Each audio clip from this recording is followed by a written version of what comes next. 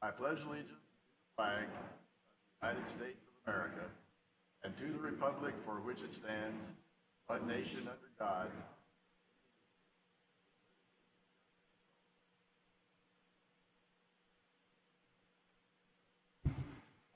Thank you. For the record, this is the reorganization meeting of the San Joaquin County Board of Supervisors of January 5th, 2021. Will the clerk please call the roll? Supervisor Villapudua. Present. Supervisor Patty. Present. Supervisor Nguyen. Here. Supervisor Elliott. Here. And Chair Miller. Here.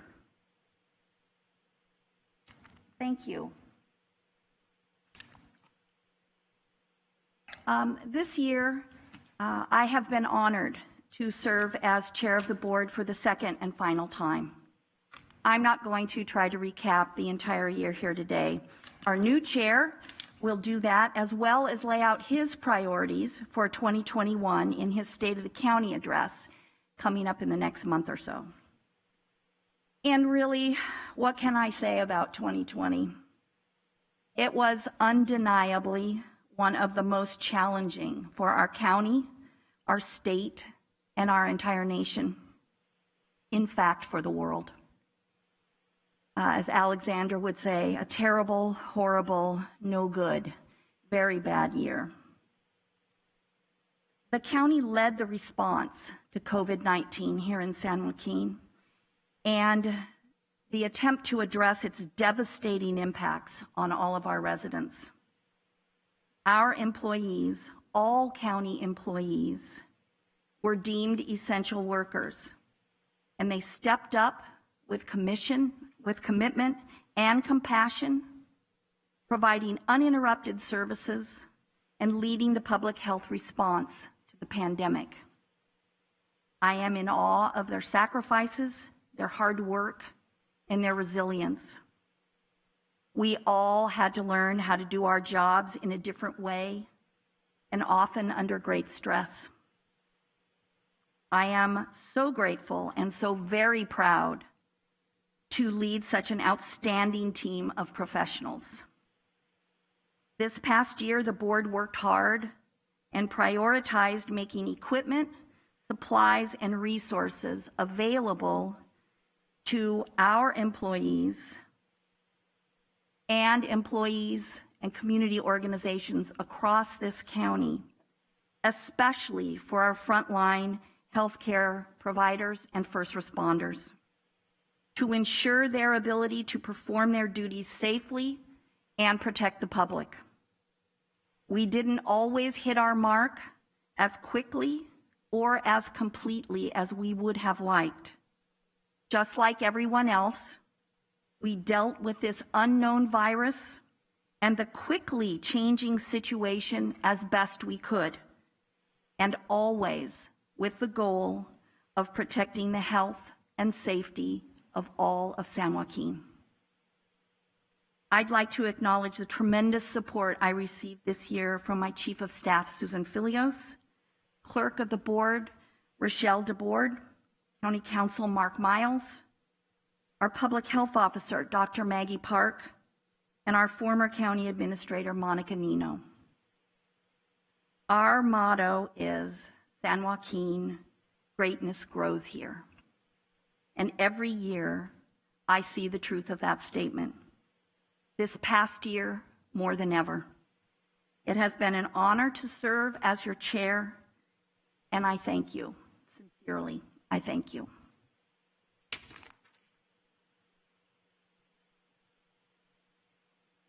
I'd like to turn now to outgoing Supervisor Elliott. See if he has some comments. And then we'll have a photo if you'd care to in front of Madam Chair, might I suggest before we go to Supervisor Elliott and any comments that the board, in recognition of your service to this county, may like to say a couple words? Actually, I was going to deviate a bit from this and have the board do it afterwards in case anyone had some comments in regards to Supervisor Elliott's service as well. We can do it all at once. Very well. Thank you. Supervisor Elliott, take it away. Well, thank you, Chair. And good morning, ladies and gentlemen, and welcome to the Board of Supervisors reorganizational meeting. Today is my final meeting as a San Joaquin County Supervisor. I am now termed out of office. Although that brings with it a bit of sadness, it is a proud day that comes with much positive reflection. That positive reflection comes not only from the things that were accomplished, but also from the knowledge that they were accomplished through the efforts and actions of many at every level with whom I had the honor and privilege to interact. While it remains to be seen what will happen in Sacramento and Washington, D.C. in 2021, I am confident that the San Joaquin County team is up to any challenge and will continue to provide excellence in service to our constituents just as we have for the past 8 years. Congratulations to our county supervisors who will take their oaths of office today. You all play an important leadership role for our county. During my 8 years, I had the privilege to twice serve as chairman.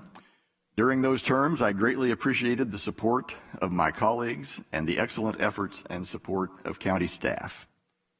Thank you also to the many friends and supporters who have lent their support and provided insight and assistance over these past years. In particular, I would like to recognize and thank a very special person, my wife Debbie, for her continued support and constant effort and hard work in helping me represent San Joaquin County. She has done it all. She served as my social coordinator, master chef. She kept me on schedule and assisted in many other ways. So thank you, Debbie, for all you have done and continue to do. When I assumed my seat at this dais nearly 8 years ago, I told you that my priorities would be, number one, public safety, safe streets for all, economic development, improving our local economy and bringing family wage jobs to the county, protecting our agriculture industry, and fiscal responsibility. Since that day, we have delivered results on each of those priorities, and we have seen many significant accomplishments. I will touch on just a few of them. In terms of fiscal responsibility, while 2020 was a tumultuous year, the county's financial affairs are in order. While serving as chairman of the board in 2014, we achieved a structurally balanced budget for the first time in the previous 6 years. I'm proud to report that the board has passed a structurally balanced budget each fiscal year since then. And we accomplished this without raising taxes, a remarkable effort. We owe it to our taxpayers to manage their money responsibly, and I'm proud to have helped achieve that goal. We all know that unfunded pension liabilities plague government jurisdictions up and down the state, but here in San Joaquin County, we took a proactive approach and created a reserve for unfunded pension liabilities that was designed to achieve a higher funding ratio and accelerate the paydown of that liability. Our county hospital completed its Phase 2 expansion project under budget and met the state-mandated seismic requirements to be out of the Towers building by December 31st, 2019. The county hospital achieved final certification as a Level 3 trauma center and is well on the way to achieving Level 2 trauma center status in the coming years. In 2016, I asked for a fee audit of the county's many fees for services. This action produced many positive results, lowering fees, cutting red tape, reducing regulations, and providing better government and more transparency. Our auditor-controller audited more than 1,230 fees. I wish to thank Mr. Wilberding and his staff for their ongoing efforts to ensure that our fees are equitable, fair, and justifiable. In the area of public safety, while balancing our county budget, we also added 223 positions to our law and justice system since 2013. This included new sheriff's deputies, additional positions for the district attorney's office, and enhancements to other public safety organizations to ensure that our entire criminal justice system was adequately funded. The county continues to make improvements in our ability to react to emergency situations. As chairman back in 2014, I called for staff to conduct a disaster preparedness tabletop exercise. The exercise study case was handling a potential case of Ebola at our county hospital. The county's departments proved ready to respond. Then in 2018, they participated in a statewide medical health exercise and an emergency plan exercise for the airport. Additionally, we've been in the process of updating our emergency operations plan, and in December 2018, we began exercising elements of that plan by conducting another tabletop exercise involving emergency response to an active shooter situation in our county administration building. All of those efforts have sharpened our abilities to deal with various emergency scenarios. We initiated a new system of care for stroke victims to ensure rapid access to evaluation and treatment at primary stroke centers. During 2018, we succeeded in completing the process of getting all 7 hospitals in the county designated as primary stroke centers. In the area of economic development, our county has worked diligently to become a regional hub for economic development and job creation. Since 2013, over 44 million square feet of new industrial construction has been completed, is under construction, or planned, generating over an estimated 15,000 new jobs and retaining over 7,300 existing jobs.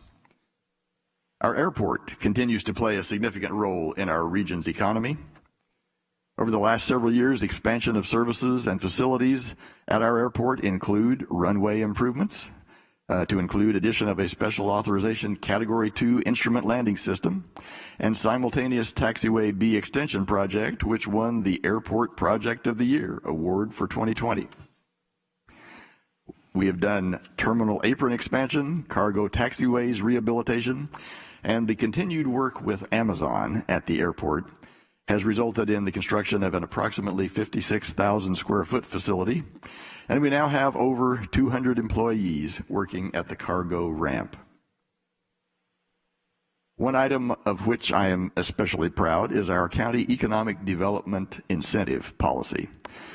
This is something I asked for early in my first term, and I was very happy to bring this agenda finally before the board in early 2018 and subsequently to see the implementation of the policy. This incentive policy provides the county with a tool to attract new businesses that will stimulate economic activity and create jobs, leading to an improved quality of life for all of our residents. In the area of protecting agriculture, agriculture remains our #1 industry. Despite recent droughts and the excessive regulations our farmers must comply with, our ag industry has continued to shine and impress, with our last agricultural production report showing an agricultural value produced of $2.6 billion in 2019. Protecting our agriculture has also meant protecting our region's water, and we have continued throughout the last 8 years to advocate for a common sense plan that encompasses a portfolio of options to include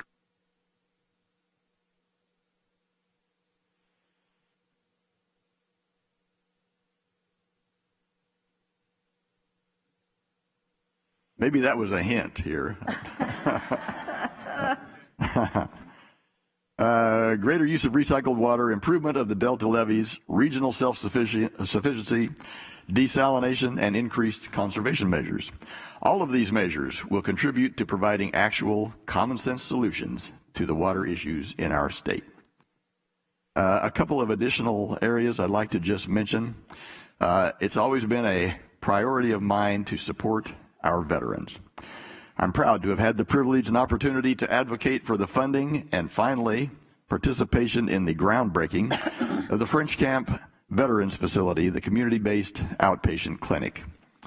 Leading up to that, I participated in numerous meetings with VA representatives, both in Washington, D.C. and here in California, and hosted a meeting with VA Palo Alto leadership and Army Corps of Engineers that also included county and city of Stockton staff. And at the latter meeting, I remember we received commitments from everyone in the room to collaborate and cooperate in moving that long-awaited project forward, and now you can see the results. You can see the construction ongoing as you pass our county hospital along I-5. I'm also very proud of our county's collaboration with the Housing Authority of San Joaquin County on the Victory Gardens project, a housing project for homeless veterans that is slated for completion in 2022. In the area of innovation and technology, we created a new San Joaquin Coalition for Regional Innovation for Sustained Excellence to foster a culture of innovation and technology here in San Joaquin County. So all of those things, I think, have helped to lay the groundwork for continued success for our county in the future. And those are only some of the examples and highlights of significant achievements. There are many others. It has truly been an honor to serve the constituents of the 5th District and all San Joaquin County residents. I picked up many little tidbits of advice and things to remember during my years of service as the county's representative to the California State Association of Counties. One tidbit that is applicable today was a point made by one of the featured speakers at one of their events, who said, when it's time to leave, make sure that it mattered that you were here. I hope that my time here has made a difference. Again, I thank the many supporters, friends and family, my colleagues, past and present, and the staff that made it all happen. God bless each and every one of you. God bless our county, and God bless the United States of America. Thank you. Thank you, Supervisor Elliott. Would any members of the board like to make a few comments? Supervisor Villapudua? Thank you, Chair Miller. Well, Bob, I can tell you the last 4 years, it's been a pleasure to work with you. When I think of the word integrity, your personality comes to mind. You've been very honest, and you've been such a good friend to me and my family, and you worked really hard for your constituents in Tracy. And I love what you've done for veterans. You've been a huge representative for veterans and speaking up for what they need in their life. And I hope you have a great time in North Carolina, you and Debbie. And I will miss you, and thank you for everything. Thank you. Patty? Thank you, Madam Chair. Supervisor Elliott, our districts intersect, so we share parts of Lathrop and Manteca, and it's been an honor and a privilege to not only serve with you here, but to be out and proactive in the community. You've been an example of leadership. You've been steady and fair in all capacities, highly engaged and solution-based. It's been a pleasure having you on this board, and because of term limits, unfortunately, we'll lose you. But I want to thank you very much for your decision-making, your thoughtful and careful process and engagement that makes a difference in our county. It's been a pleasure working with you. And not to skip over, since we're doing this collectively, I want to recognize Chair Miller for this year was an outstanding challenge, completely unanticipated 1 year ago. And there was extra demands, extra requirements of time, commitment, and leadership. And you were an example of that as well. You were steady and also highly engaged. And I think that this county benefited with you as chair at the helm of this board in our decision-making process. So thank you for your service. We've got 2 more years together, and I look forward to that. And we've been well served with you as our chair. Thank you. Thank you. Supervisor Wynn? Thank you, Madam Chair. Bob, we've sat next to each other most of the 6 years that we've worked together, and I've always appreciated, and I truly have seen the value that Debbie has been to you in a variety of situations. So I completely understand that. But also, as you're well aware, it's offices that work together, not just supervisors. And so I also appreciate what Scott Tyrell, your chief of staff, has done in regards to working with my chief of staff and the others. So I want to thank you for certainly the boards and commissions that we've served on together. I always appreciated your willingness to stand up and speak your mind. Sometimes contrary, as we all face at times, maybe a different opinion, but I've always valued your opinion and certainly from your experience. So you will be missed, but obviously, well, we're keeping half your staff, so Scott will continue on. But more importantly, I know that you and Debbie have relocated, and I certainly wish you the very best in your second retirement from public service, and hope that once in a while, even though you're across the country, that you'll maybe drop a line or whatever and share with us, how things are going. So congratulations and thank you for your service. And secondly, for Chair Miller, I can't imagine the year as chair and considering the pandemic and all the other issues we've had to deal with. I think probably this year, and I would say probably the other supervisors have probably experienced by far the amount of negative comments or criticism throughout this year in regards to everybody's concern. And I want to thank you certainly for your leadership and also your calm and willingness to step up and lead this board and the county in a direction where I think we've made a positive impact in spite of the COVID-19. And I look forward to the next 2 years. And I have to say that we all serve with a lot of elected officials in our boards and commissions. And but I would say that I have probably the most respect or the deepest respect for you and certainly your integrity and your willingness to step up, because I certainly realize that it has not been easy being the chair. And also on some of the committees we also serve on, I've seen you be a leader. So I look forward to continuing those roles. And I want to thank you again for all that you've done. And I know, as we have all felt, it's always a relief to step down after being a chair. So I look forward to the next 2 years, and I want to thank you for all that you've done. Thank you very much. Congratulate you and wish you and Debbie the very best in this next chapter of your lives. You have been, you've played a very important role on this board. You and I have not always agreed on policy issues, but you have always been a person that once you take a position, you stand by it and you defend it and you articulate it well on behalf of the people that you represent. And I have enjoyed many of our policy discussions, some of which have been very robust here on the dais, which is as it should be, since we are doing the public's business. I would also like to say that for myself personally, I have especially been grateful for your commitment to the fiscal responsibility and the duties we have as elected officials to ensure that taxpayer dollars are well spent and that this county remains in a strong financial position so that we're able to continue delivering critical services to the people of San Joaquin County. I have valued your support for that principle. Quite often you have been the swing vote on this board that has made a real difference in adhering to those principles. So I want to personally thank you for that. And again, wishing you and Debbie all good things in this next chapter of your lives. I would like to invite you to join me, and Tim is going to take a little picture of us with our plaques in front of the dais.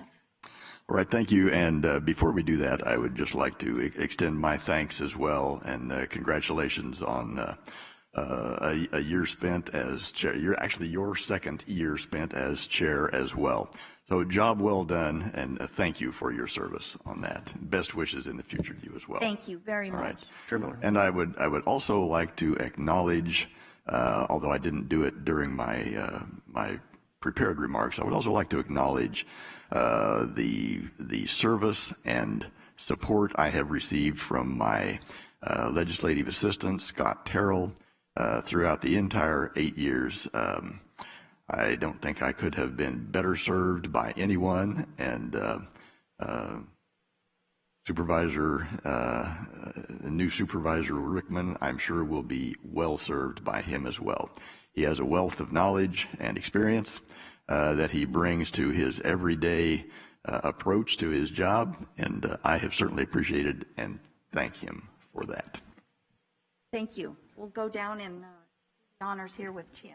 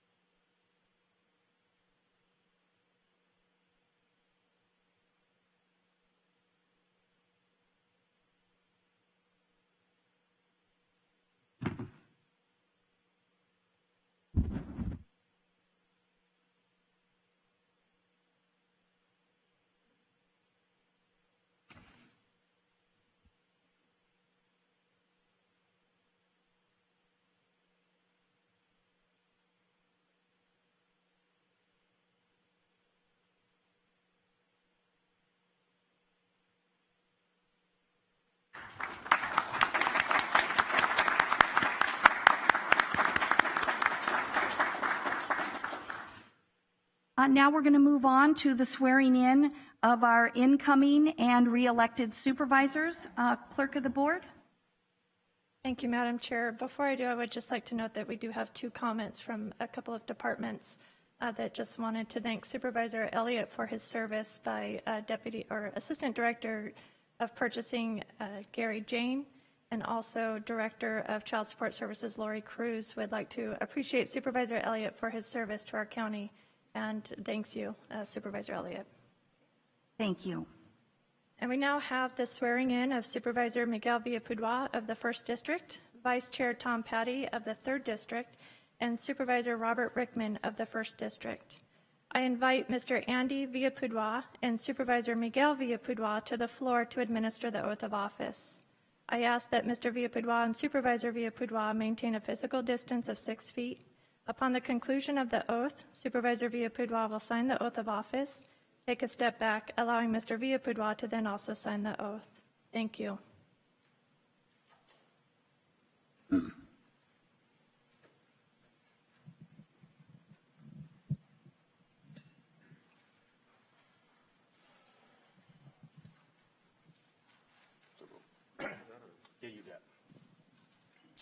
I, Miguel Villapudois, I, Miguel Villapudois, do solemnly swear do solemnly swear or affirm that I will support or affirm that I will support and defend the Constitution of the United States and defend the Constitution of the United States and the Constitution of the State of California and the Constitution of the State of California against all enemies, foreign and domestic, against all enemies, foreign and domestic, that I will bear true faith that I will bear true faith and allegiance to the Constitution of the United States and allegiance allegiance to the of Constitution the United States and the Constitution of the State of California, and the Constitution of the State of California. that I take this obligation I take this obligation freely freely without any mental reservation without any mental reservation or purpose of evasion, or purpose of evasion, and that I will well and I will and faithfully discharge the duties faithfully discharge the duties upon which I'm about to enter. which I am about to enter.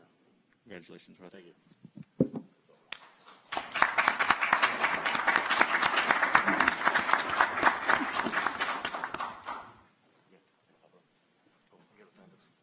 Mr. Villapudois. Thank you.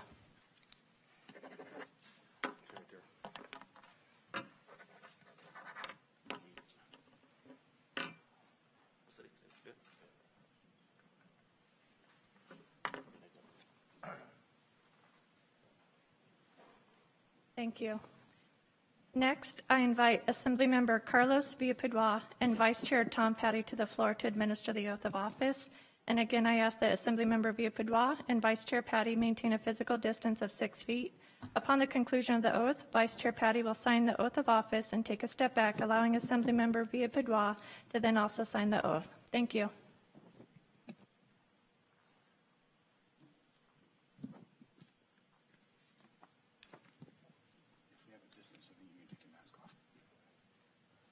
would you call me? Good morning, everyone. Good morning, supervisors. I'd like to start off by thanking Supervisor Miguel Villapudua on your election, Supervisor. Congratulations. And I'd also like to acknowledge, Tom, if it's okay, acknowledge Supervisor Elliott for all his hard work. Colonel, you and I worked for 6 years together. And, what I've enjoyed, what a lot of people have said is that all your hard work, your integrity, and mainly, because I got to see you back in D.C., you really fought hard for your district. And people are going to be very proud of what you've done, especially for all the veterans. That hospital that's being built now is because of all the hard work that you put in, that this board put in, and I just want to say congratulations to you. Thank you, sir. I also want to finish by saying, Mayor Rickman, where are you? There you are. Okay. Mayor, I'm excited for you. You're going to join this sorority fraternity here of really good people that have worked hard. And I've seen your work as mayor. I've seen how hard, I tune in every Tuesday night to watch you. And one thing that I can really say is that this guy does his homework and he works hard. So I'm so proud that you represented the district well. And I look forward to working with all of you here and representing you guys at the state level. So congratulations. Before we start, I'd like to ask my family. Presley, come on up.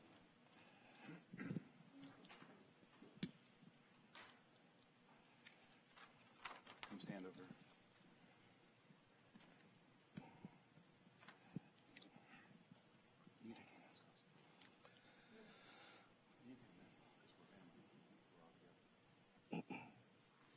Supervisor, you have committed yourself to an independent voice, all issues affecting your district and the entire county. At this point, Supervisor, are you willing to take the oath? Yes, sir, I am. I ask everyone to please stand up if you can. Supervisor, raise your right hand and repeat after me and stating your name. I, Tom Patty, do solemnly swear that I will support and defend the Constitution of the United States the Constitution of the United States and the Constitution of the State of California and the Constitution of the State of California against all enemies, foreign and domestic, against all enemies, foreign and domestic, that I will bear true faith and allegiance that I will bear true faith and allegiance to the Constitution of the United States to the Constitution of the United States and the Constitution of the State of California, and the Constitution of the State of California, that I take this obligation freely that I take this obligation freely without any mental reservations or purpose of evasion, without any mental reservations or purpose of evasion, and that I will faithfully discharge the duties upon which I'm about to enter. Everyone, Supervisor Tom Patty.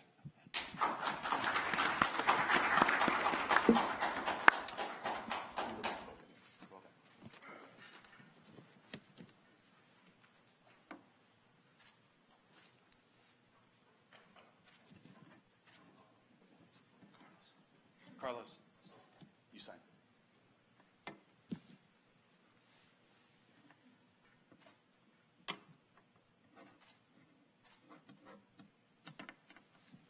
Thank you, Carlos.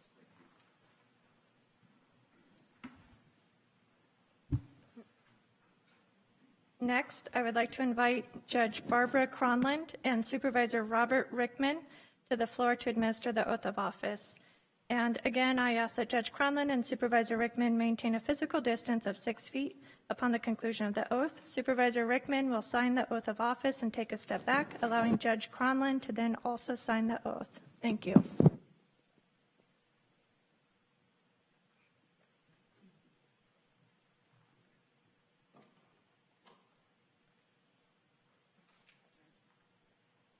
Congratulations, Supervisor Rickman, and it is an honor and privilege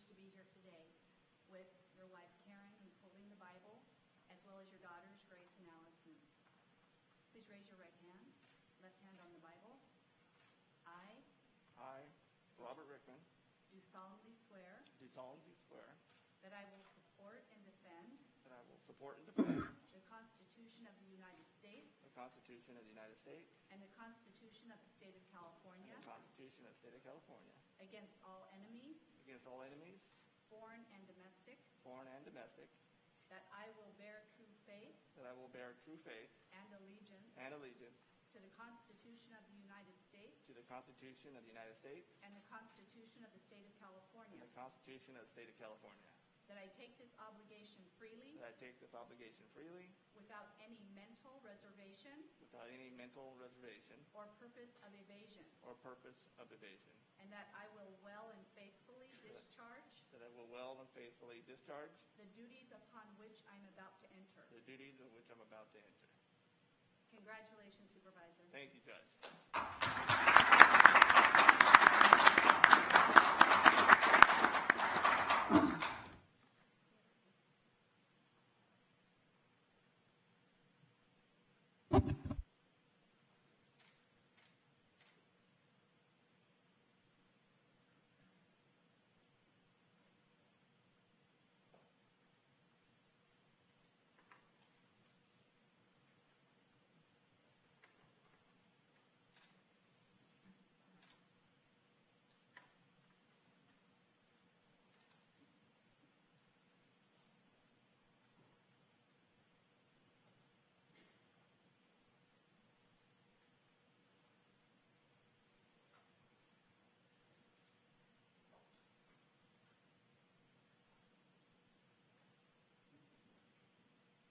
Supervisor Rickman, if you'd like to join us.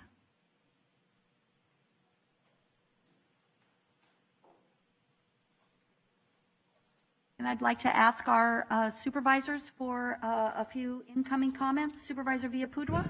Thank you, Chair Miller. But first of all, I'd like to thank all the constituents of District 1 for re-electing me. It means it's a big honor to serve another 4 years. I enjoyed my first 4 years, and I look on improving for the next 4 years. I'd really like to extend my thanks to my fellow board members for all your hard work. Bob Elliott's leaving. Bob, you're going to be missed, and you did a great job. You guys are teammates, and you guys, I work well with all of you, and I have no problem walking in your office and asking you guys for advice or work, or how we can improve our district. And I want to thank all you for your hard work. All the chief of staffs, for all you guys do an incredible job. I want to thank my chief of staff, Chris Rapay. Does an amazing job, works very hard. Thank you, Chris. I want to congratulate Supervisor Patty on his re-election and also being the future chairman of the board for this year. You're going to do a great job. Supervisor Rickman, I'm very honored that you won. I'm happy you won. You're going to do a great job for your district. If you ever need anything, please feel free to call or ask. I want to congratulate Assembly Member Carlos Villapudua. You worked really hard and you deserve it. Great job, Carlos. And you know what? The 4 years that I've been here, I've figured out that you cannot do this job without good people.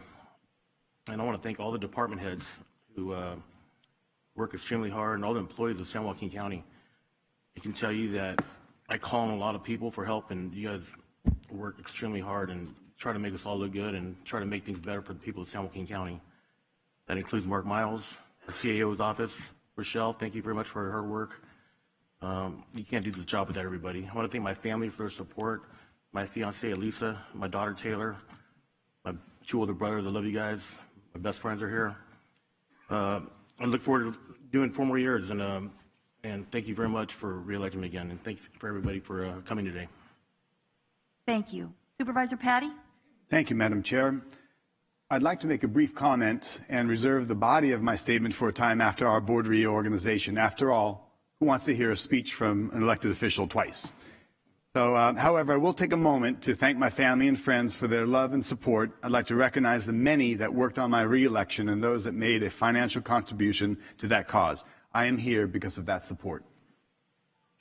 I'd like to recognize our county staff and the many county employees that dedicate and work on behalf of our residents. It's often said that you are the backbone, and I'll add that it is my honor to work with you on this Board of Supervisors. Lastly, my Chief of Staff, Mike Anderson. Thank you for the tireless effort, the dedication, and solution-based skill set that you bring to my office on behalf of this county. Thank you all. Thank you. And Supervisor Rickman. Thank you, Chair.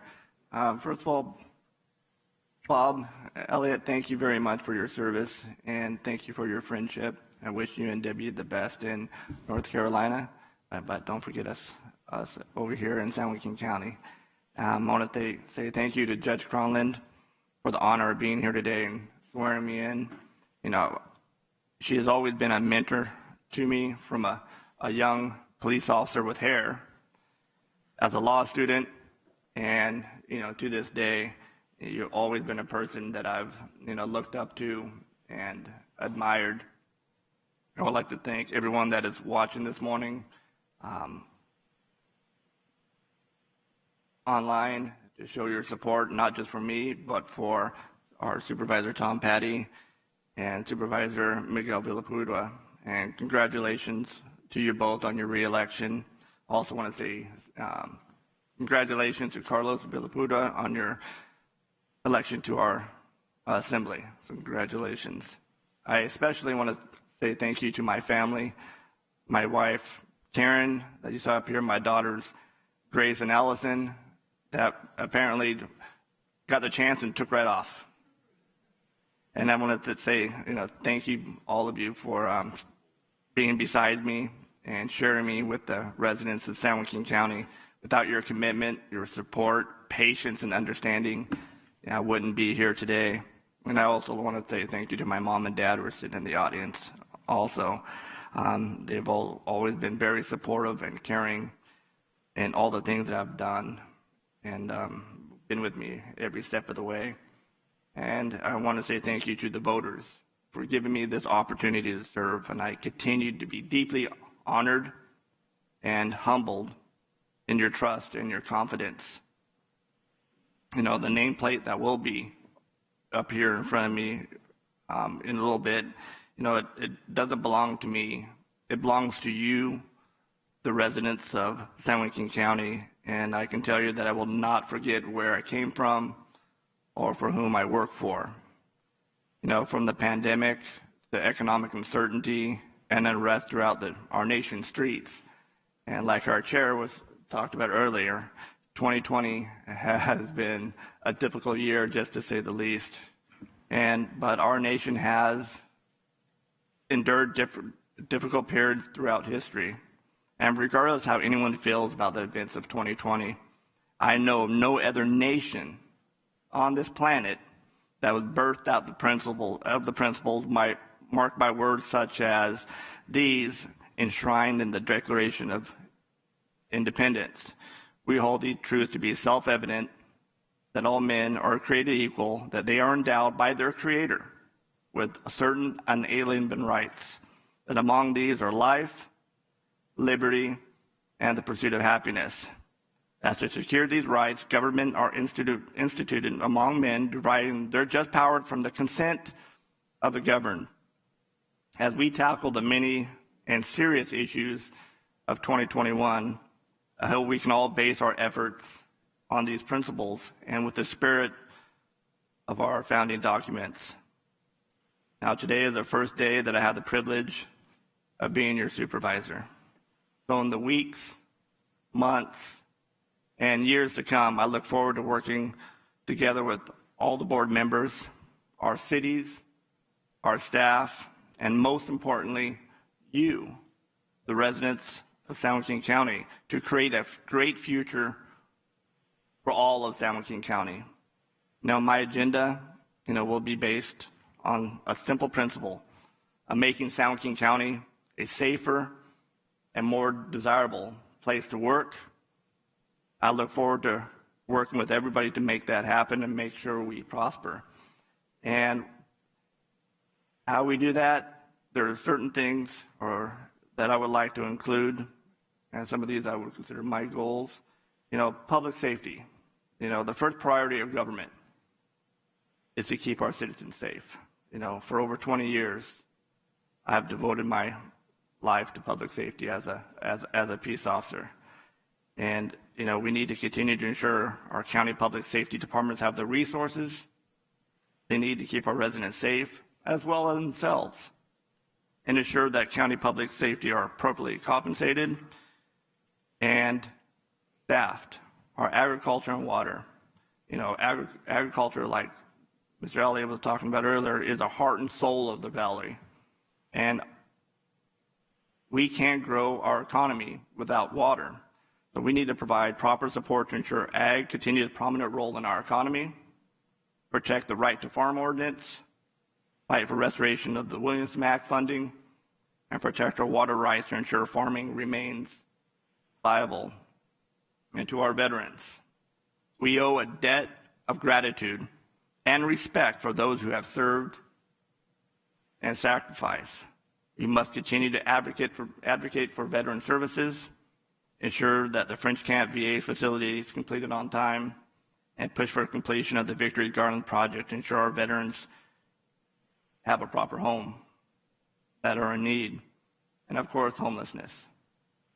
And we need to continue to look for and push for cost-effective solutions, remedies to reduce homelessness in this county. And that requires not only viewing this issue as one of housing. That's only one component of the overall issue. People are experiencing homelessness for a variety of reasons, including substance abuse, and those who have serious mental health issues and lack of available resources, and transportation. The congestion we see in our roadways and freeways affects your quality of life with your families, your health, and of course the local economy.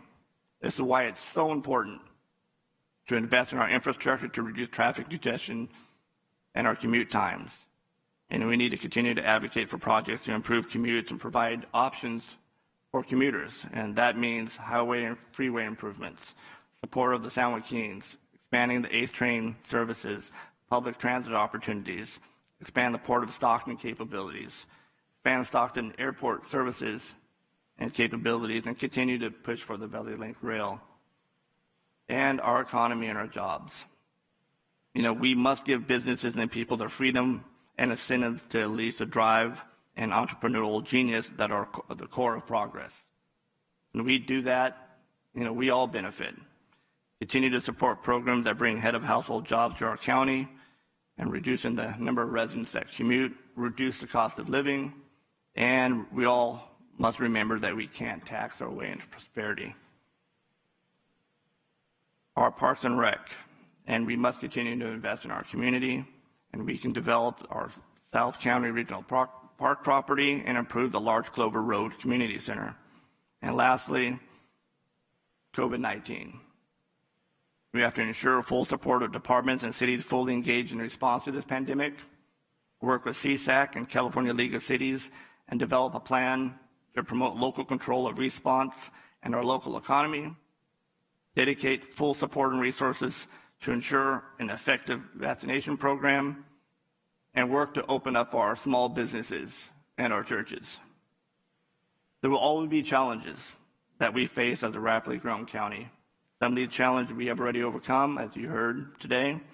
As we continue to progress forward, we must do so with determination and perseverance. So thank you. May God bless you all, and God bless San Joaquin County.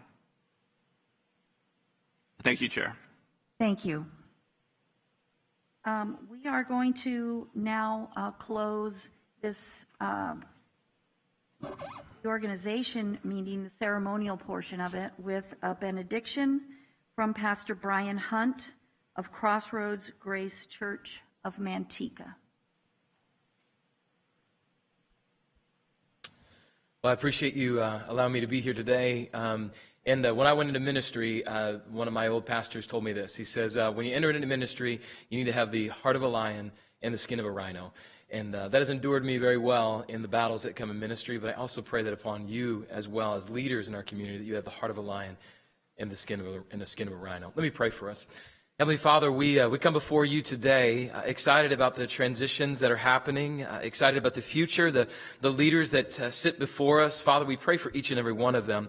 And as we know, God, that more than ever before, maybe in our nation's history, our world's history, there have been more people that have gone to their knees to pray, to ask you for guidance. And I ask right now that as these men and women continue to lead us in this county, this great county that we live, that they would be first to go to you for guidance, so that they would find the highest possible, greatest authority to be able to find wisdom from. And so we ask that you would give them that wisdom, that you would give them the direction, they would give you that you would give them the heart of a lion, the skin of a rhino, as they make the decisions that are going to affect us all. I pray for health for them all. I pray health for our county, but I also pray that they would have wise counsel around them that would give them the direction that they need. And God, more than ever before, we need to seek you, because these are uncharted times, and you have called each of these men and women for such a time as this. And I pray that you would guide them and direct them, and that they would seek you in all that they do. God, you tell us in your word that the horses have been made ready for battle, but the victory belongs to you. In front of me, God, I know that there are horses that are ready for battle. We pray the victory belongs to you, that they would all succeed in your plan. So God, we love you. We thank you. Bless these supervisors, these leaders, and may they continue to lead us in a very, very good way. In Jesus' name that we pray. Amen. Thank you, Pastor. Thank you. Before we adjourn this portion of the meeting, I just want to ask the clerk if there are any additional public comments for this portion of the meeting.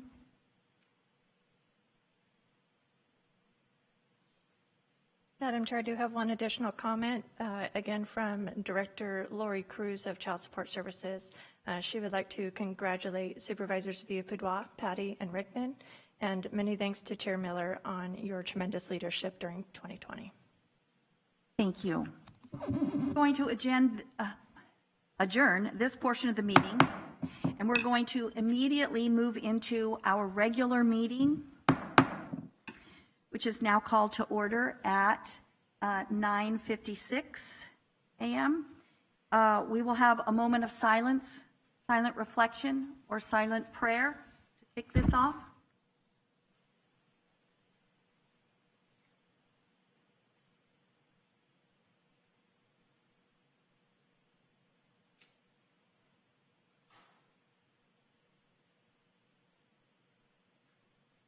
Thank you. For the record, this is the regular board meeting of the San Joaquin County Board of Supervisors of January 5th, 2021. Will the clerk please call the roll? Supervisor Villapudois. Present. Supervisor Patty. Here. Supervisor Nguyen. Here. Supervisor Rickman. Here. And Chair Miller. Here. Thank you. First up is the annual election of our chair and vice chair. This will be for the calendar year of 2021. As listed on our regular agenda. The nomination for these positions is on a set rotation, and so I would be asking for a motion and a second for the nomination of Supervisor Patty as chair and Supervisor Nguyen as vice chair. I'd like to make a motion, please. I'll second. Have a motion and a second. Cast your votes. I will conduct a roll call vote. Chair Miller. Thank you very much. Supervisor Villapudois. Yes. Supervisor Patty. Yes. Supervisor Nguyen. Yes. Supervisor Rickman. Yes. And Chair Miller. Yes. Thank you. Our leadership for 2021 has now been approved. We are going to take a recess. We're going to reshuffle the seating arrangement, and that will give staff a chance to disinfect between individuals. I'm anticipating, how long do you think, clerk? I don't anticipate more than 10, 15 minutes. Okay, great. We're going to take 10 or 15 minutes, and then we will be back here. Thank you all.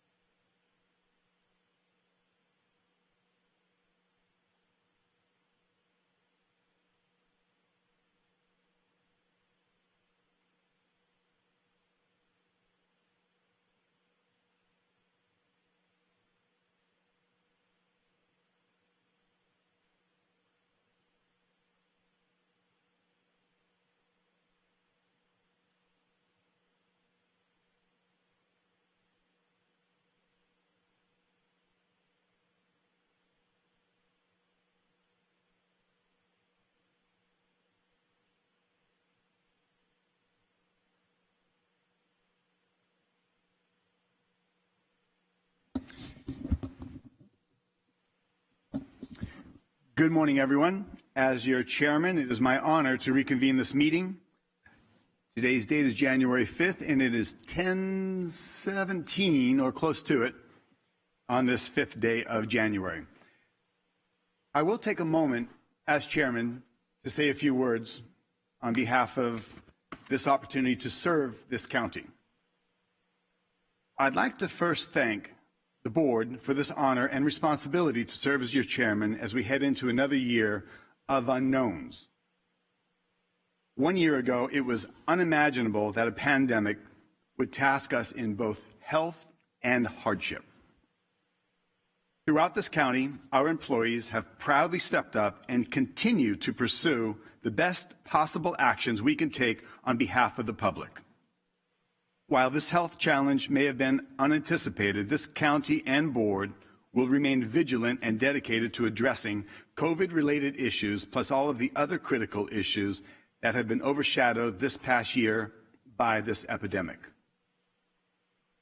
We are resolved to work hard and address head-on the impact to the countless small businesses and the associated jobs that are hit hard by the COVID shutdowns. Of paramount concern for this county is also the needs of the homeless residents, especially our veterans. This remains a massive challenge that we must address. While we collaborate on these immediate issues, let us also keep focused, laser sharp, on protecting our water for agriculture, our farmers, and all residents. Make no mistake, these are challenging times. It takes partnership, dedication, and hard work to get things done. And this board is well suited, as is our department heads and county employees. Supervisor Villapudua, in the past 4 years, you have shown the willingness to roll up your sleeves and get things done on behalf of your district and to the benefit of this county. Your open friendship and generous nature is an example for all of us. Supervisor Miller, we appreciate your thoughtful insight on issues that have been a benefit to our decisions that we work on together.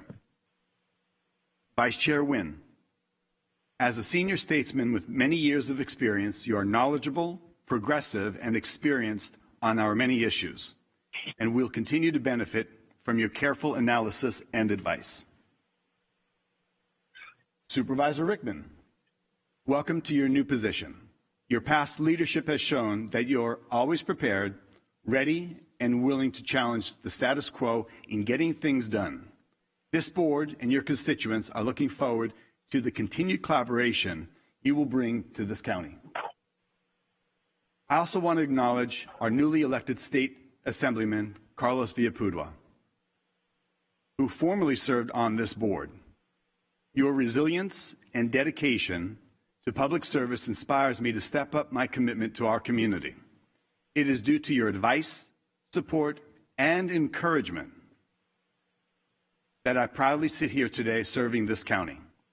We will look forward to working closely with you and our state and federal representatives.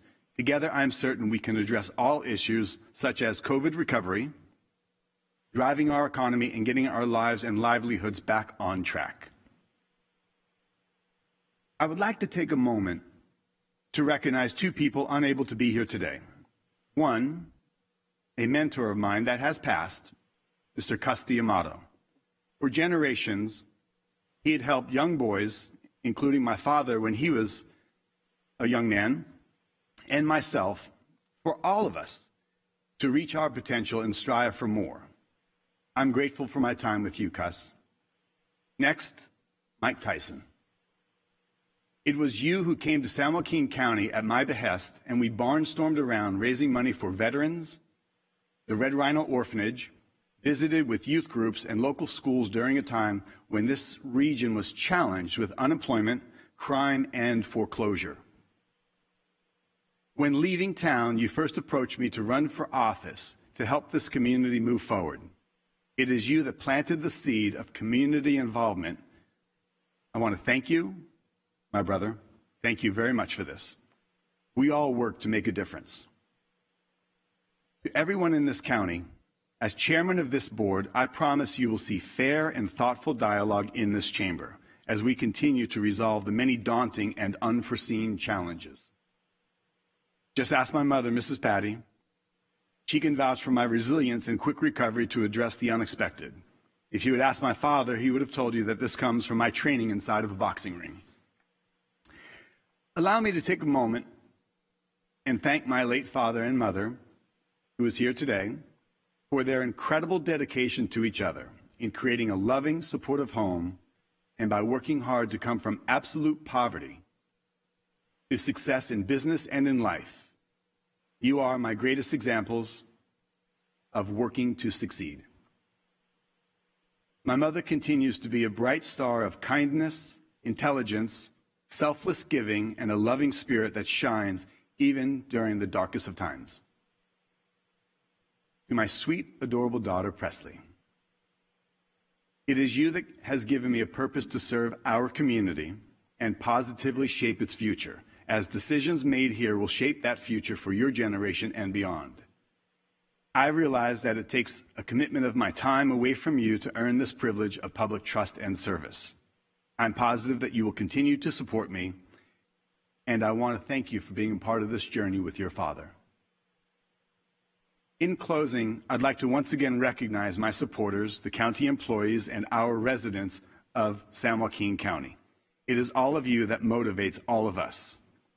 Last but not least, I want to acknowledge the support provided by my Chief of Staff, Mike Anderson, that helps me be effective serving you. Thank you all.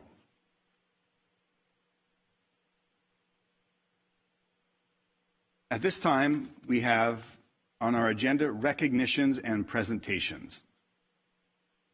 We have Clerk of the Board. Would you please? Thank you, Chair Patty. We now have the recognition of retired San Joaquin Council of Governments Director Andrew Chesley.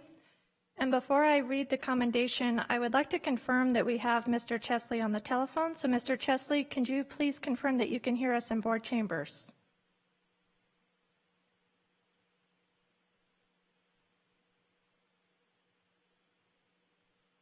Mr. Andrew Chesley, can you please confirm if you can hear us in board chambers at this time? I can hear you, yes. Thank you, Mr. Chesley. I'll now read the commendation.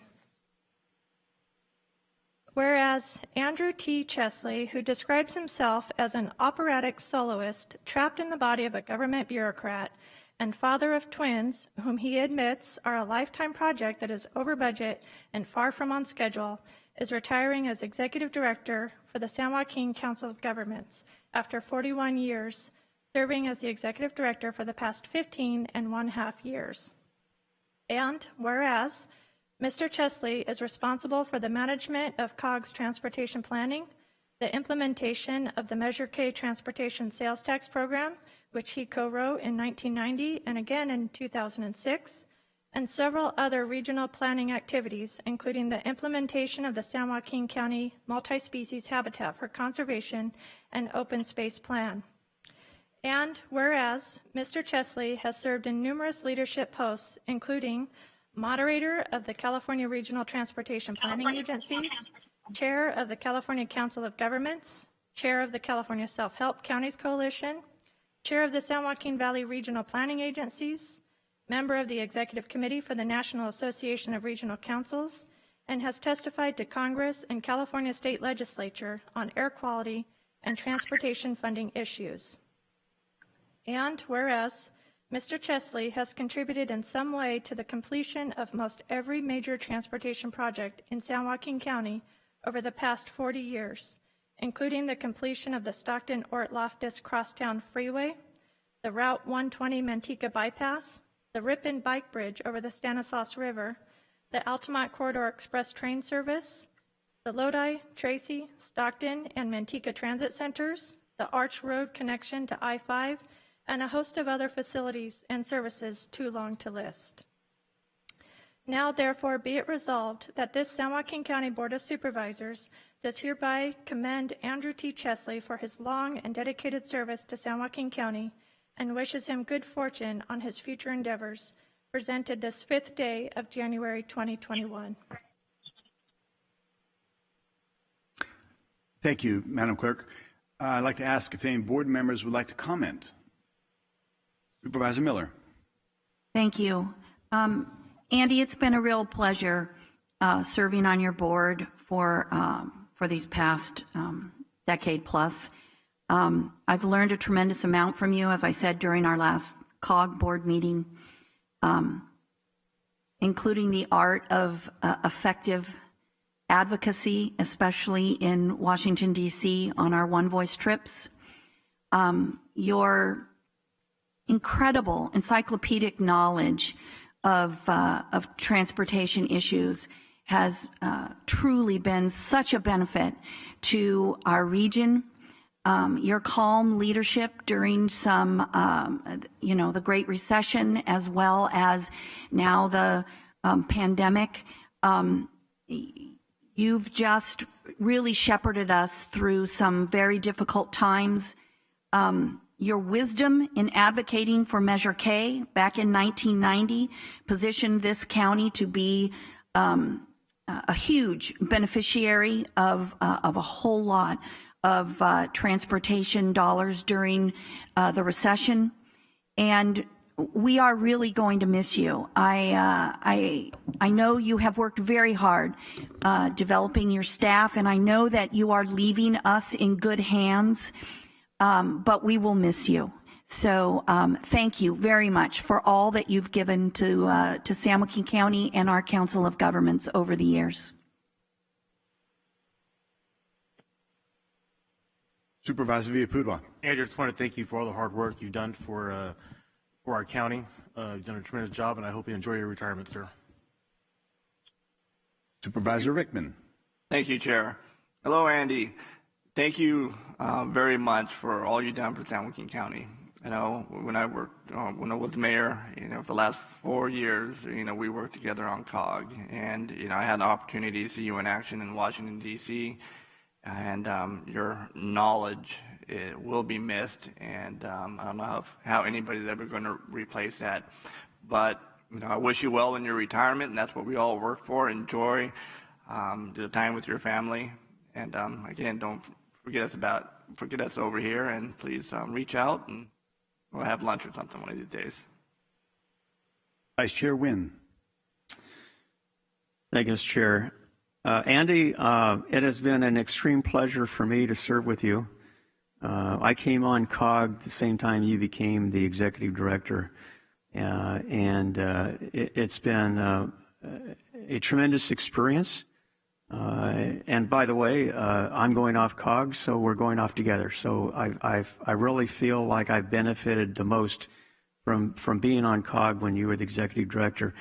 I can't tell you enough how much I appreciated your insights, your comments, our discussions, and although, as has been said earlier in this meeting, is that having robust discussions is beneficial because you come out with a better outcome.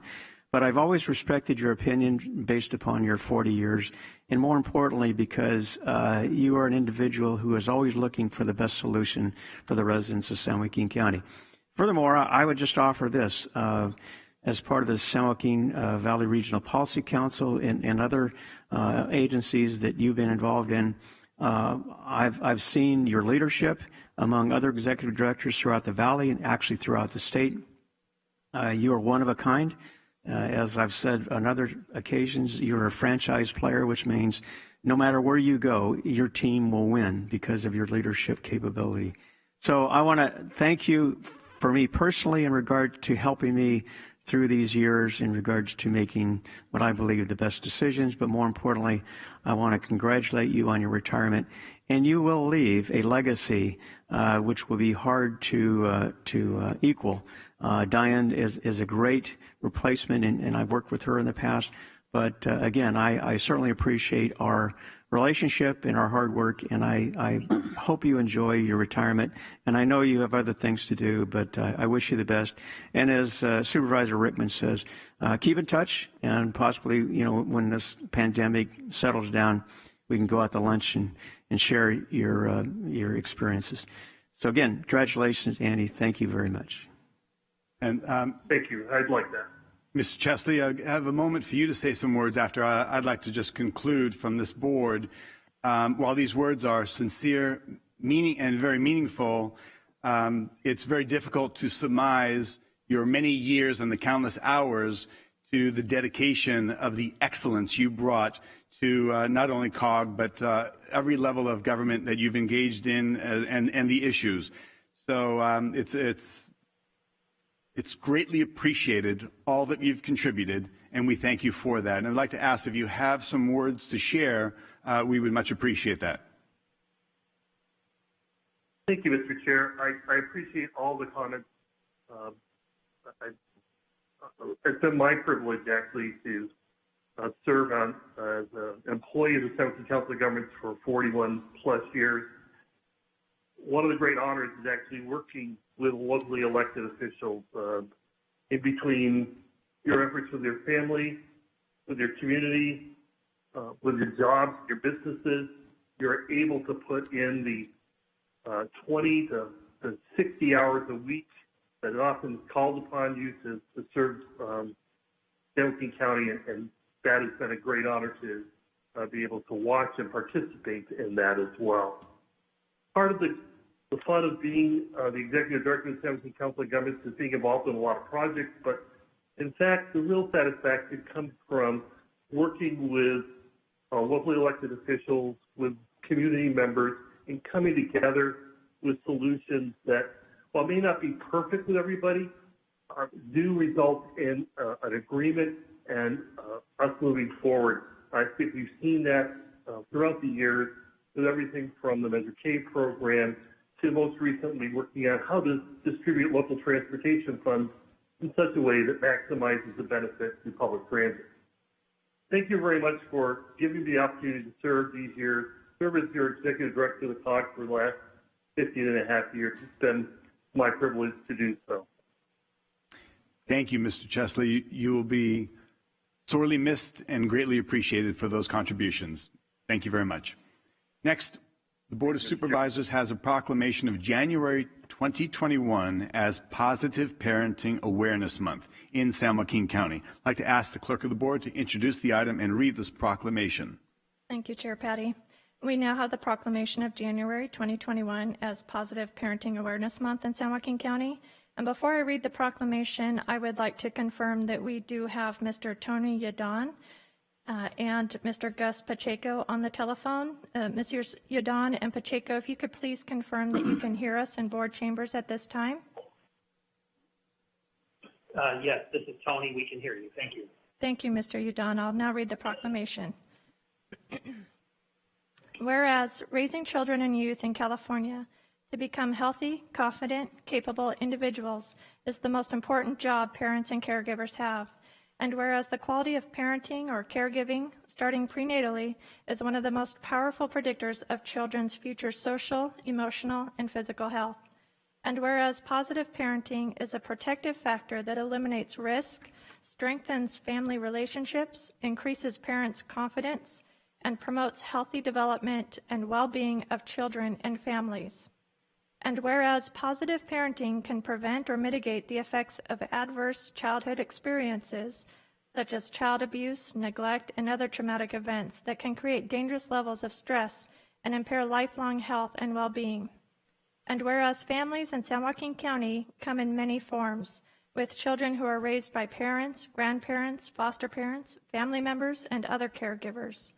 And whereas families can benefit from a toolkit of proven strategies and receive support from various positive parenting programs in San Joaquin County, thanks to local partnerships such as between local government, nonprofit organizations, health and human service providers, schools, libraries, higher education institutions, and child welfare agencies.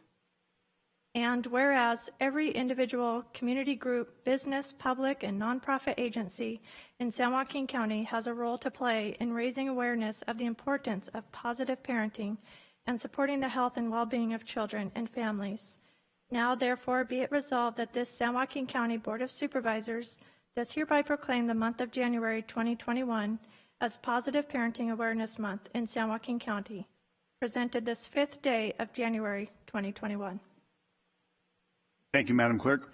I'd like to ask if anybody on the board would like to say a comment on behalf.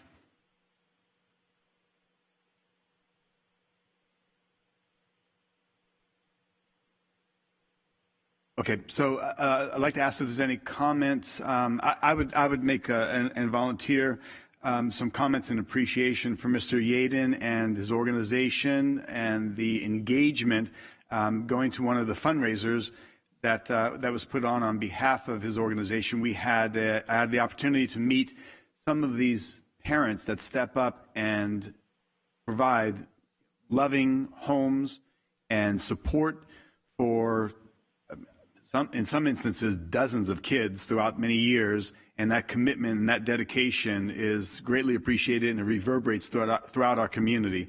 Mr. Yaden and Mr. Pacheco, do you have a couple of words that you'd like to share with us?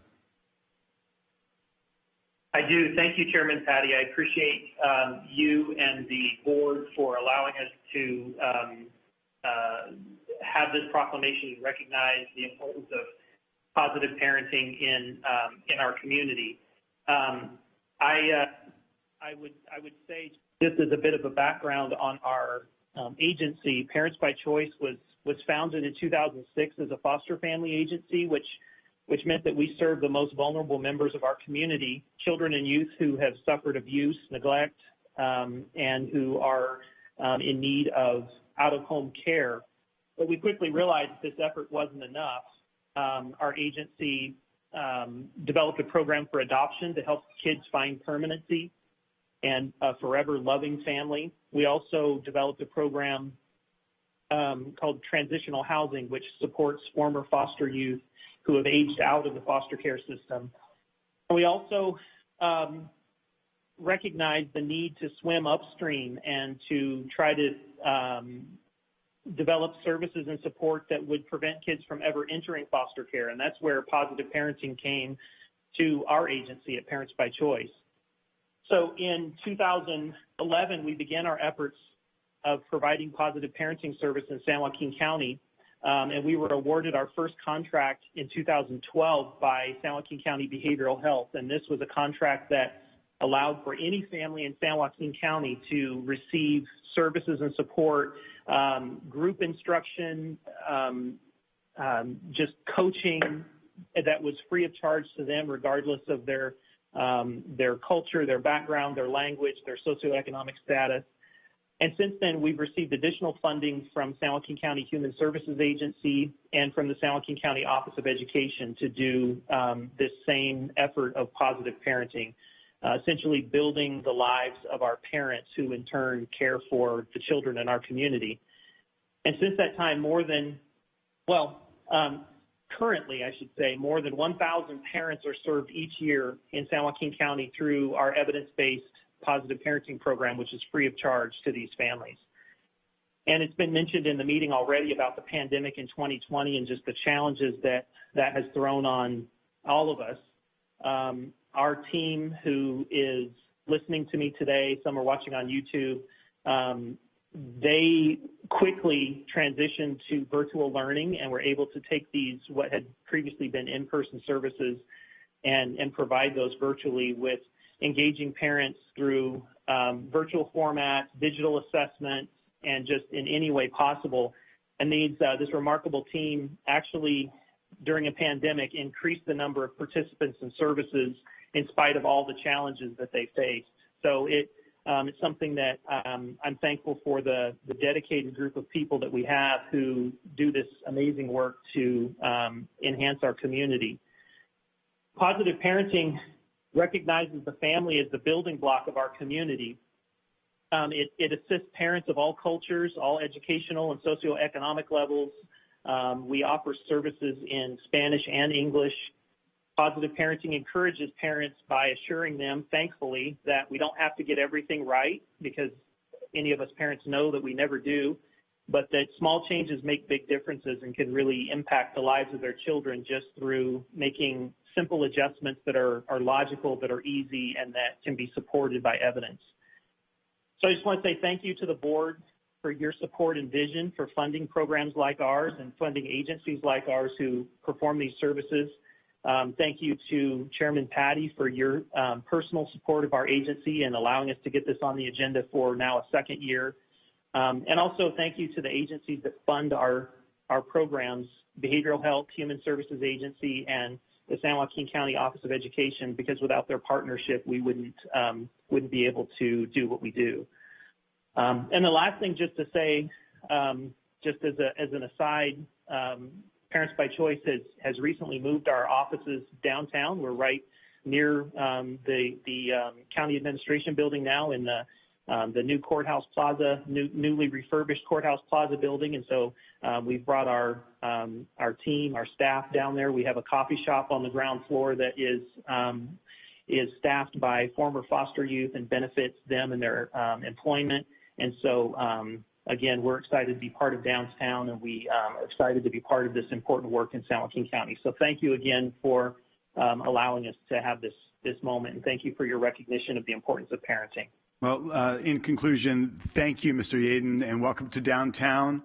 We are grateful for you, your staff, and primarily those foster parents and those that you're helping coach and engage with for those children that are our future in this community. So thank you very much.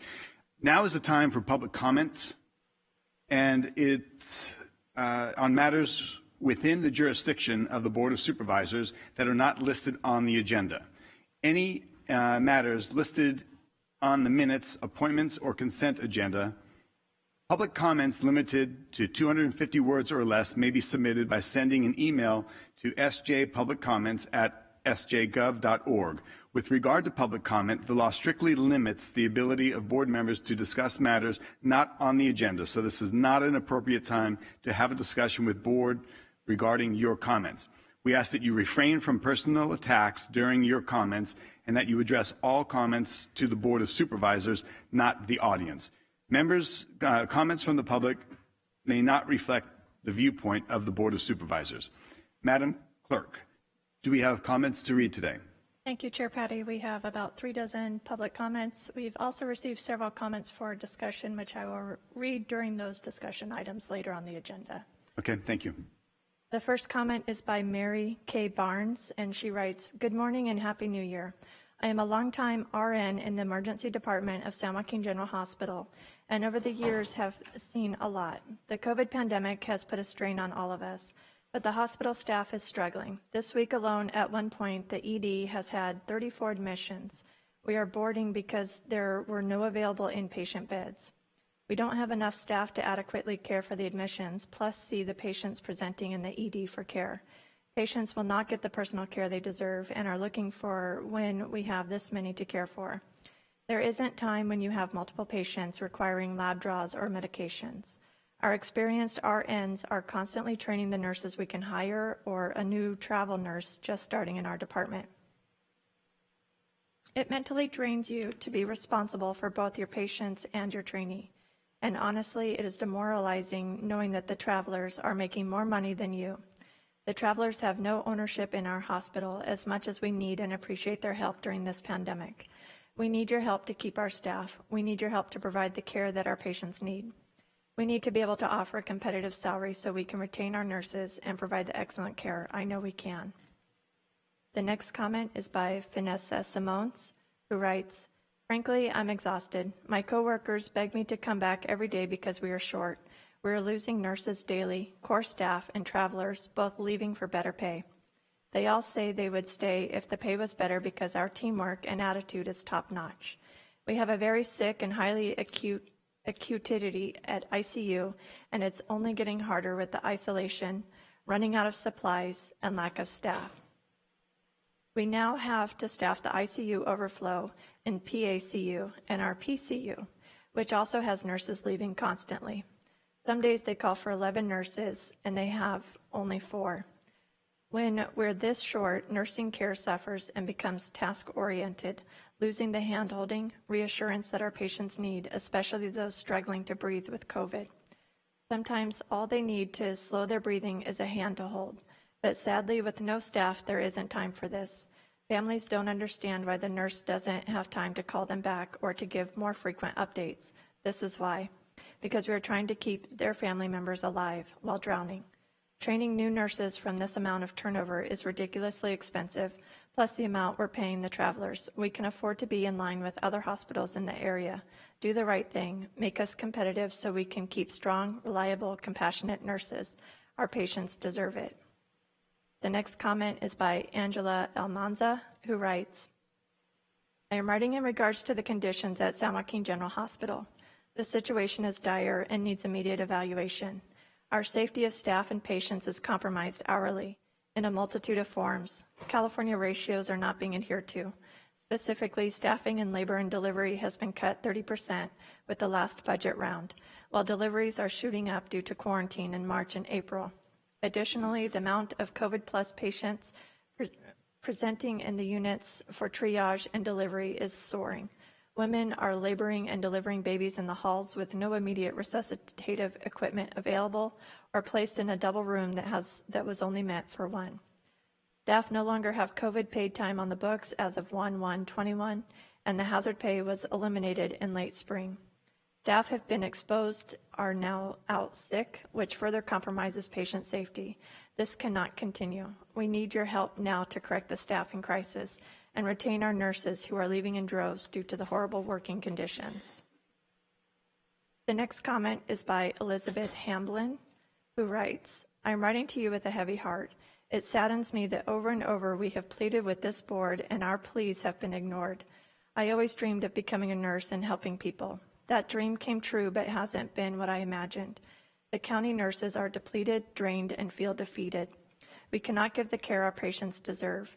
We work 3 times as hard with half the compensation. One day it could be one of you or your loved ones lying there in the ICU, ED. Wouldn't you hope and pray that you have the best competent staff taking care of you? You have some of the best paid doctors working at county hospital, but are unable to pay nurses competitive wages. Yes, we are a county hospital, but if you weren't aware, we don't just serve an underserved community.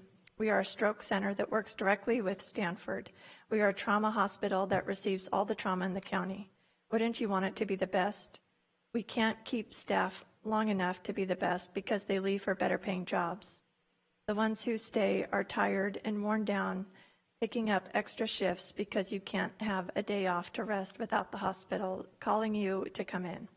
If you ignored the phone call, you feel guilty, so you pick it up and come in to head your team instead of being with your family. The next comment is submitted by Allison Hitt, who writes, in order for you to make informed decisions about San Joaquin General Hospital, you need to have a clear picture of what goes on there. The level of staffing causes terrible conditions for staff and patients.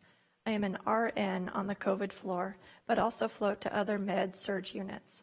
I tell my family to avoid San Joaquin General Hospital because of the dangerous conditions caused by understaffing here. Charge nurses work their full charge nurse duties, plus care for 4 to 6 patients, and support their staff nurses, who are mostly new nurses because of the ridiculously high turnover rate. These new RNs have full or expanded patient loads with no nursing assistants and minimal access to their charge nurse for guidance. And in crisis situations such as Code Blue, charge nurses must neglect their own patients to lead the code.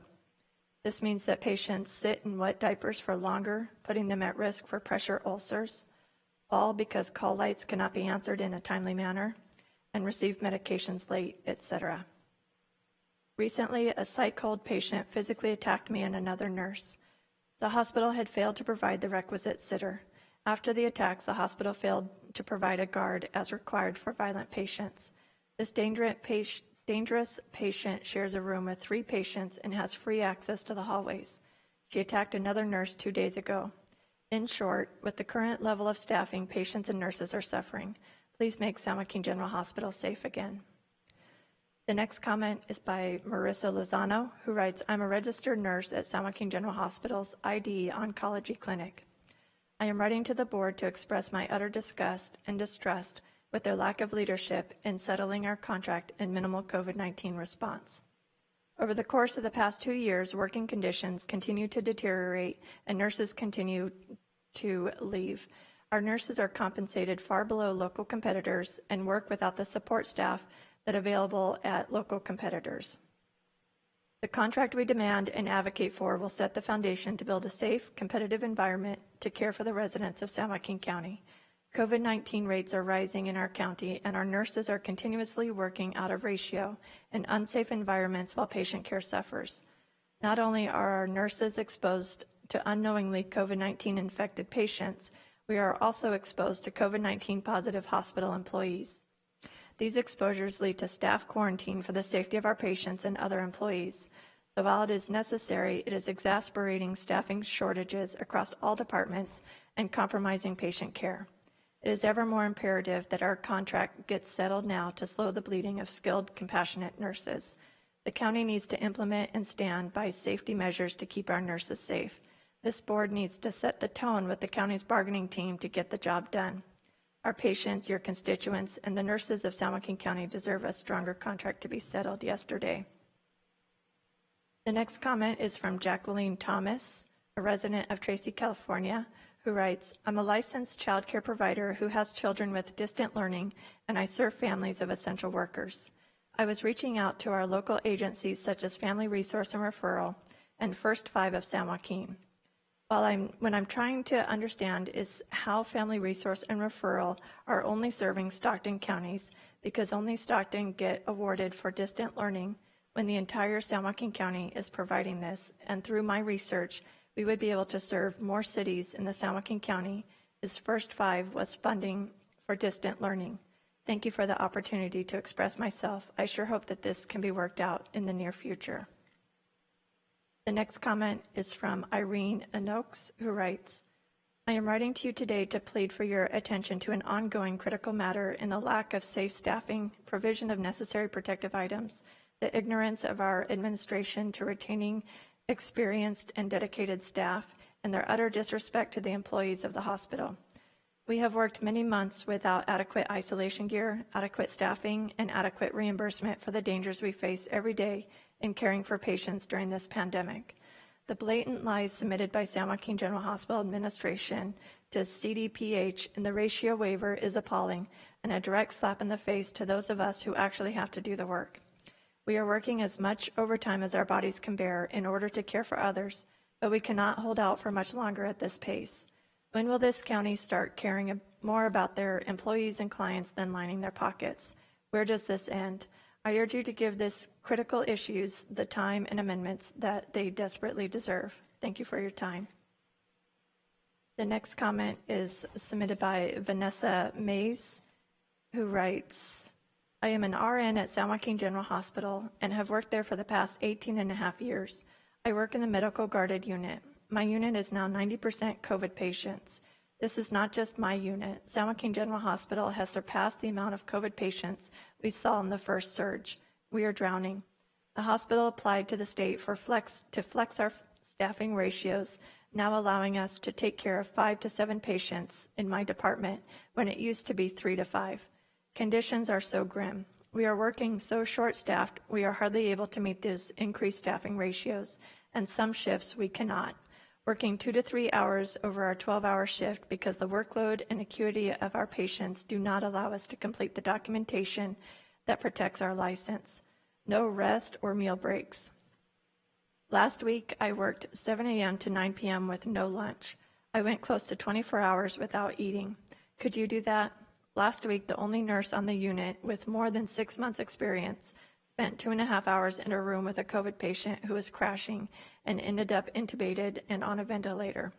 The nurse who had the patient was only a couple of months off of orientation and had never had to manage something like that in her career.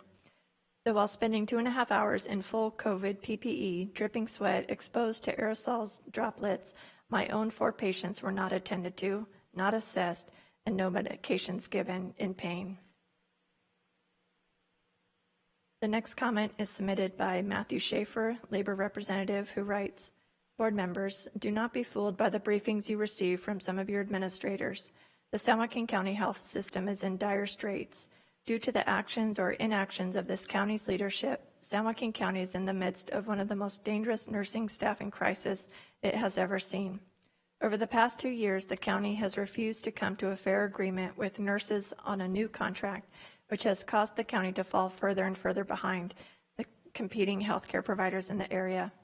As a direct result, nurses, both long-term county nurses and new hires across all classifications, are leaving in droves.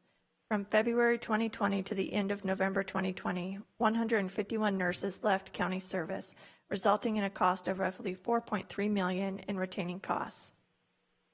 Just last month, two nursing assistant department managers, one was an 18-year county employee, left county service. One went to a local competition and the other went to travel nursing because the pay is more competitive and matches the risk nurses face every day. These examples are not rare. Instead, your nurses are fleeing to employers that focus on recruitment and retention of qualified staff.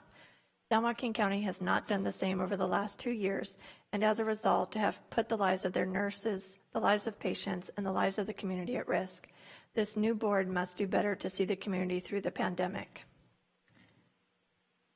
This next comment is submitted by Shannon McGovern of the Northern Regional Community Affairs and Jeremiah Meekum, Stockton District Manager for the California Water Service. And they write, "Good morning, Supervisors Villa-Pudua, Patty, Miller, Elliott, and Nguyen. On behalf of California Water Service, we'd like to congratulate Supervisor Rickman on his election to the board and extend our sincerest appreciation to Supervisor Elliott for his leadership and dedication. Our team at Cal Water look forward to the continued collaborative relationship with the county, and we thank the entire board for your tireless service to us all. We wish to give special thanks to Dr. Maggie Park and her team at Public Health, as well as the men and women at the Office of Emergency Services, and all of the healthcare professionals who are working so hard to ensure the safe and timely distribution of the COVID-19 vaccine.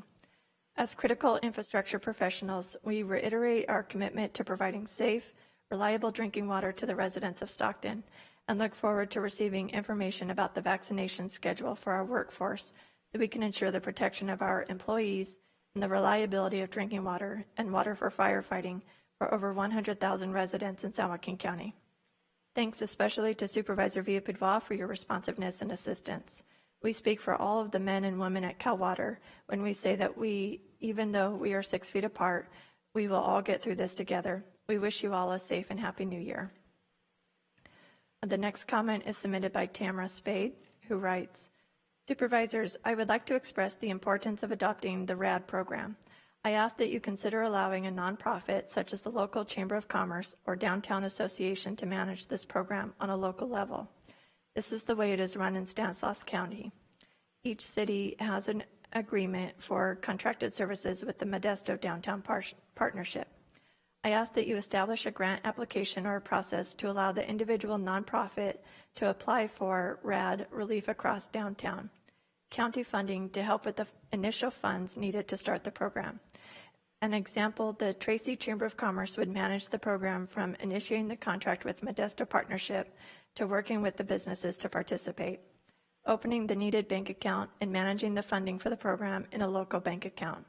An account would be set up specific for the RAD care funds needed to maintain the program. This also benefits your local Chamber of Commerce by doing what they do best, offering support to the local businesses. If the county decides to manage the program on their own, once the funds are depleted, the program would end. There are some initial things that need to be done locally to get the program up and going, such as 1, get the local businesses on board to participate in the program, 2, open a bank account to process and hold funds, and 3, continue to find funding through grants, donations, and corporate sponsorships. The next comment is submitted by Sokpi Chiang, who writes, I am a registered nurse working as a chemotherapy nurse in the clinics. These last few weeks, due to staff being out because of COVID-related illnesses, among other reasons, I have had to operate 2 infusion clinics with minimal staff. I have worked without registration clerks, medical assistants, and another RN. I have also had to give chemotherapy infusions alone without a second nurse check. This is dangerous for our patients and extremely stressful for staff.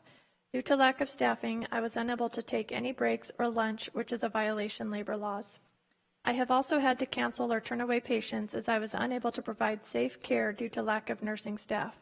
Our COVID surveillance staff does not have adequate staff to monitor and give clearance for staff to return to work in a timely manner to avoid staff shortage. Please do your due diligence and support our nursing staff by providing not only what you need to work safely, but the means to supplement absent staff and retain staff in order to support safe patient care. The next comment is anonymous and writes, I am a nurse at San Joaquin General Hospital, and despite what management is telling you, we are not okay. The patients are not safe because our staffing levels are not safe. Due to COVID, we are staffing 5 med-surg units instead of 3. with no increase in the number of staff. ICU and the step-down unit are full, so high acuity patients are inappropriately being sent to the med-surg units. They become critical, but there are no beds to send them to, and not enough staff to care for them at the level they need. One nurse is left taking care of an ICU-level patient while still having at least 3 more patients to care for. The charge nurse also has 4 or more patients, and there's no resource nurse. Most days we are also lacking break relief sitters, nursing assistants, telemetry techs, unit clerks, and video monitors. Travelers and core staff are leaving for better pay and working conditions. Every day we are risking our license, our mental health, and our physical health for our patients. I work 12, 14, 16-hour days with no breaks, under constant stress, trying to do all that I can do for keep our patients safe and meet their needs while getting no help from San Joaquin General Hospital administration. I have nightmares at night about the unsafe working conditions. Then I get up in the morning and go to work in a living nightmare. The staff and patients are not okay at San Joaquin General Hospital. The next comment is submitted by Janice M. Ochoa, who writes, I would like to express my concerns regarding staffing shortages in the unit I work. I realize we are going through very challenging times during this pandemic, and the shortage of staffing is making it all the more difficult to provide quality and safe patient care. We have had all our LVNs and CNAs taken away and placed in jobs that could easily be done by an unlicensed individual. This creates an extreme hardship on the nurses, giving care in a limited amount of time. We are bound to make mistakes and patient care is compromised. We are also working with patients that do not have their COVID status, and by the time we find out their results, we have already been exposed. I can't help but be concerned about contracting COVID and bringing it home to my own family. I am writing this for all nurses who work in this possibly deadly environment. Please, for the safety of our staff and patients, I am asking you to put yourselves in our shoes and do the right thing for the people that truly care for this community. The next comment is anonymous and writes, I have been a nurse at San Joaquin General Hospital for 5 years. I have never felt as unsafe and disrespected as I have this last year. Management is notified every day of the unsafe conditions caused by lack of staff and supplies with no improvement. Things are worse now than ever before. One nurse should have 4 patients on med-surg, and the charge nurse should have no patients. Now we are lucky to have only 5 to 7 patients for each nurse, and the charge nurse has that many patients too. The rules exist for patient safety, but San Joaquin General Hospital is no longer interested in keeping their patients or staff safe. What happens when nurses are out of ratio? Patients lay in their own waste, medications are late, patients fall or leave and become more ill due to delayed treatment with possibly deadly consequences. This is not due to a lack of caring by the staff. We work with no breaks, running from patient to patient, trying to keep our patients safe and meet their needs, but it is a losing battle. We are losing staff due to these unsafe conditions and the lack of response from management. Why work at San Joaquin General Hospital when you can work somewhere you are appreciated, given adequate staff and supplies, have a contract, and the management actually responds to the problems reported by the staff? I stay for my coworkers and my patients because if I leave, like so many others, who will be left to care for them? The next comment is submitted by Samuel Sega, Windmill Park Homeowner Association President, who writes, I'm writing you regarding the lack of a contract for San Joaquin County Hospital nurses. As you are aware, they have been without contract for several years. This is a travesty as the county, state, and nation is going through this pandemic. As you should be aware that many nurses and hospital staff turnover rate is very high due to the lack of pay. This alone, if you're concerned for the well-being of the public, would be at the forefront, which it does not appear. The sacrifice of these veteran medical professionals for persons without the experience is truly lacking. I am sure many of you who sit on the dais have better insurance than many of the people who you serve. Ask yourselves, are you willing to have someone with a lack of experience give you care? Once again, you sit high on the dais looking down at the people you serve.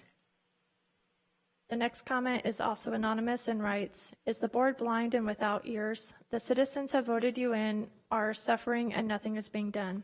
Come to the hospital and personally experience the obstacles and devastation citizens are facing on a daily basis. San Joaquin General Hospital trains new hires that leave within a year. Why can't they be retained? Nurses continue to resign, going to other organizations with better pay and working conditions. It's been 2 years. Why can't we come to an agreement? This is absolutely ridiculous. As an experienced nurse, it is extremely challenging to be shared between the staff for my help and knowledge. It is mentally and physically exhausting.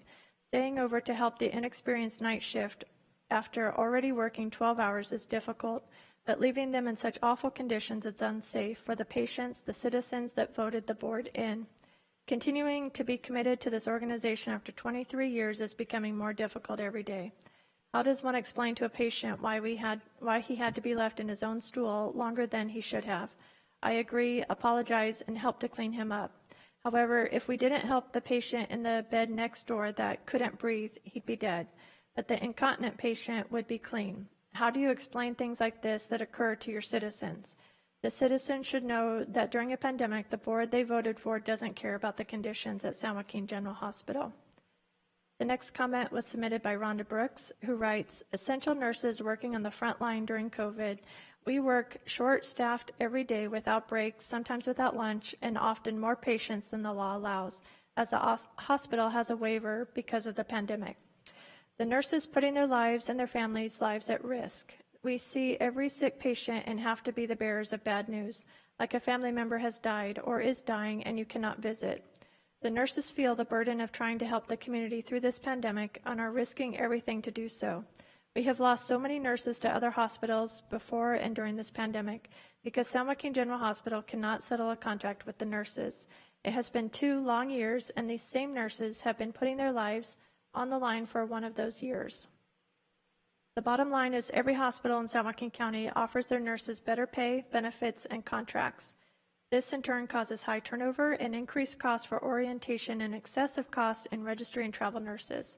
Our department has travelers that have been here over 2 years, and they are more expensive than regular staff. We have had 2 strikes costing millions, and we couldn't settle a contract with the nurses that would have been less of a hit to the county financially. The next comment is submitted by Natalie Roman, who writes, I've been a nurse at San Joaquin General Hospital almost 2 years. If it wasn't for my coworkers, then I would have said farewell a long time ago. I wish the other new hires would have stuck it through and stayed, but sadly, as soon as their probation is up, they leave as soon as they can. Why is that, you may ask? It's because it's impossible to show them the ropes if you don't have ropes to pull on to begin with. We always have limited resources ranging from the most basic medical equipment to, most importantly, the staff. This was before the pandemic. Now keep in mind you are already working with limited resources, and now with the ongoing pandemic, throwing in more of a workload. My job went from worse to horrible. Now imagine if you are 35 weeks pregnant, working as a nurse in these types of working conditions during a pandemic. There are days I was the charge nurse, break relief nurse, sitter, secretary, and backup teletech. On top of that, I had a full load of patients or even more. In the majority of hospitals, the charge nurse doesn't take patients, so we can help out our nurses on the floor. Luckily, I still have my health, and I am thankful for that. I am begging you that there has to be a change if you want to retain employees at this hospital, and especially for the safety of both the patients and the staff. The next comment is submitted by Donald Elam, who writes, this letter is intended to give you, the Board of Supervisors, a clear view of the crisis that we are facing at San Joaquin General Hospital. I work on one of our cardiac monitoring units where the nurse-to-patient ratio is 1 nurse to 4 patients, with the expanded ratios set by CDPH. We are expected to be able to provide care for up to 6 patients of the same level of care. 80% of my unit is COVID-19 positive patients, with 40% of those being a higher level of care that we usually provide in our unit. We have been working overtime and without breaks for days on end and make sure that our patients are as safe as we can make them.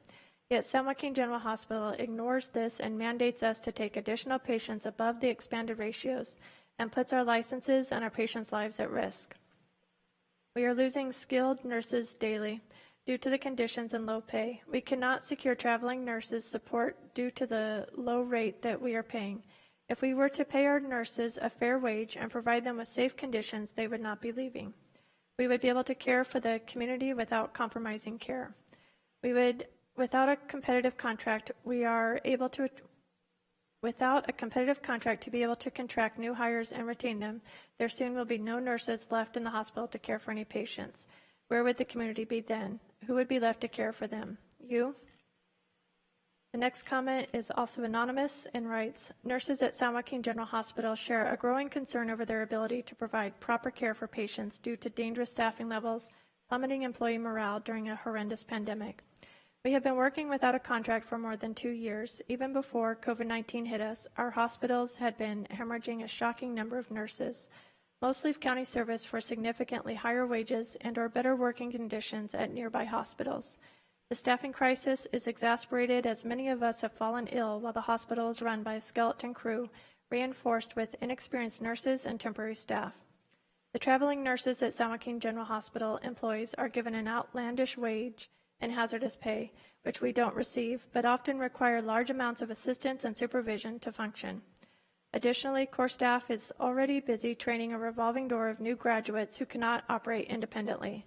The fact that San Joaquin General Hospital consistently violates safe ratio law, fails to provide adequate supplies, supports reusing one-time use PPE, and warehouses patients in a building that is not earthquake safe all contribute significantly to staff burnout. On top of this, erosion of our contract language and even pay reductions are considered bargaining in good faith. The loss of each experienced and dedicated nurse puts the most valuable in our community at risk for certain disaster. You accept responsibility for this by refusing to address our concerns. You ignore us to the detriment of your constituent. The next comment is by Gary Case, who writes, my comments on San Joaquin General Hospital. My daughter is a nurse at this hospital. In my opinion, think it is utterly ridiculous and unacceptable the way these nurses do not have COVID safety, PPE, and masks to protect them. No excuse. They the best protection. The union contract need to be completed. They are way underpaid. Way too high patient ratios, no lunch breaks, no breaks at all, working 14 hours, totally illegal. These people need to be taken care of. Shame on the people responsible. The next comment is by Lindy Turner Hardin, who serves as the Executive Director of the Child Abuse Prevention Council, who writes, I am following up on a letter that I recently sent to each of you concerning the need for school-based mental health services.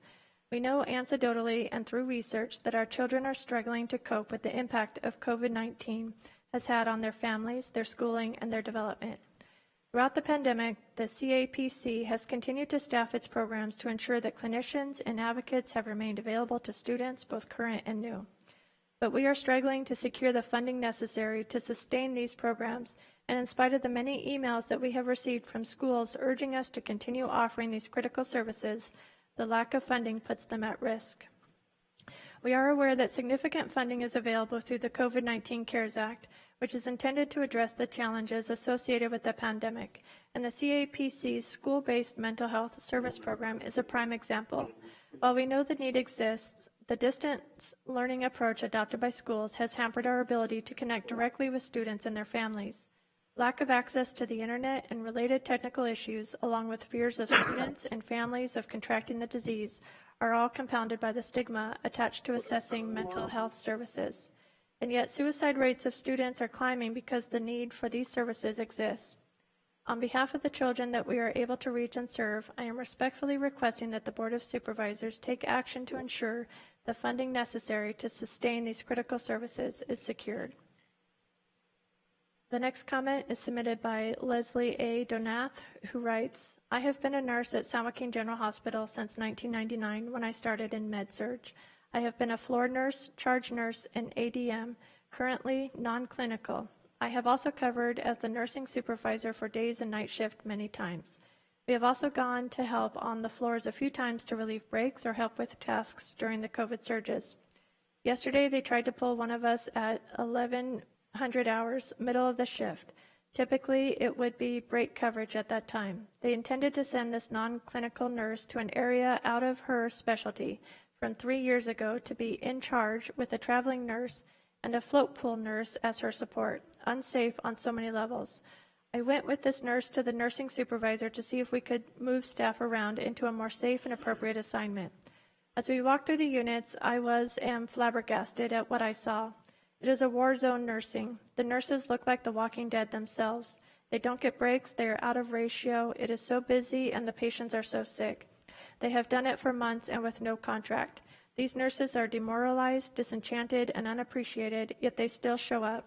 I would like to invite board members and executive leadership to walk these halls any time of day and look these nurses in the face and say they don't deserve a fair contract. Shame on all of you. The next comment is by Andrea Renega, who writes, I've been a staff nurse at San Joaquin General Hospital 10 plus years, working in med-surg, intensive care, and most recently risk management, standards, and compliance. I work outpatient in an office, but with the desperate need for staffing, myself and colleagues are pulled from regular duties to assist the inpatient units. The conditions at the bedside are deplorable. Ideally, charge nurses don't have patients while directing an entire unit, and nurse assignment are based on laws that designate how many patients a nurse can have. An ICU nurse may have 1 or 2 patients, and in med-surg, units may have 3 to 5 patients, depending on illness severity or need for telemetry. During the COVID surge, these ratio laws were waived, and nurses are caring for more patients than these laws mandate. This puts patient care at risk, patients from your community. The nurses are working hard to care for the community, yet we do not have a contract. While other hospitals are offering better wages in addition to crisis pay and $50 plus per hour for an additional shifts worked, the county has yet to agree to a fair contract that would keep nurse wages competitive. County nurses cannot be retained, are paid 20% less than area hospitals, and lack incentives of other area hospitals. San Joaquin General Hospital, a county entity, is obligated to care for the community.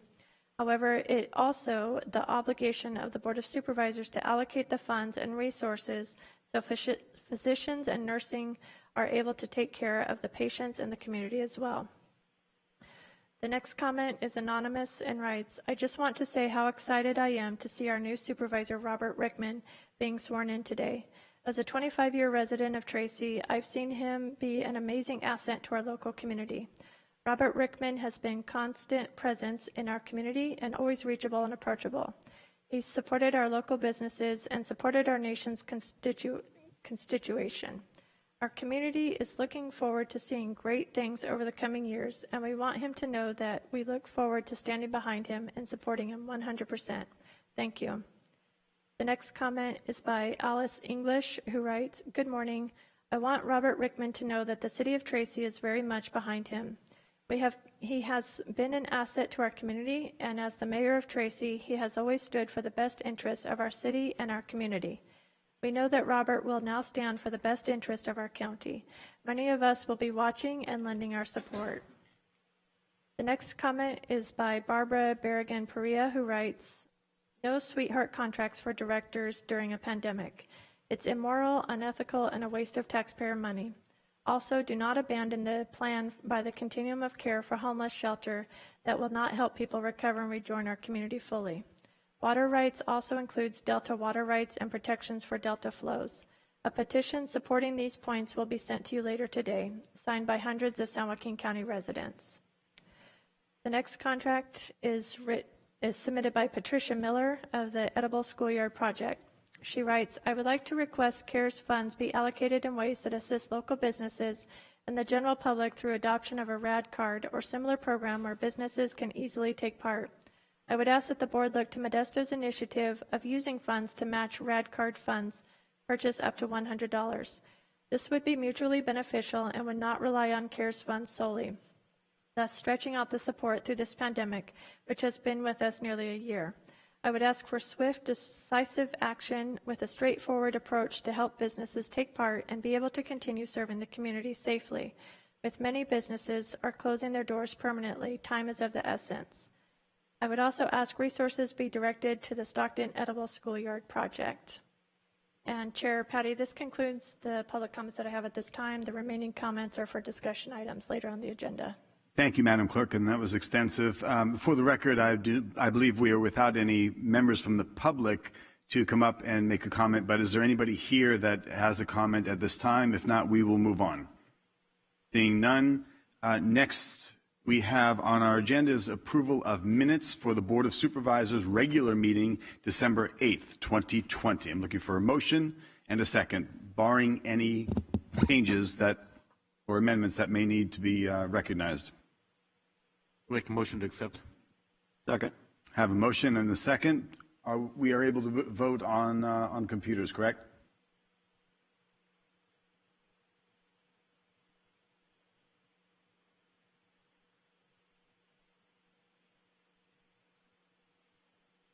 I have an approval and adoption, 4 saying yes, 1 abstaining. I imagine Supervisor Rickman obviously wasn't present, but thank you. Next, we have appointments to boards and commissions. We've got a public interview, I believe. As Board of Supervisors is going to conduct interviews for the appointment of 1 position to the Housing Authority through Commissioner position number 3605 for the unexpired term of May 27, 2017 through May 27, 2021. I'd like to ask that Assistant County Administrator Matt Powlin to read the questions to the applicants. Do we have any applicants present or online? Chair Petty, I would like to go ahead and confirm that we do have all 3 applicants on the phone before Mr. Paulin begins. Okay. I'd like to start. Stephen Beckham, are you able to hear us in board chambers? I am. Thank you. And the next name, I do apologize if I mispronounce this. I have Olan Wajuru Gaidado. Yes, please, I'm on. Thank you very much. And then next, do we have William Bill Ross on the telephone?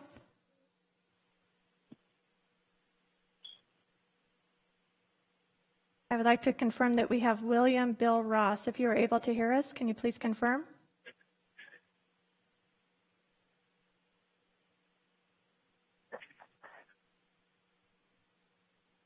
Mr. Ross, you may have your telephone on mute.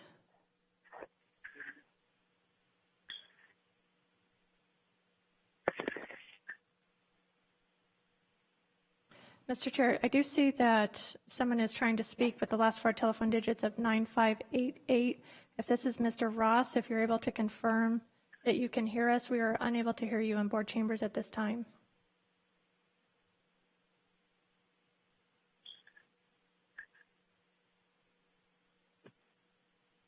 County Council, if we are unable to get the 3rd applicant participating, are we able to proceed? Yes, we're able to proceed. We are able to proceed. Okay.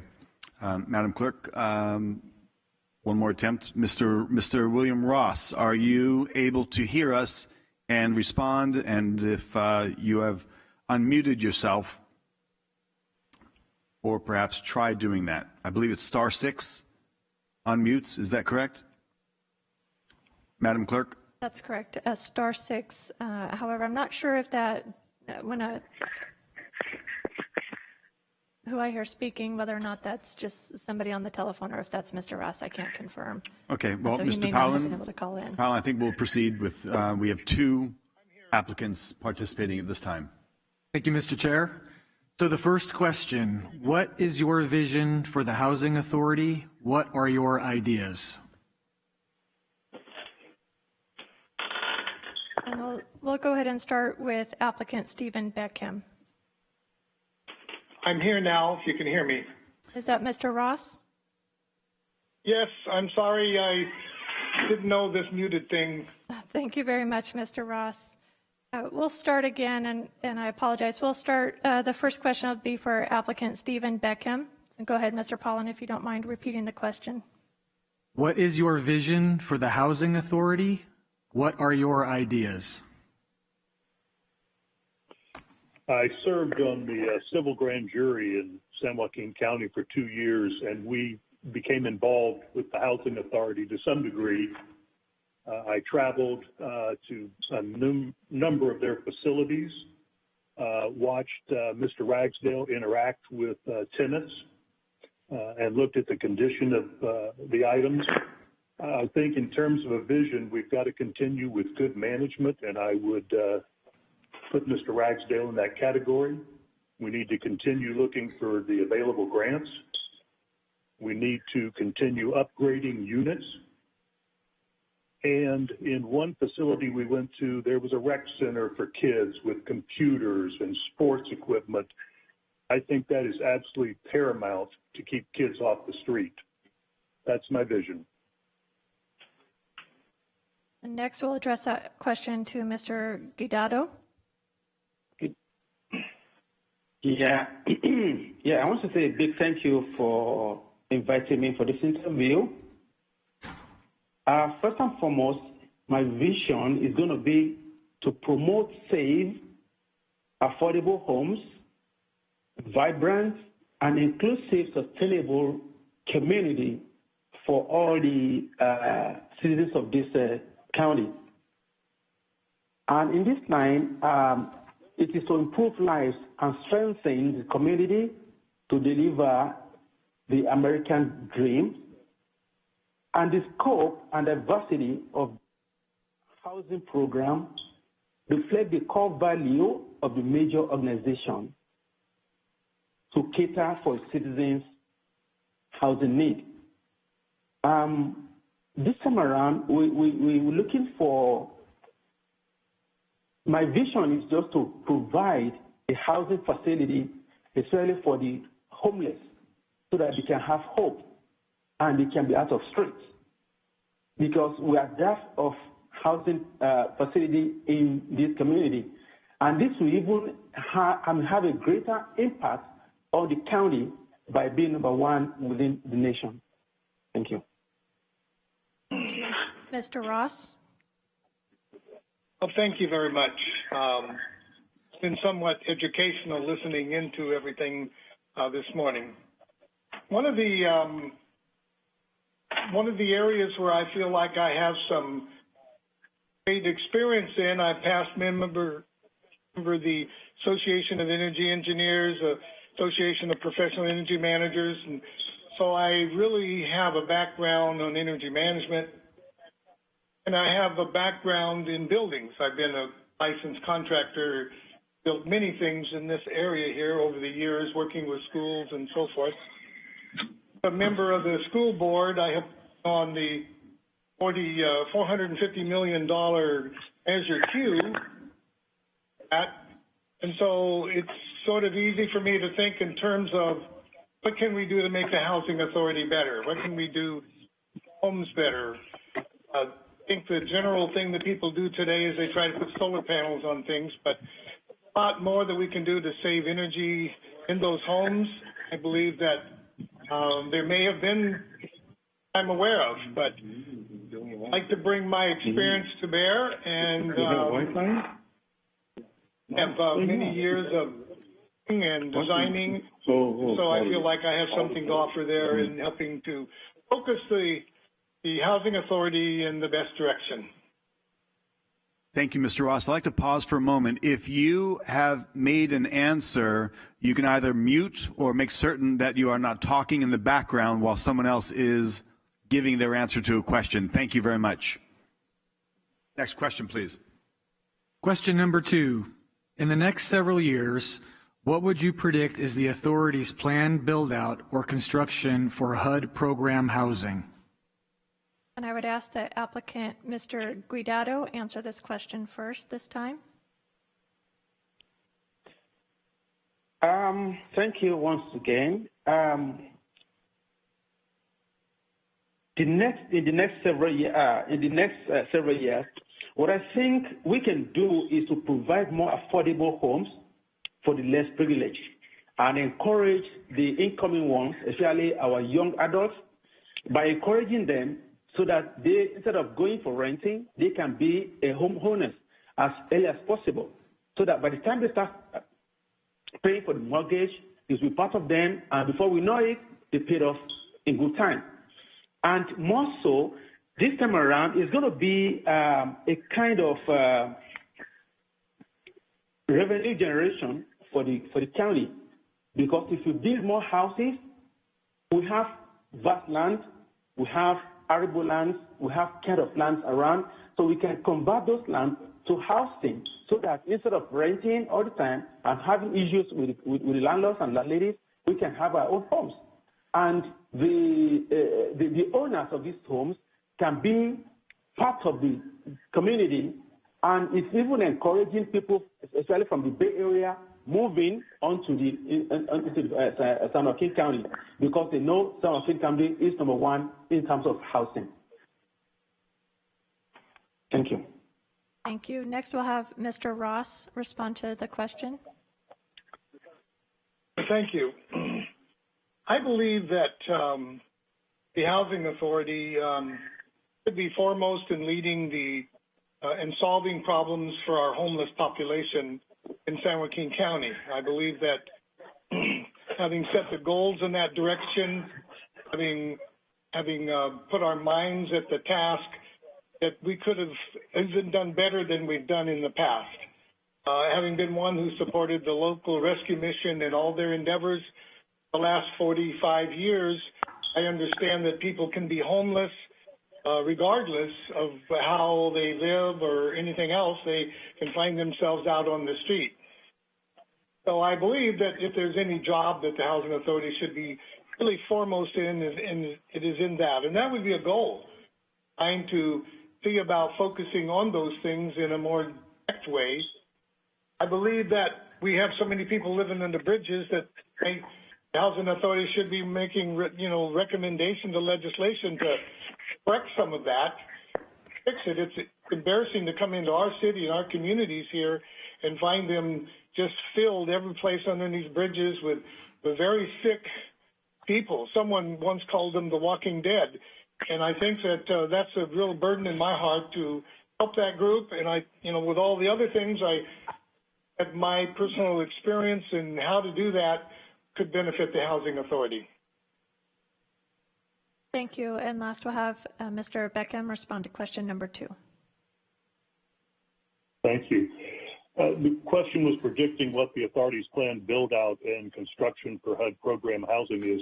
I honestly don't know what it is, but I do believe after listening to one of their meetings in December that they have a management staff that is aggressive and is looking to continue the good work they've done the last couple of years. So honestly, I don't know what to predict on that. Thank you, Mr. Beckham. Question number 3. What do you feel is the most relevant role for the Housing Authority in San Joaquin County? Are there additional roles that you feel the Housing Authority is well positioned to perform? And we'll ask Mr. Ross to please respond to this question first. Thank you. The question seemed kind of interesting to me because I felt like some of the information, as an example, the 3 wise men came and they said they followed the star from afar, and somehow the Housing Authority has been one of those things that I followed from a distance in terms of my friends that did business with them and others. So, but I feel like most relevant role for the Housing Authority, literally the homes people to live in to be safe. That requires a lot of things. I think that just shoving more people into a smaller hole is not the answer, but I do think that there needs to be a broader responsibility given to the Housing Authority to do something with that role. All of these things about building new homes for people and all of those care that we're doing now, that is important. I think that we should be branching out. And I think that with the right kind of leadership, John Maxwell says everything rises and falls on leadership. And I think that there's a direction issue here in my mind of where we've been and where we're going. I'd like to help address that. Thank you. Next, we'll hear from applicant Beckham. Yes, on the relevant role of the Housing Authority, I truly feel it is to set the standard for affordable and safe housing in the communities that not only Stockton, but Tracy, Manteca, Lodi, and others. And I truly feel that one of the areas that would help this group is expanded youth programs in these projects that help formulate good family units. And anyway, that's my thoughts.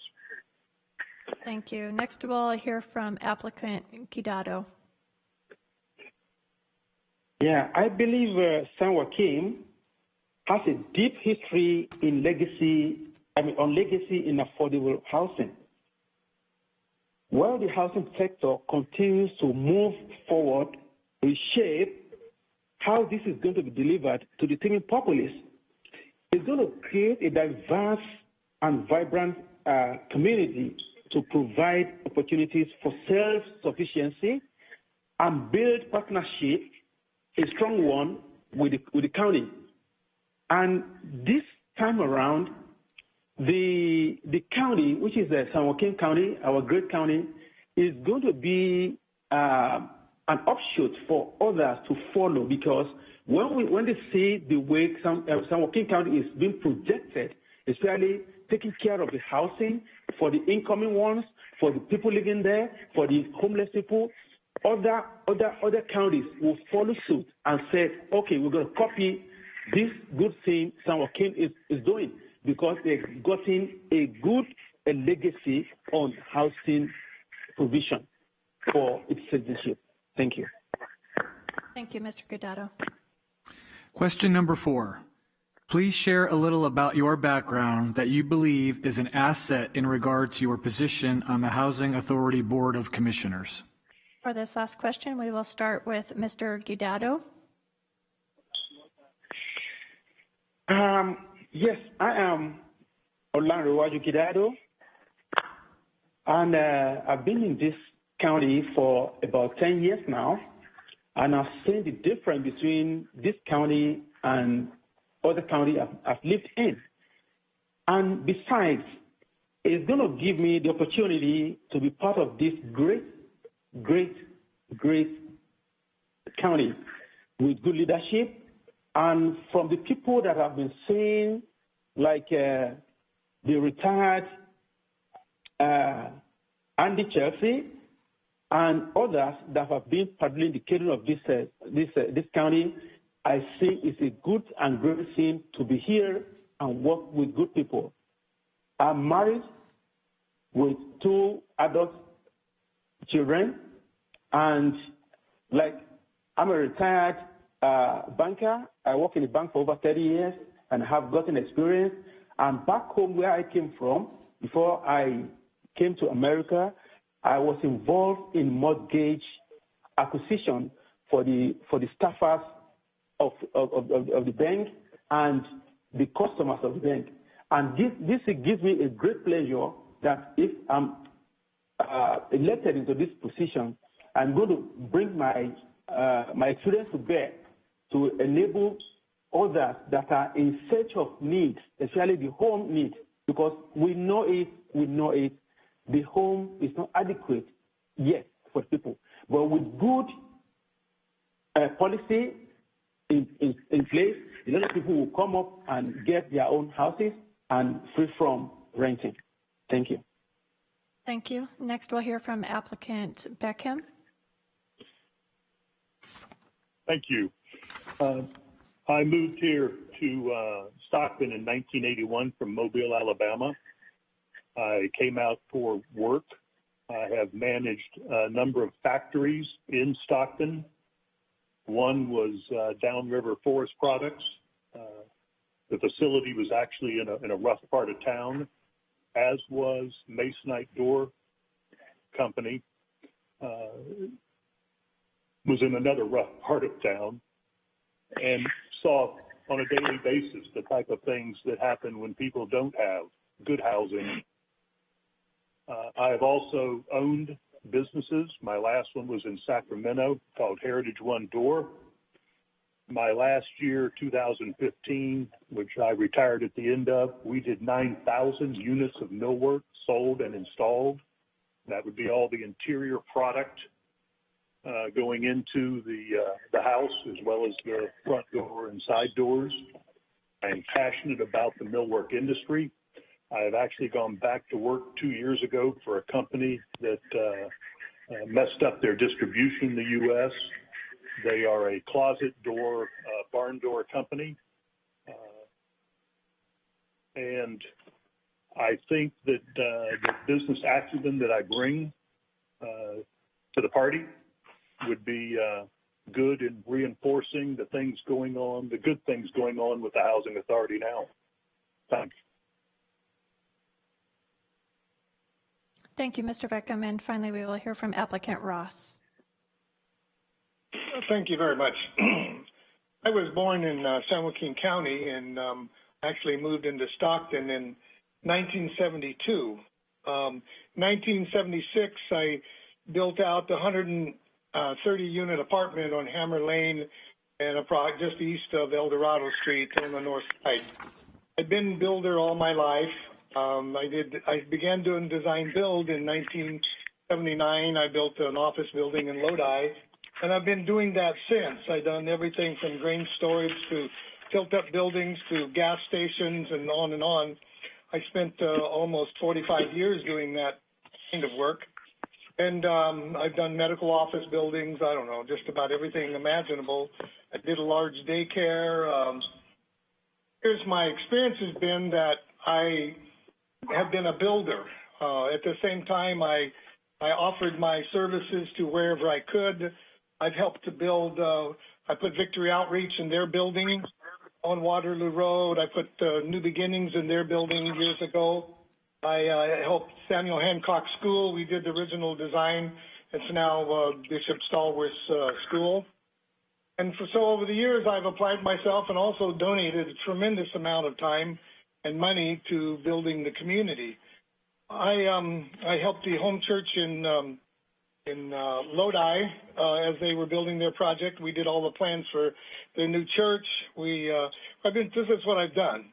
Also, past member of the Association of Energy Engineers and a number of other groups like that. I've spent my whole life as a builder, and during that time, I was involved in many of the projects down at the rescue mission. I did the very first plans that was presented to an architect, an engineering firm on the men's shelter there, and I did all the original plans on the Alistesias building and gave them over. We modeled the building, did all the original work, and gave that over to someone to finish. And then we did there at the mission, we also did all the original drawings and plans for the health clinic that's there. So I've been giving donations, virtually some of it for zero cost and absorbing the cost and so forth. So I've been in the community a long time. I really want to see the Housing Authority become an important part of what goes on in our community. I know that it takes leadership. I know that you can't change direction without changing leaders. I know that you can't get anything done because if you're in a maintenance mode, that's not leadership. And to get going in a direction, it does take people with insight and understanding. And I think because of all my background in the community, I don't know, I probably helped 15 or so, maybe more different churches in their projects. We designed the World War II Memorial downtown for Rotary Club. It's something I did. I was thrilled to be part of.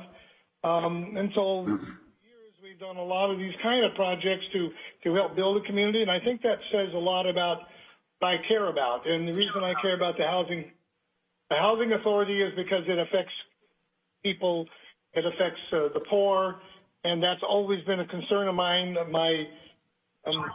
So many years involved with the rescue mission, going back to Carl and Ellison and those in 1972. And so I've always been there trying to help and do whatever I could. I've helped a number of churches as a carpenter going up and so forth, and whatever I could do.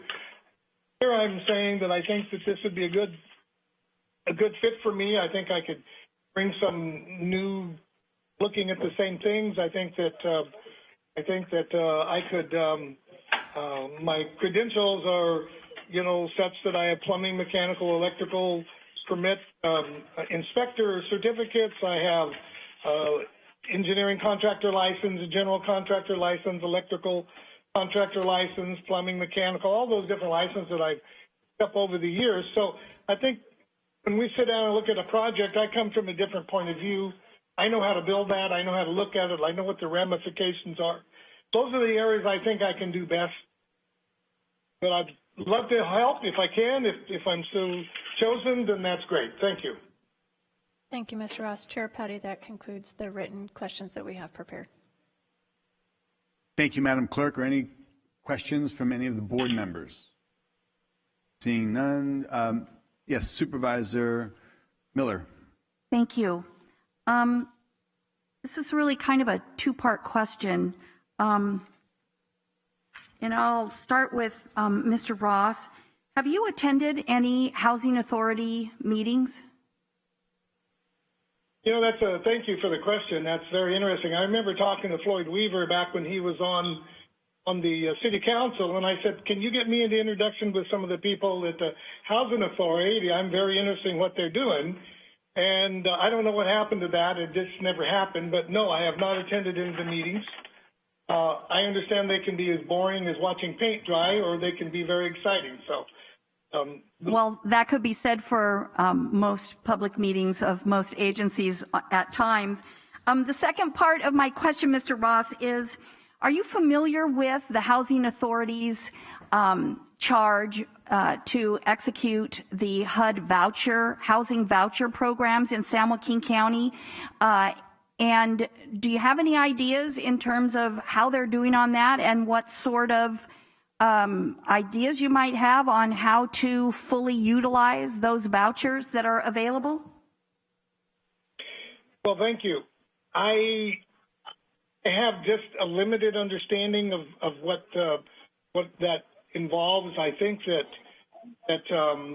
one of the things that I'm more of afraid to, bring up a question that I really am not prepared to answer. But I think that the voucher for housing, something that needs to be looked at. I think that maybe there's more agencies we should involve in helping to bring that about and making it work better. As an example, maybe through some of the other, like St. Mary's and others, there's a way to get some, what's the word I'm looking for? Some input from them, maybe recommendations from them, and going at it from that point of view. That's kind of what my thought was, but I don't really know enough about it yet. Okay, fine. Thank you. Mr. Gidato, same questions. Have you attended any Housing Authority board meetings? And can you also address the voucher programs, how you see them working and what ideas you have to improve them?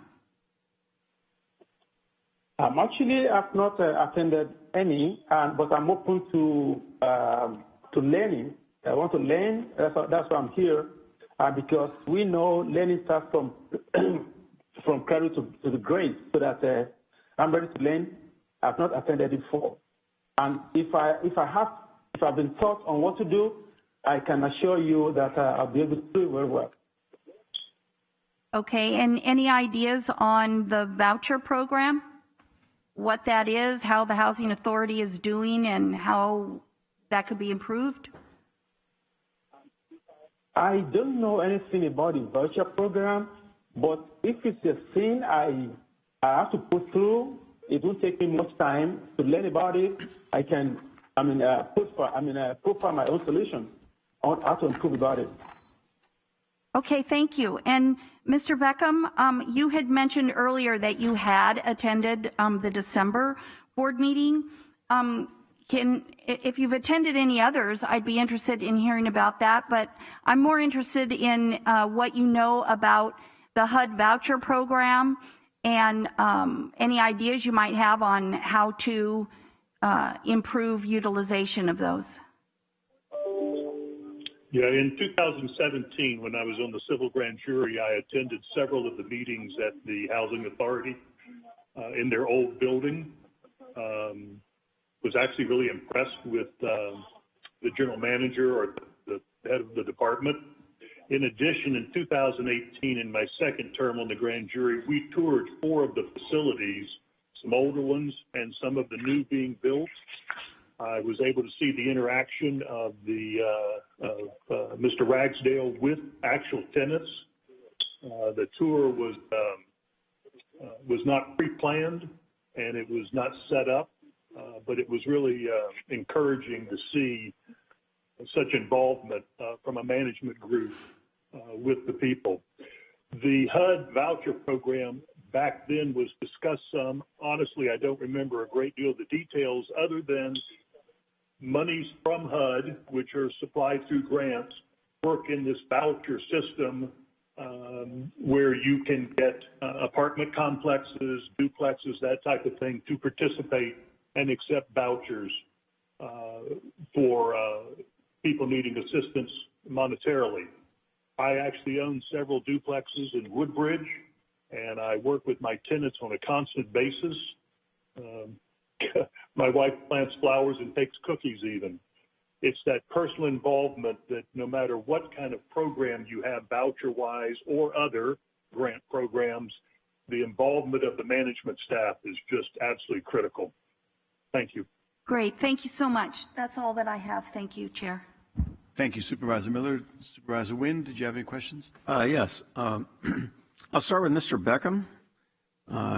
My question is really twofold. One is, if you were in charge, so to speak, and you had this idea on the Housing Authority of what would be describe an affordable living unit, what would that look like? And then the second part of that question is, obviously there's really a focus on homelessness, and there's been kind of two schools of thought. One has been in regards to smaller units, and then the other part is a very large unit, which would probably have over 100 residents. So could you answer those questions for me, please?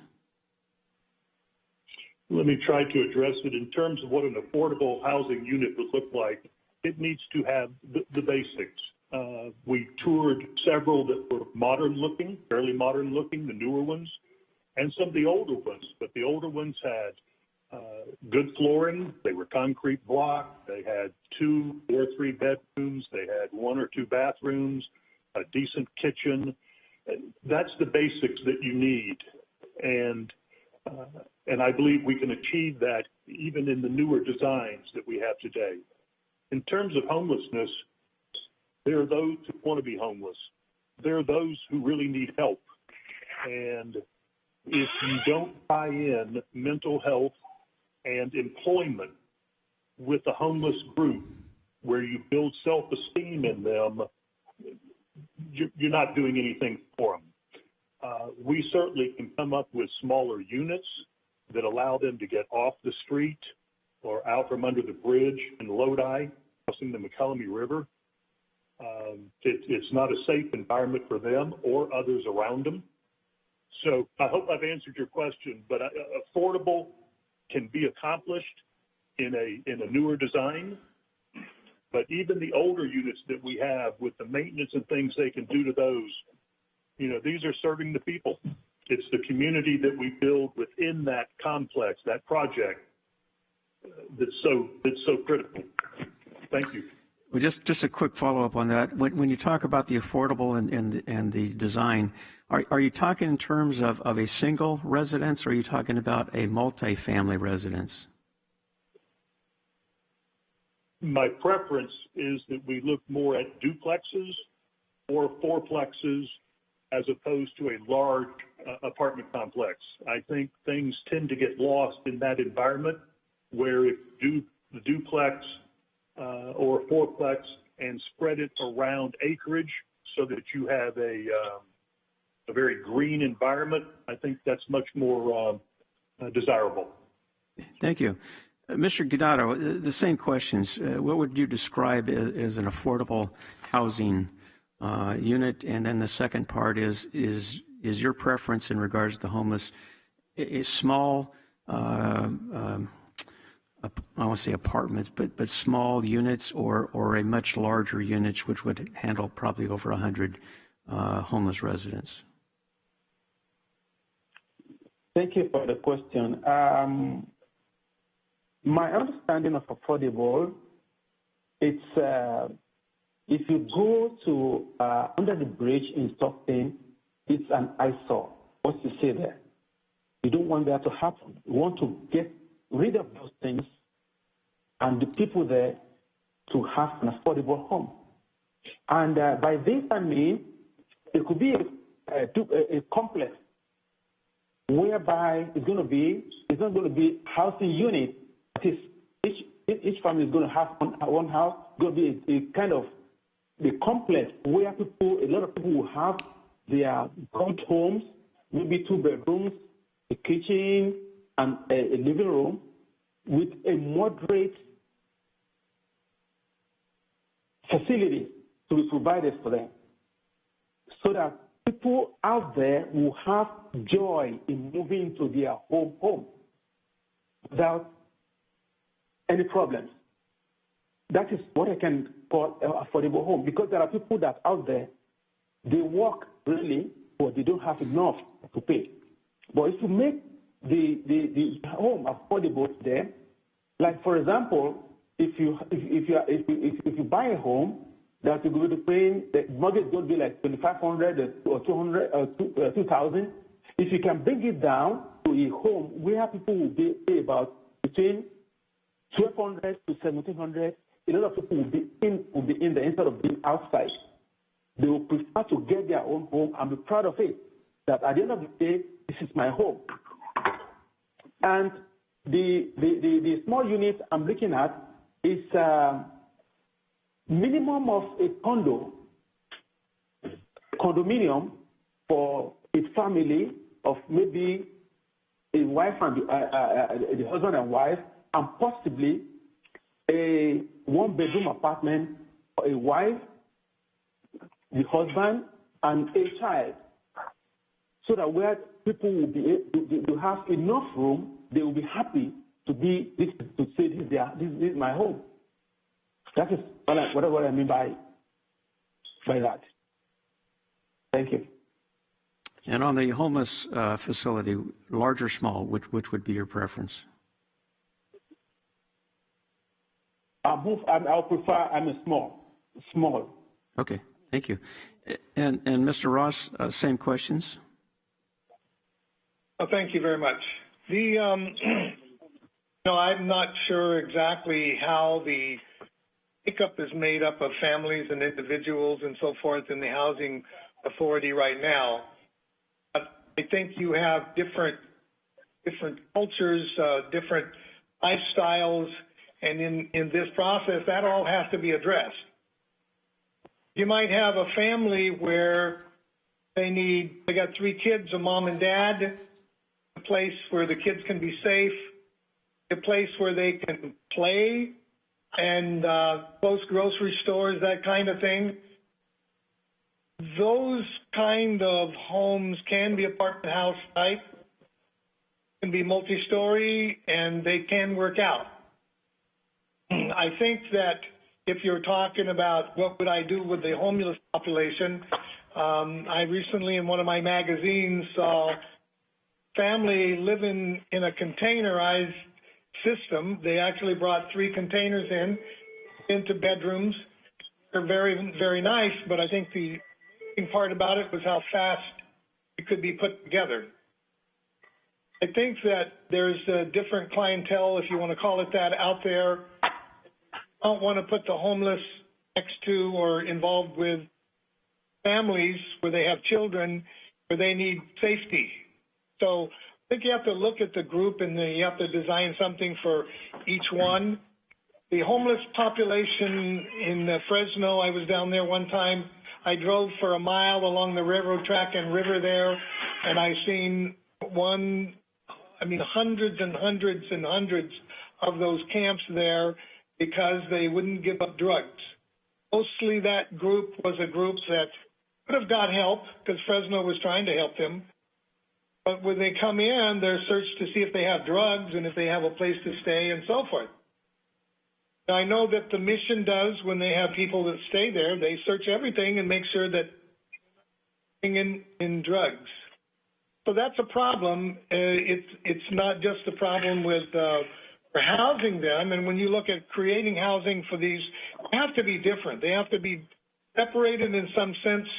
They have to be providing for the needs of children is different than providing for the needs homeless that comes out of a tent underneath the bridge. I think there's a process there where housing authority would have to be willing to take over more of a responsible role in trying to make sure that these areas are built to fit the group. Now, would I do homeless camps? I would get them out from underneath the bridge. They would have a warm place to stay. Start there, and as far as we can legally do, we would try to eliminate the drug trade of that But if we don't do that, we're not going to be able to help them. They will continue delivering the bridges. Thank you. Okay, thank you, Vice Chair. At this time, seeing no further question, I'd like to ask County Council, what is the process for nomination? We have 3 candidates, and what's the selection and ballot process? Chair Petty, I can answer that. There is no ballot process for this particular interview. It's a discussion by the board. If a board member is ready to make a motion, then they can make a motion for an appointment, second it, and then the board will vote on it. Understood. All right, well, that said, I bring it back to the board for any candidate nomination with a possible second and vote. Yes, we have Supervisor Miller. Thank you. First, in terms of, just for full disclosure, I have known Mr. Roth for many, many years, not worked with him, but I have known him for a long time. That being said, based on the responses, and I'm pleased we had 3 good candidates, but based on these responses, I believe Mr. Beckham had the greater understanding of what the Housing Authority, what their role is legally, and the programs that they are charged with administering. I also believe he had a very powerful vision about wanting to develop youth centers and including those as part of Housing Authority projects. He's also had the most experience. He's from the grand jury in terms of understanding what the Housing Authority does, and also took the initiative to attend a December board meeting. So based on all of those things and acknowledging that we have 3 good candidates, I would make a motion to appoint Mr. Stephen Beckham to the Housing Authority. Okay, I have a motion for one of the applicants. Do I have a second? Second motion. I have a second from Supervisor Villapudua. Please take a vote.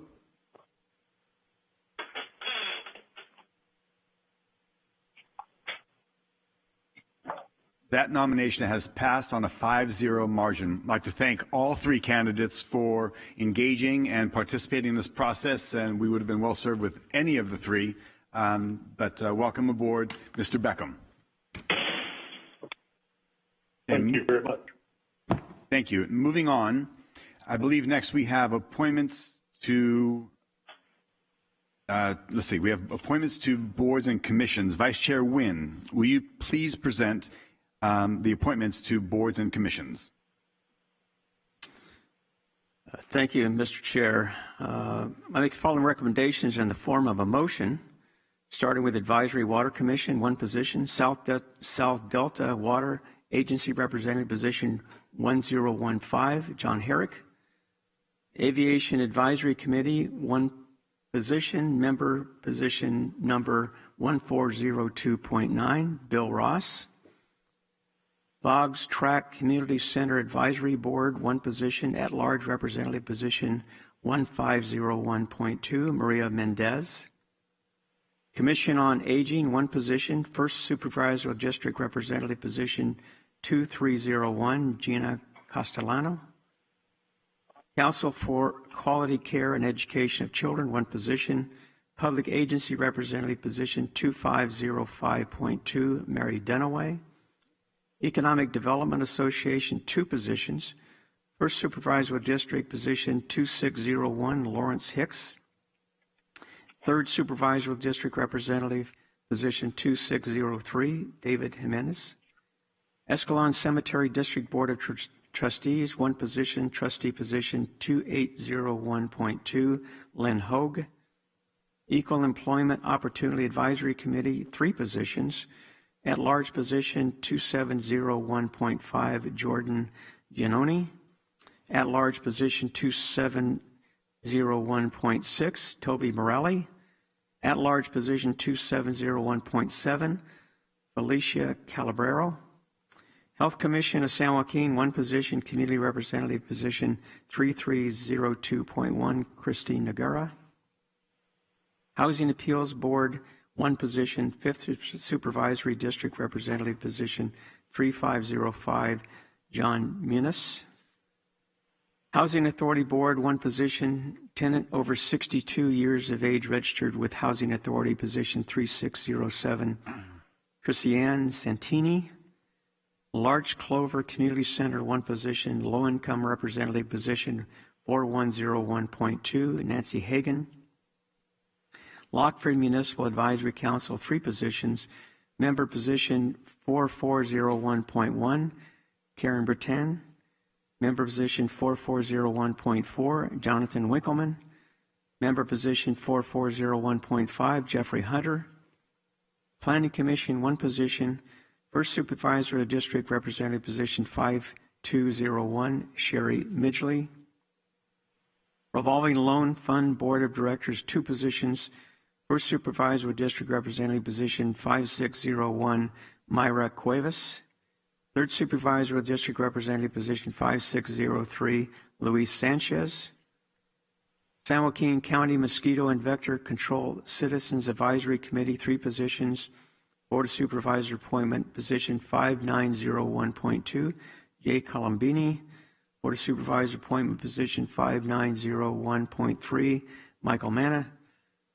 Board of Supervisor position 5901.4, Marcos Warmadam. Woodbridge Municipal Advisory Council, 4 positions. Member position 6601.4, Scott Baker. Member position 6601.5, re-advertise. Member position 6601.6, Josh Stringer. Member position 6601.7, Priscilla Stringer. Again, I make these recommendations form a motion. Thank you, Mr. Chair. Thank you. And do we have a second? I will second it. Supervisor Villapudua seconds. Please vote.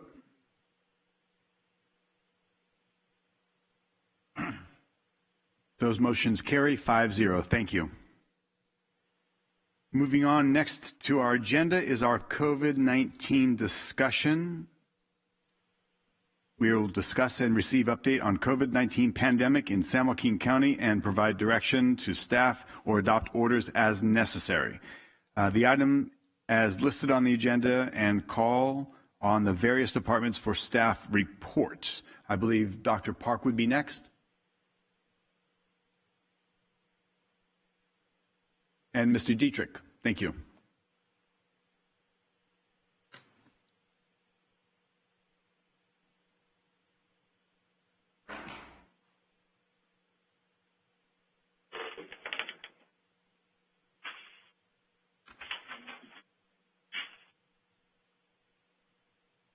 Nice to meet you. I do have first an update on COVID and our statistics in the county. Thank you.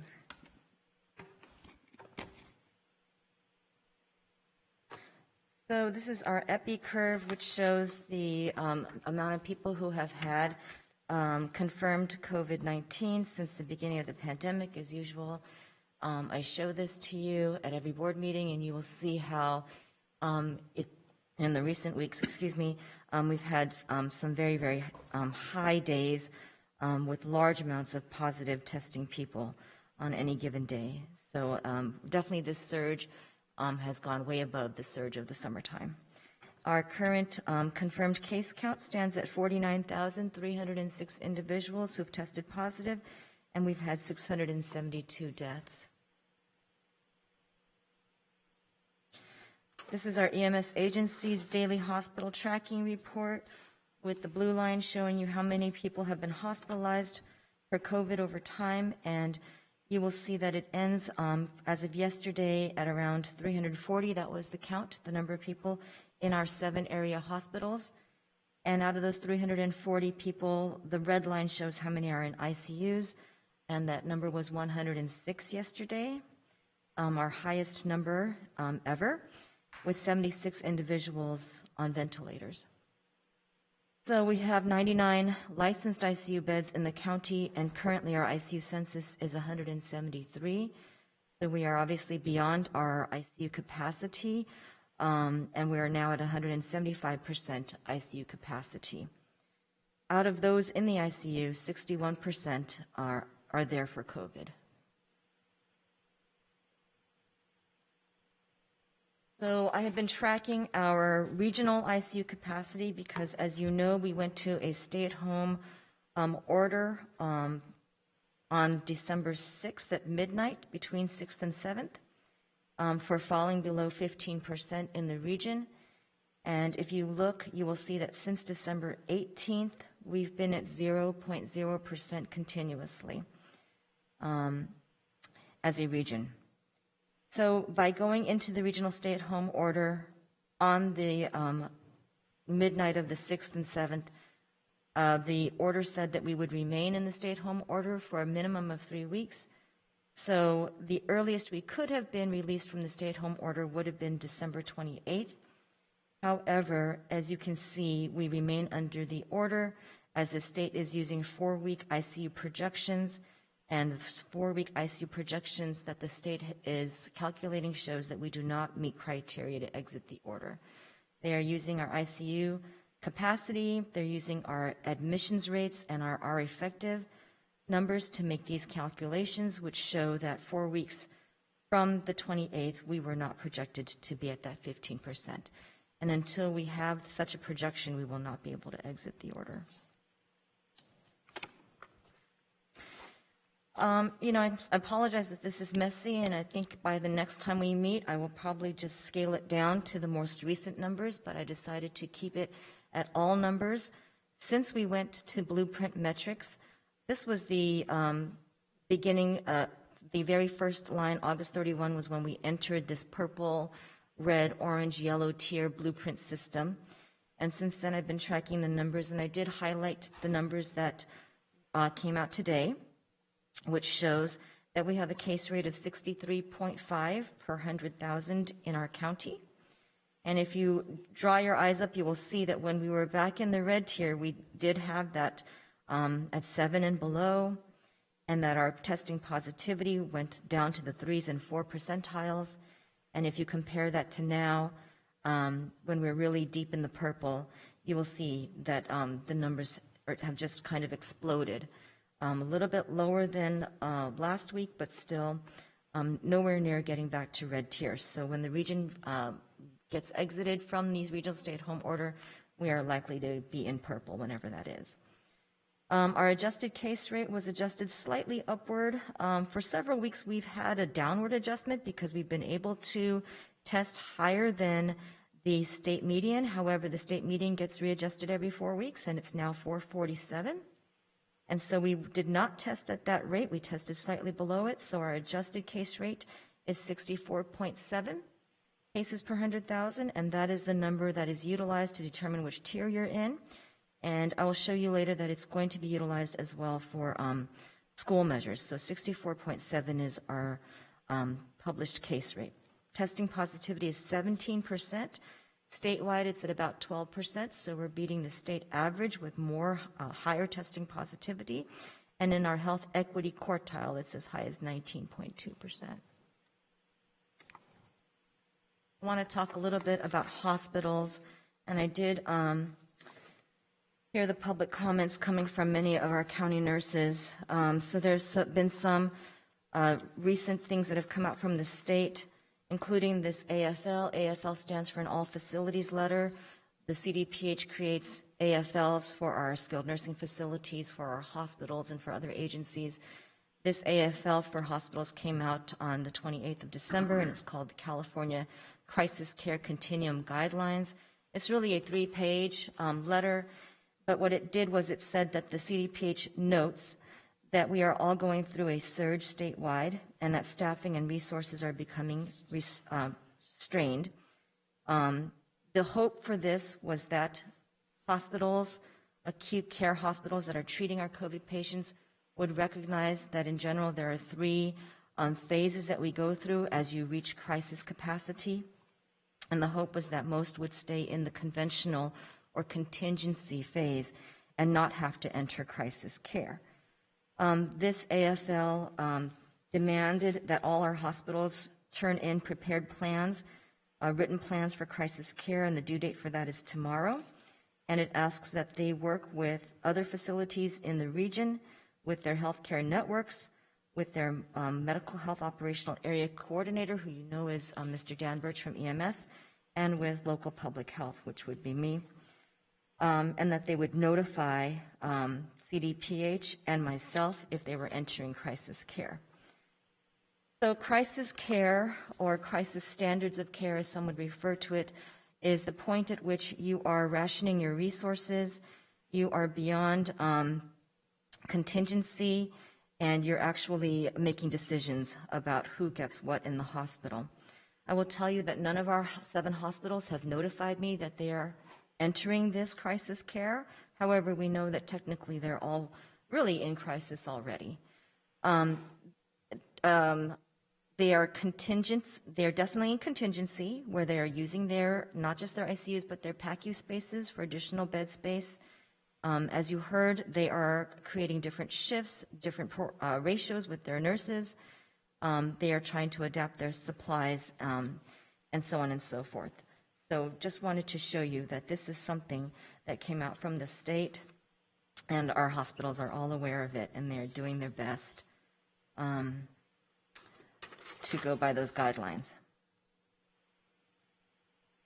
The state did visit our county on New Year's Day, and Director Lima of OES, Director Birch of EMS, and myself hosted people from the CDPH, Heidi Steinecker, our Deputy Director of CDPH, as well as directors from Cal OES and the California Department of Emergency Medical Services. So several people came and toured 4 of our hospitals: St. Joseph's, Dameron, San Joaquin General Hospital, and Doctors Manteca. The purpose of this was to see what condition our hospitals were in, what were they doing to try to address some of the needs, and perhaps what could the state give us as advice, and what could they take back and discuss further at the state level as far as assistance. So very interesting visits, and I was able to see all of the ICUs. It was quite a sad day for me to see people on ventilators and people who are close to being ventilated. I will tell you some of the highlights that came out of that was that St. Joseph's, for example, told the state that they had experienced 100 deaths just in the month of December. Many hospitals were holding patients in their emergency department, and some already were on ventilators in the emergency department waiting for rooms. One of the CEOs made a note that so much of this is time-consuming, including having palliative care conversations with families. So they really highlighted some of the challenges they're facing. The state, on their end, addressed questions about infrastructure. They are asking our hospitals to look at what can you do. Can you put people in gift shops? Can you put bodies in your lobbies? And honestly, most of the time the answer was no, you can't really get oxygen off the walls in the gift store because there's no gas from those walls, and that would create a lot of infrastructure changes, which would be quite costly to our hospitals. So then the question was, well, can you use oxygen cylinders instead? So this is the kind of conversations we were having.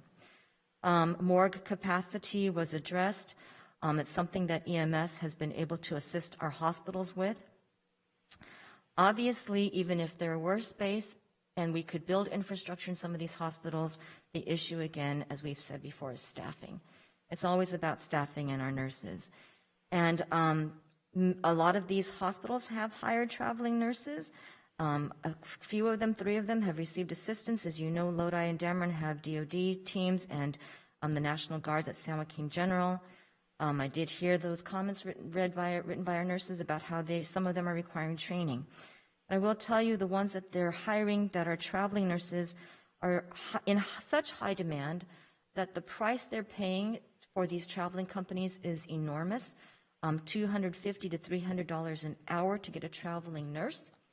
And we don't know how much that traveling nurse gets and how much the company pockets, but those are the prices some of our hospitals are paying for these nurses. And interestingly, some of these nurses live within an hour of our hospitals, but they've chosen to leave our hospitals and become traveling nurses for the money. So this is a real issue. And price gouging from these travel companies was addressed, and something that we're hoping the CDPH takes back to the state level.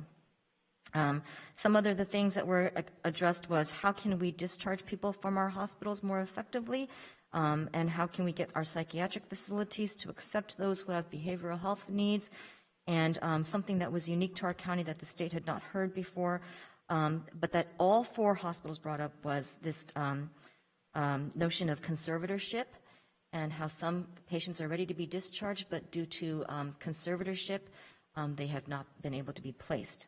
So that was what came of January 1st on that visit, and I think it was enriching for the state. And they visited us, and they visited LA, San Bernardino, and Riverside. So we were one of 4 counties that got visited by the state. This week they're talking about adding some visits to some other counties, more in Southern California, but in our region, they are planning visits to Fresno and Madera, is my understanding. So within our region, there are more visits planned. There's a new public health order that is coming out to address the healthcare surge. On top of the AFL that I just showed you, they're really doubling down even more with an order.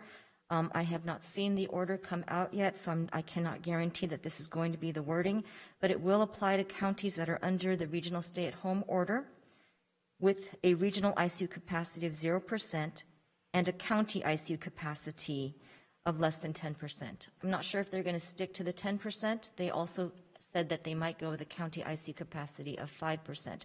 But whether it's less than 10% or less than 5%, it doesn't matter. That would pertain to us because we're at 0. This order would cancel non-urgent surgical procedures, so it would demand that hospitals stop doing elective procedures. So perhaps you wouldn't get your carpal tunnel release, you wouldn't get your hip replacement, but if you had a hip fracture, then you could get that surgery. So traumas, things that are urgent are included, and they're using something called the ESAS, the Elective Surgery Acuity Scale, and saying that surgical procedures that are in Tier 1 and Tier 2 of the ESAS will have to be canceled. That would include ambulatory care surgery centers. The order will also address interfacility transfers, basically saying that within a county, if you have a hospital that's suffering and there's one 10 miles away that has space, that hospital will have to take the patient. This will be discussed through me and through the MOAC. Out-of-county transfers will be discussed at the regional level with EMS. The order also addresses patient refusal of lower-level care. We've had a couple of instances where patients have been qualified to go to Sleep Train Arena, but the families have refused, so this will help with that. And it also mandates that skilled nursing facilities will take admissions. This is not really an issue in our county, but it's been an issue in other counties where health officers have made orders that certain SNFs having outbreaks will not take back patients that are coming back to them from hospitals. It's really not an issue here. The order will tell hospitals that it is okay for them to reduce the amount of time they spend on documentation and charting, and once the order comes out, it shall be in effect for 3 weeks. This was supposed to come out earlier this week, and I don't know what the holdup is, but I'm assuming that it's coming out very soon as the wording gets finalized. I want to move into now vaccines. And this is on the covid19.ca.gov website, and I will tell you that Phase 1A has been parsed out for some time, and we know that Phase 1A is basically all healthcare workers in the state of California. So those are employees of healthcare facilities, and then the residents of long-term care facilities such as skilled nursing facilities and assisted living. Phase 1B and Phase 1C, we know that the CDC put out their phases well over a week ago, and we've been waiting for the state's advisory committees and drafting committees to approve these. This was tentative, but as of this morning, I have received emails and notifications that this has been approved, and I checked against my emails, and the wording here is correct. This was not changed. So the proposed wording for Phase 1B and 1C is exactly as I'm showing it to you now. And I know that a lot of people are wondering where they fall. There's still some question as to who exactly goes into all these sectors, so those questions I think will be worked out over time.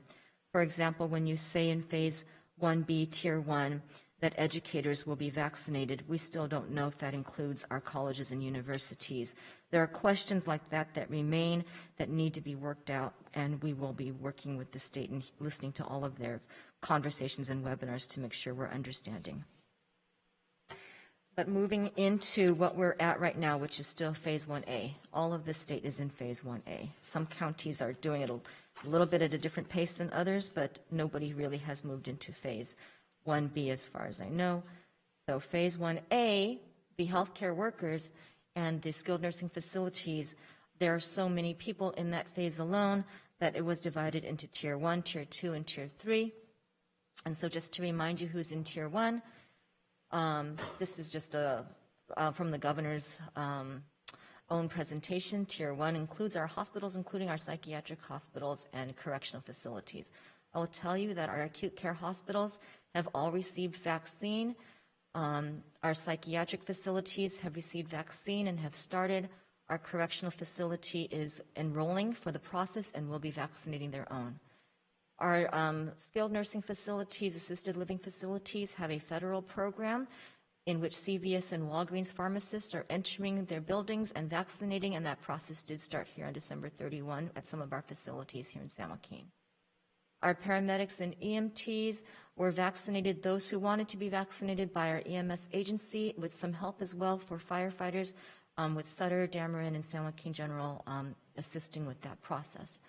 Our dialysis centers we are about to get to, and I will explain that.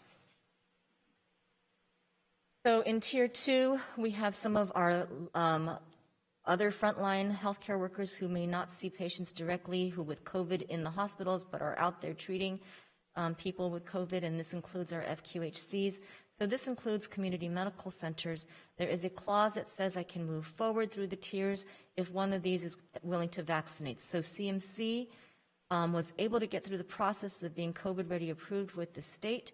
We gave them vaccine, they started vaccinating themselves, and now they will assist us with going back and vaccinating dialysis center employees. So this is what we've done.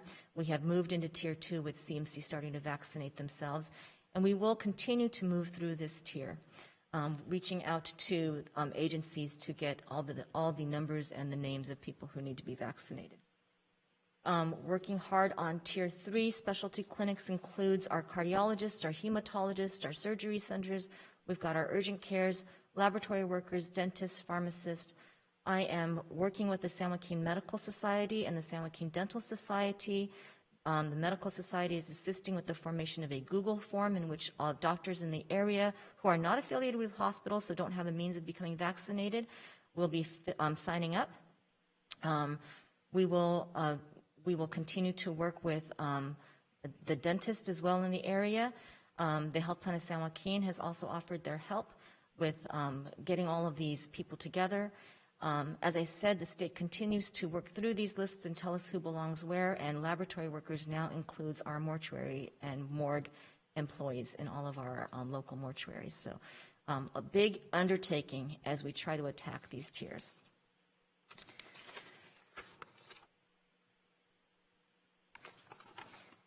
So put it all together, and this is something you may see on our website as we develop a vaccine link on our website. This is taken from Kern County, and many counties are now initiating a process where we're telling the public what we are doing now and who we are getting to next. And so this is phase 1A, and again, the tier is just renamed and it's different format. So to explain to you what is happening with the vaccine allocations, number one, the federal government allocates vaccines to states.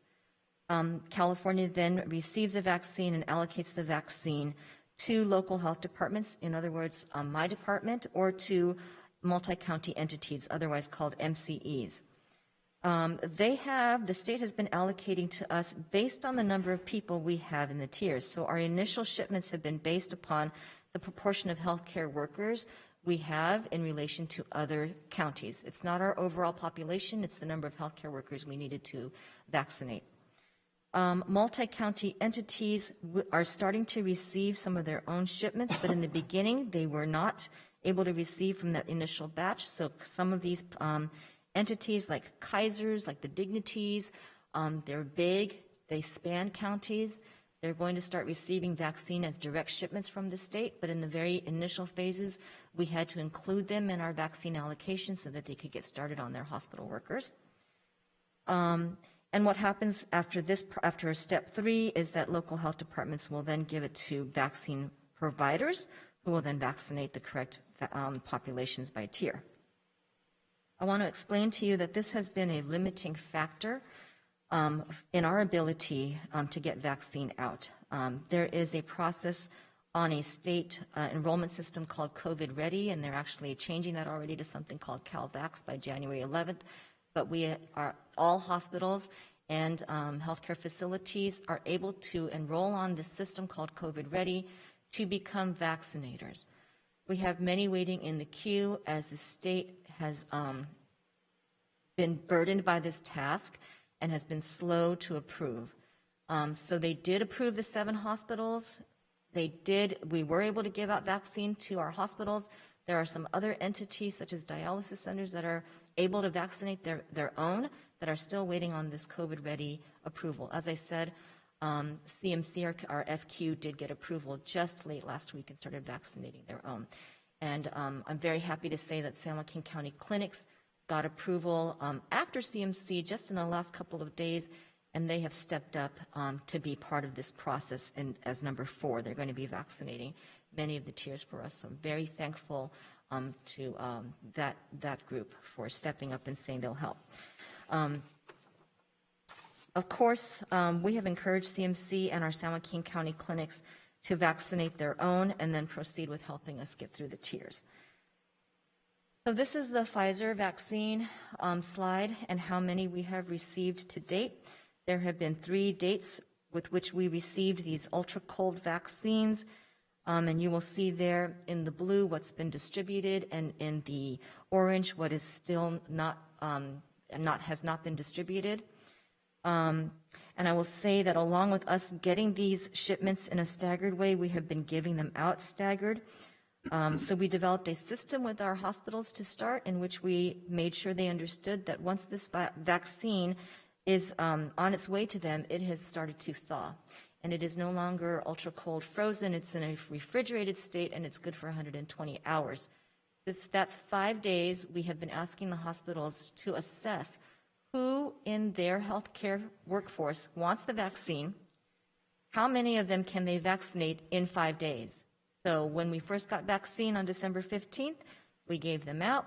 They had 5 days to vaccinate, and that's what we've been doing, is that they've been getting more from us every Monday and Thursday, and we ask them to give us an order the Tuesday preceding, and they have to calculate how many they can realistically use before it goes bad and without wasting. So I will tell you that most of our hospitals at this point have received 4, maybe 3, but 4 or 5 shipments from us as this process continues. So logistically a little bit complex with the Pfizer vaccine, but because it is ultra cold and because it has to be used within 120 hours, I feel very assured that it has been used, because these hospitals know that they have to use it within a certain time frame. So they have been definitely injecting it into the arms of people as they receive it, which is an upshot to that. This is our Moderna vaccine, and it looks different. And I will tell you that Moderna arrived later than Pfizer. So a lot of our hospitals got used to the Pfizer and keep asking for more Pfizer.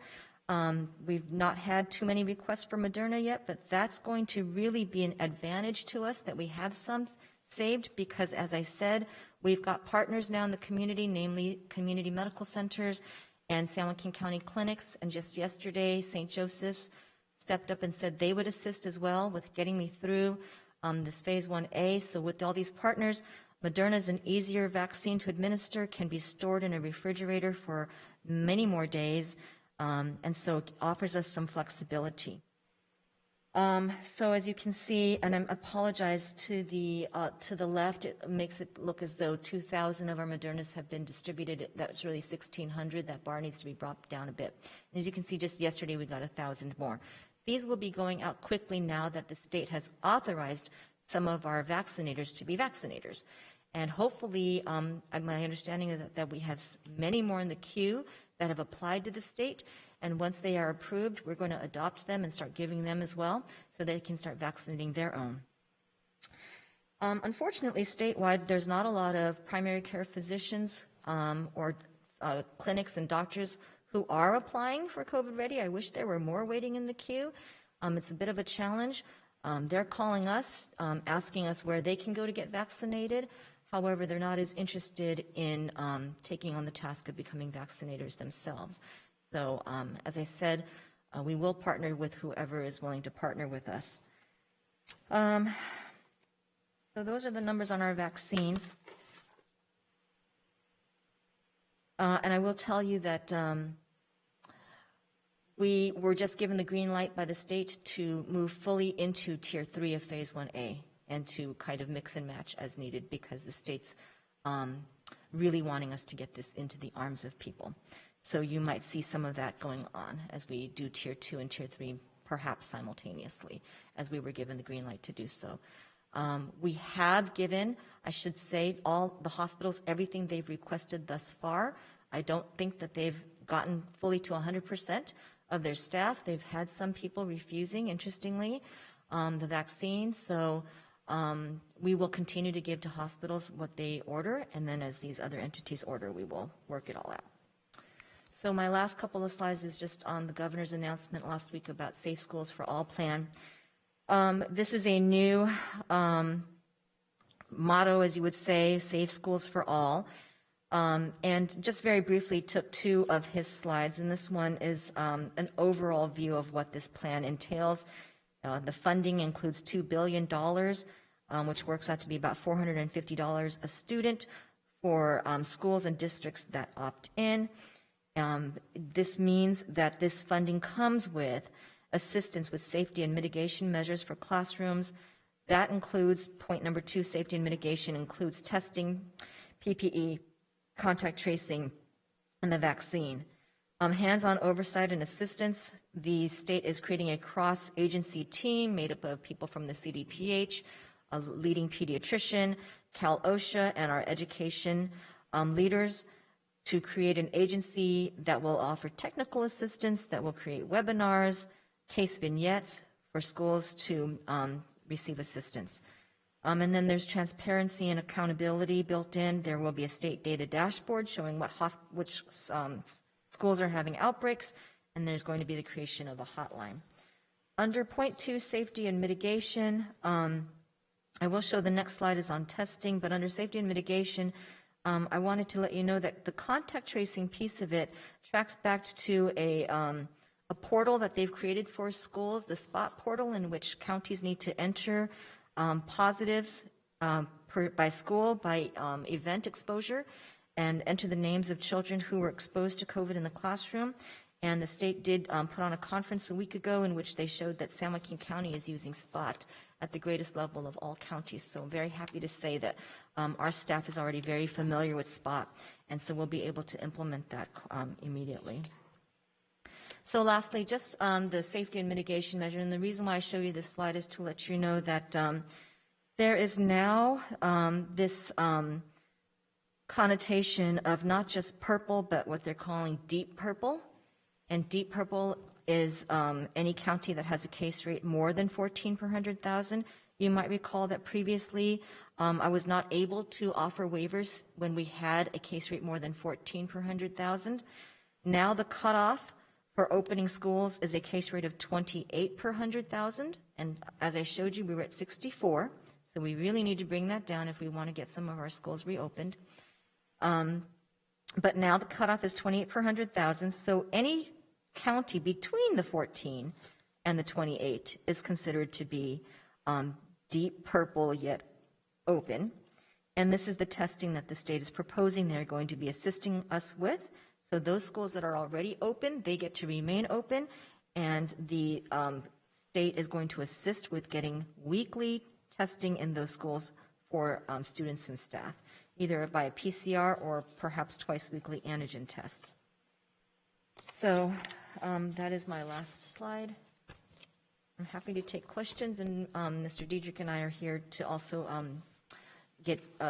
move into the next presentation that we have for you.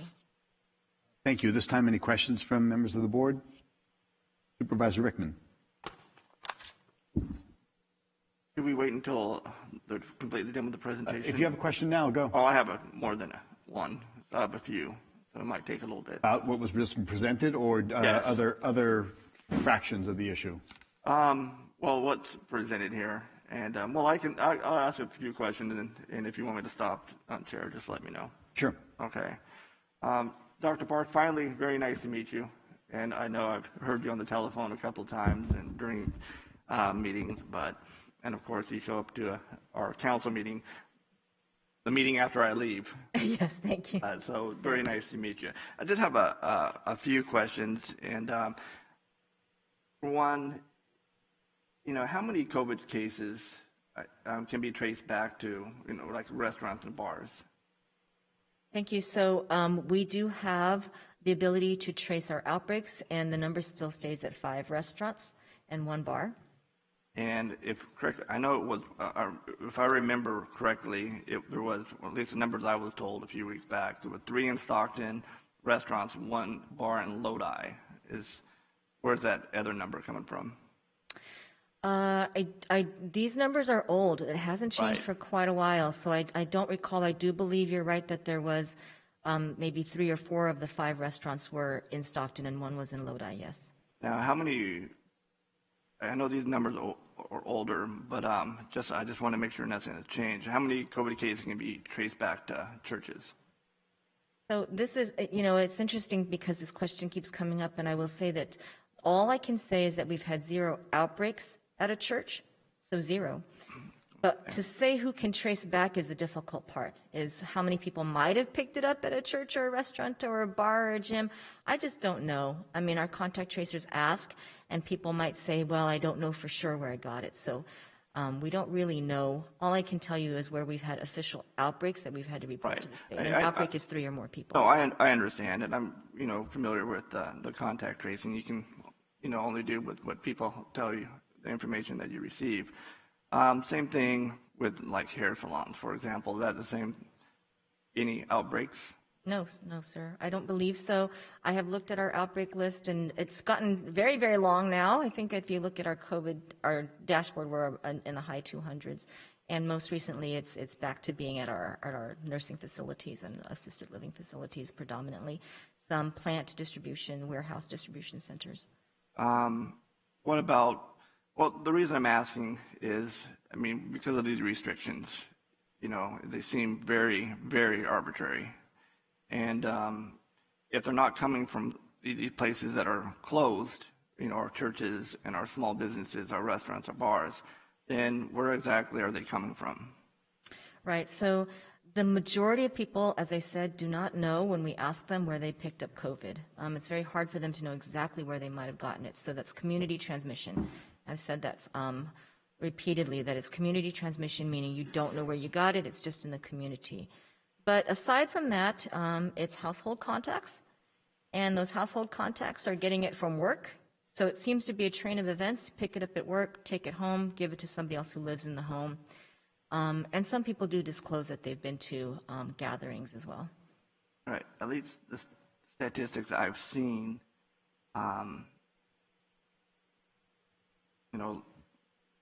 approximately these are the numbers that I've seen, like approximately 1 to 4% were from, like, for example, in-person dining or restaurants or hair salon. And a large majority of that, 70% plus, are coming from large gatherings and family gatherings. Would that be correct? I don't know if those are state numbers. I will tell you that the state is, receiving the same sorts of questions and is planning to post some numbers. I think they were talking about doing it in January, like outbreak numbers, so aggregate numbers from all the counties. I'm not sure if those are statewide numbers.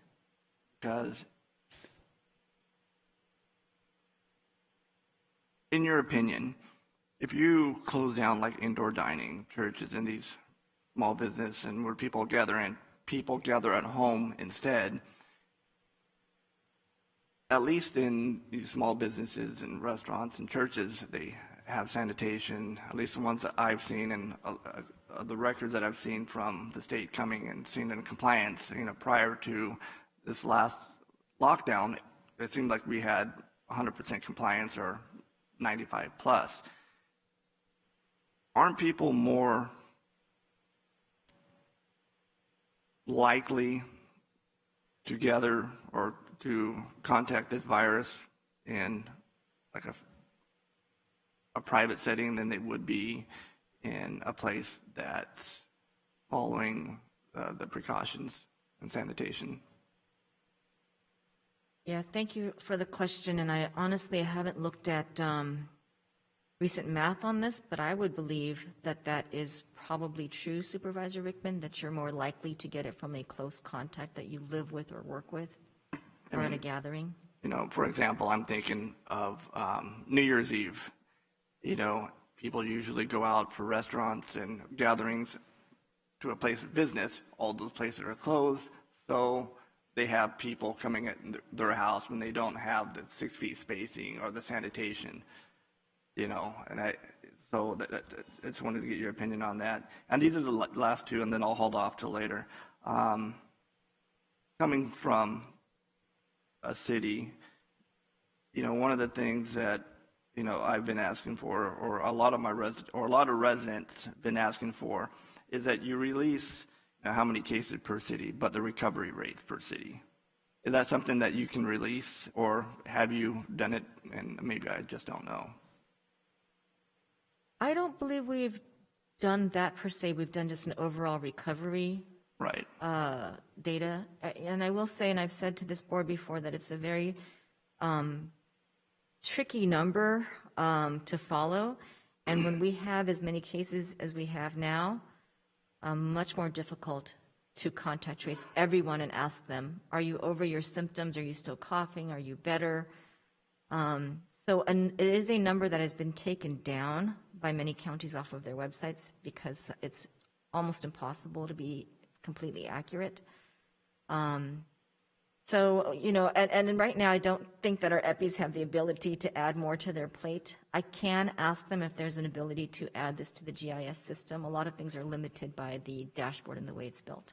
But, you know, coming from the city most recently, and you get asked that question a lot, and, you know, we rely on our partners with the cities to help fight this, you know, pandemic. I think that information would help us, you know, or help the cities to know exactly what they're, you know, what they need to do, exactly where these cases are coming from, how many folks in the community, and same things with, you know, how many deaths per city. I understand that, you know, your concern, or, and correct me if I'm wrong, if you release it weekly, people can figure out exactly who had COVID, and, you know, and I think you're correct that you have to be aware of that. But, you know, maybe each month or something like that. And I think, you know, you talk about transparency and accountability, and I think transparency is huge for the communities. And me personally, I think, you know, people have a right to know this information.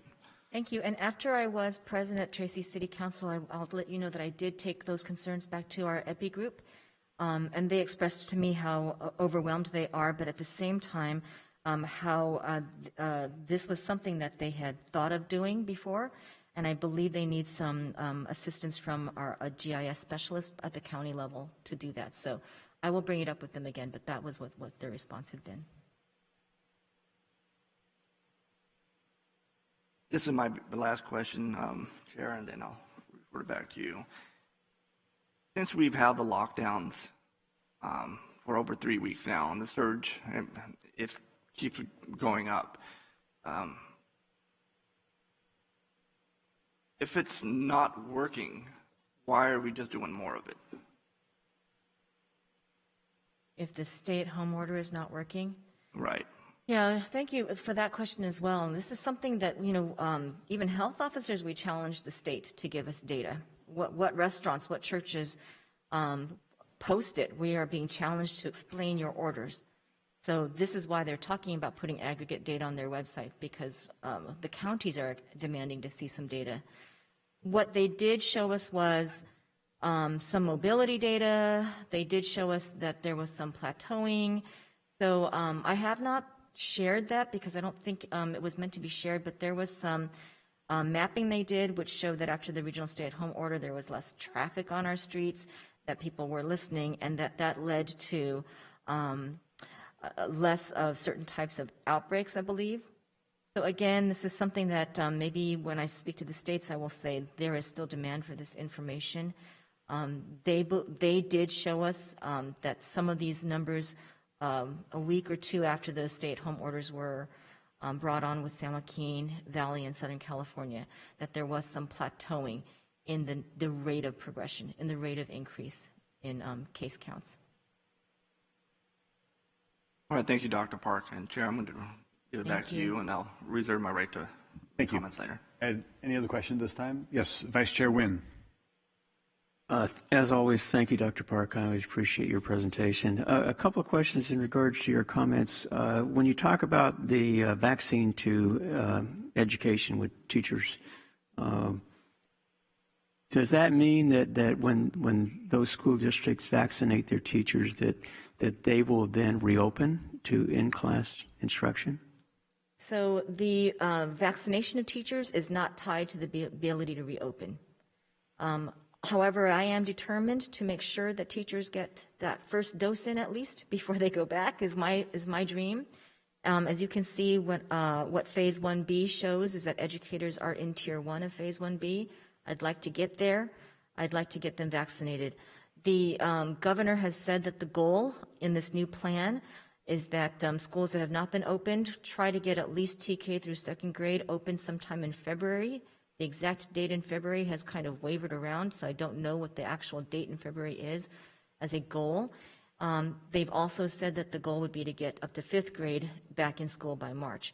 But knowing that the goal is to get some of our kids in by February, although I know that kids are likely to be safe, I still worry about their teachers, and I want those teachers vaccinated. So I think we've got to get to Phase 1B and get to those teachers in Tier 1 and at least get them some protection from the first shot. And we've talked to San Joaquin County Office of Ed and the nurses of all the districts.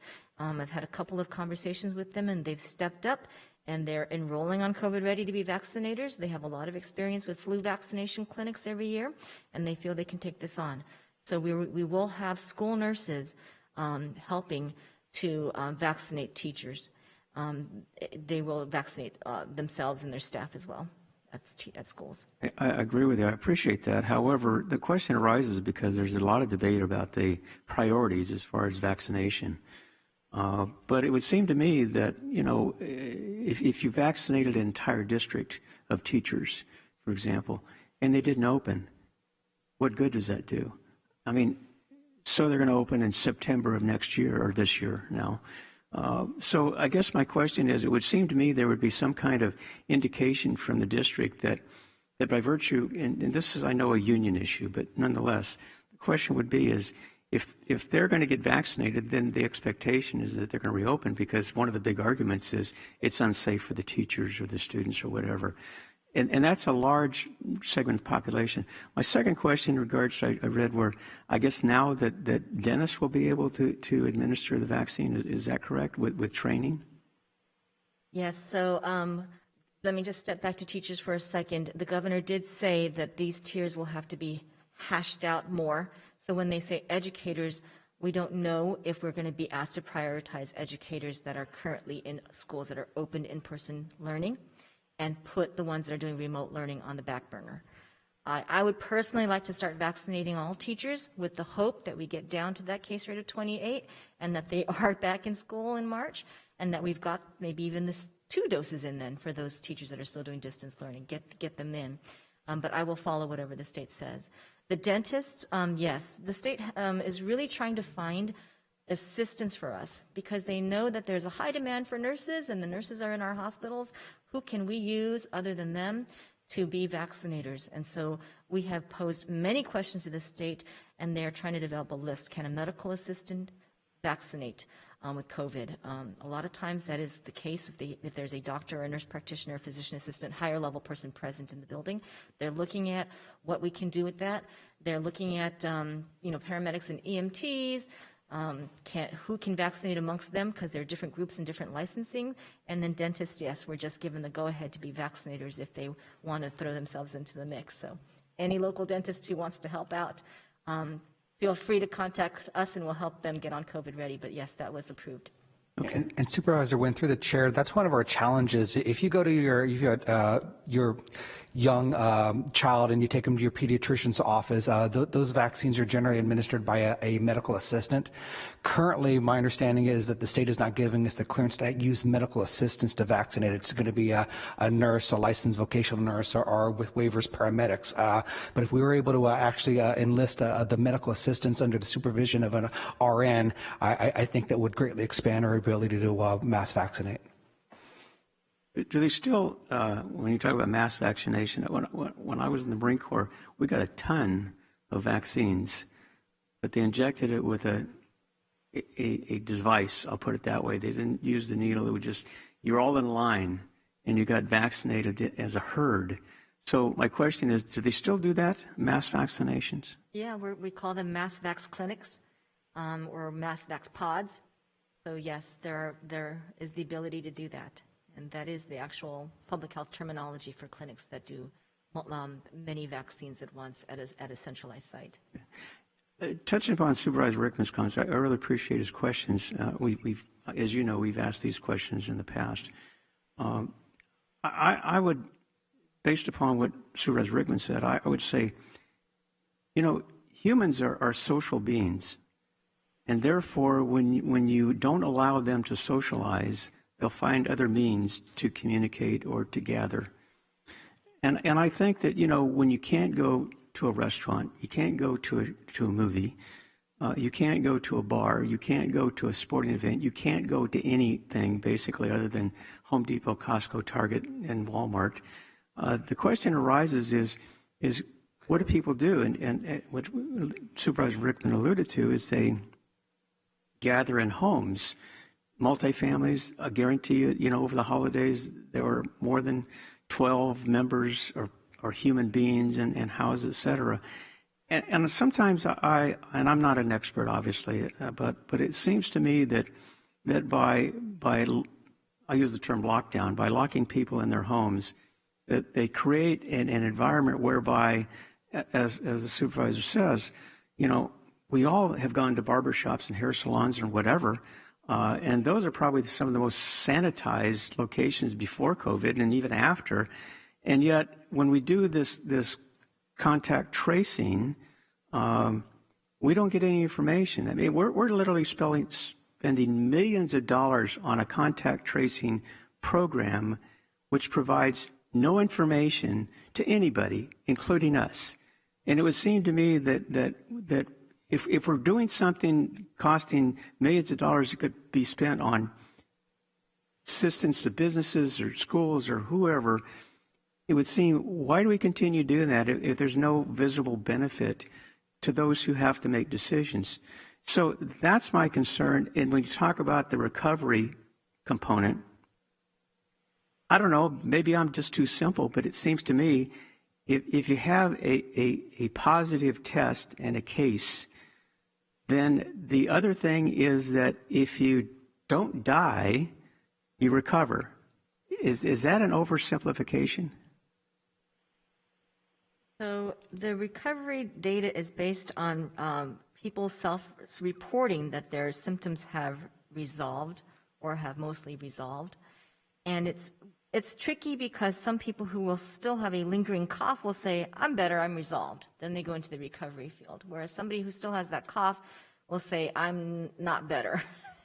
But we do the best we can to get those numbers. Honestly, what most counties are doing now is just saying that 14 days from the day you got COVID diagnosed, you're likely to have recovered, and those numbers go into the recovery pile. We're trying very hard not to do that and say, just because it's been 14 days, we assume you've recovered because you haven't died. We are trying to parse out who's still in hospitals and who's not doing well and give the most accurate number we can. But it is a difficult thing. Well, I understand that. I've got a live example next to me who has gone through COVID. and I suspect, Chair, you have recovered. Yeah. And my point is that, okay, so they're in a hospital and they're on a ventilator or whatever, but at some point in time, they will be released.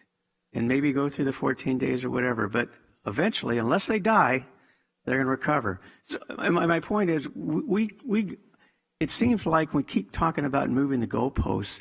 What happens is the state is changing the rules on I won't say daily, but a weekly basis. And we're doing colors, we're doing statistics, we're doing a whole bunch of things. But and Supervisor Rickman makes a good point in that the public wants transparency. They want actual numbers and information that they can rely on to protect themselves. And I don't see us getting, and I'm not blaming you. I know you're just following what the governor says, but the question arises, why are we jumping through I know why we're jumping through the hoops. I shouldn't even ask that question. But it seems to me that we're being less than transparent, or I guess informative to the public on how they can protect themselves and not go to specific places.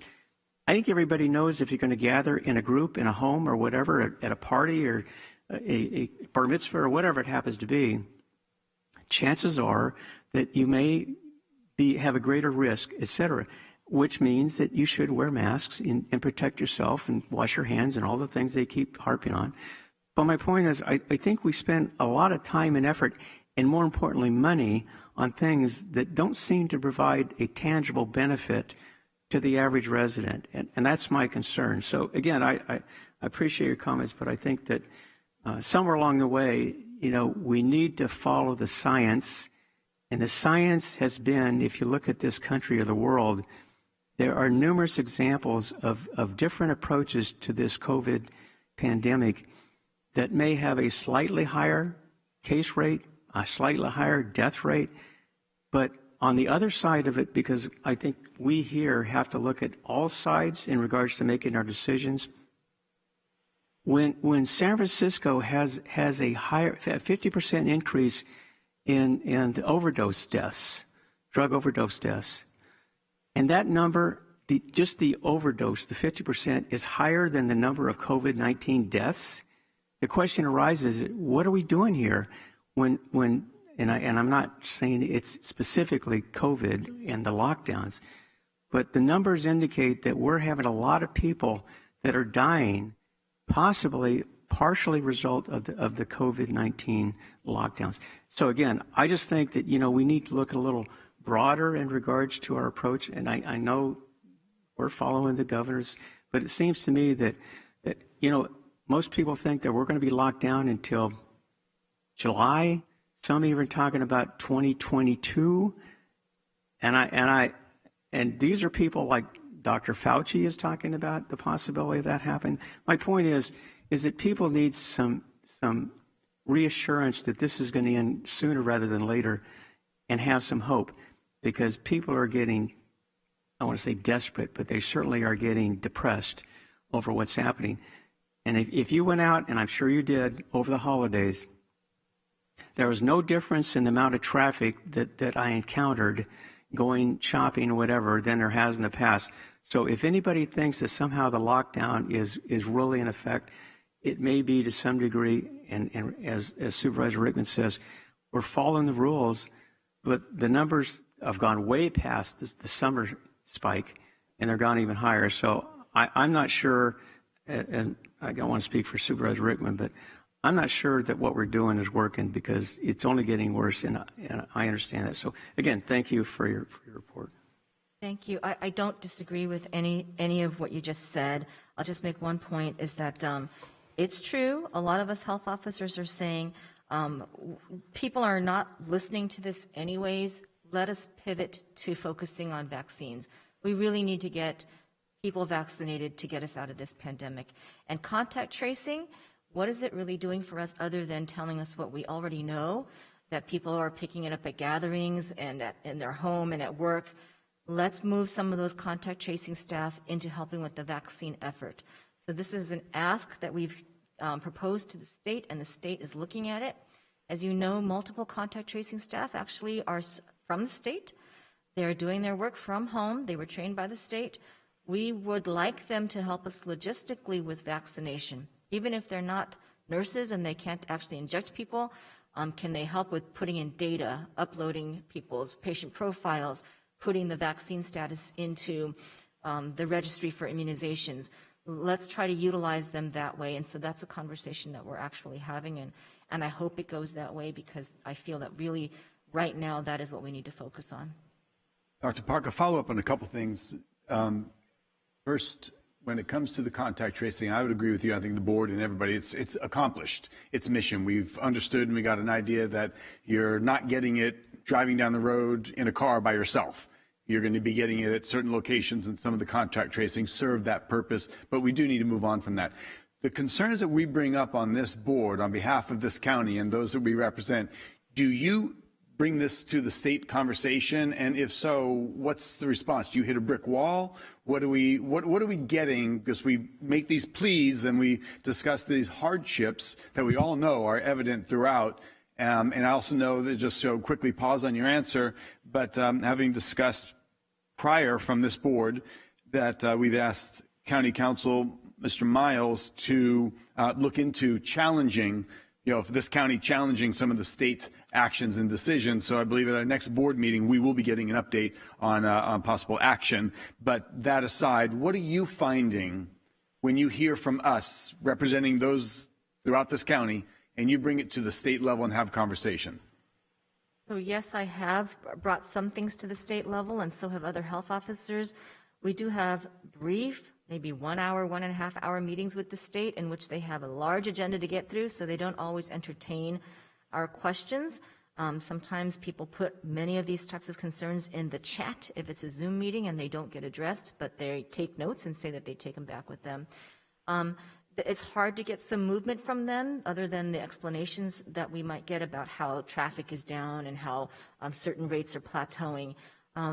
One example of maybe a small win was that they were going to do something with youth sports, which never came out because we really raised our voices about that. They were going to say that all practices needed to discontinue because we were in the regional stay-at-home order, and that the only way a child could practice his sport was with a family member, somebody who lived with him. So maybe a kid could practice baseball with his dad, or perhaps at the very most one-on-one with a coach. And we really did say that this is something that's not going to be good when you're trying to open up schools and you're saying that children are not that at risk of getting infection. And if kids can distance, where are you tracking this back to? So I was part of that conversation, and that was taken away. So there's certain things that never show up, and it's because health officers are fighting it. But the way the regional stay-at-home order did come out originally, it is what it is at this point. We can keep bringing the conversation back.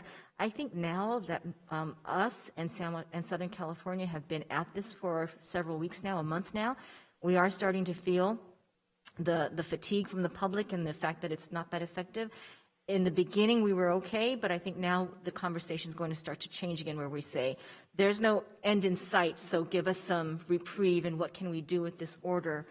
And we'll see. At this point, there's so much conversation about the vaccines and our hospitals and the healthcare surge that hasn't actually been on the agenda for maybe a week or two.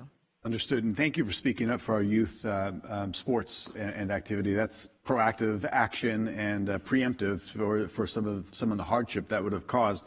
Since you are our voice, I mean, I can't pick up the phone to speak to anybody and have a direct conduit. So, we do know that the service industry, restaurants, hair salons, places that are very low risk are suffering dramatically. These are jobs, people paying their rent, their mortgage, their business loans. They're losing everything. So please continue to be a loud, squeaky wheel. Pick up the phone every day, speak to a different department, do whatever you can.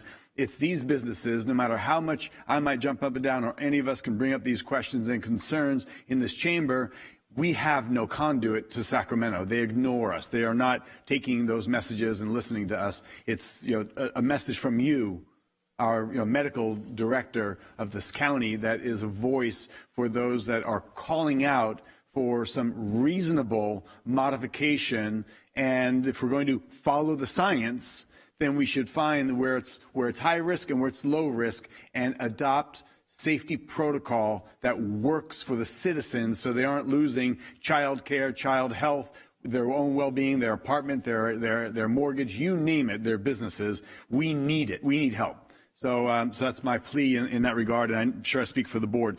Lastly, I want to ask you, you talked about large vaccinations. When would we receive 8, 10, 20, 30,000 vaccinations that need to get out so that we can start masking it? Because I do believe it's going to be through vaccination. The masks alone aren't doing it. So what's the rollout plan, and so we can have an idea? And I have a follow-up question to this. So I don't have any prior notification from the state about how much vaccine to be expecting for the next month, as they don't always get the information from the feds, which is why I showed that picture for people to understand it comes from the feds to the state, then down to us. I am hoping that we start getting larger amounts, and I think a lot of that depends on the contracts with the federal government with Pfizer and Moderna. How much have these companies made that are in stockpile now that can be immediately released to the states, and how much have they saved for other countries that are also buying them?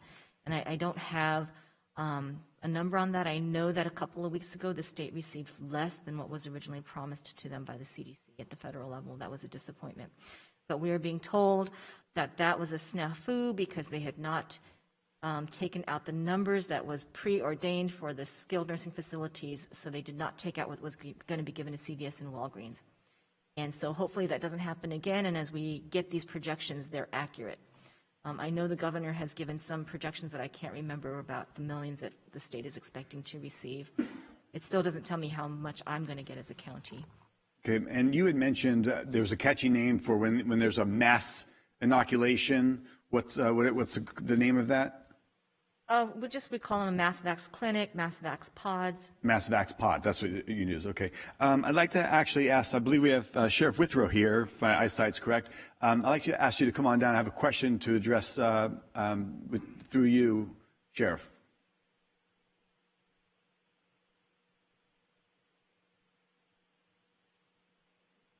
Thank you very much for being here today. Sheriff, as protocol goes, what would be the normal, perhaps, mechanisms in place for perhaps your department in conjunction with others in the event of an emergency or perhaps a need to mobilize for a mass vaccination effort?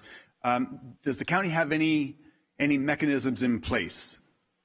Well, we haven't had to deal with any type of vaccination type things. When you start talking about mass type of incidents for us, critical incidents, we're usually looking at disaster type plans.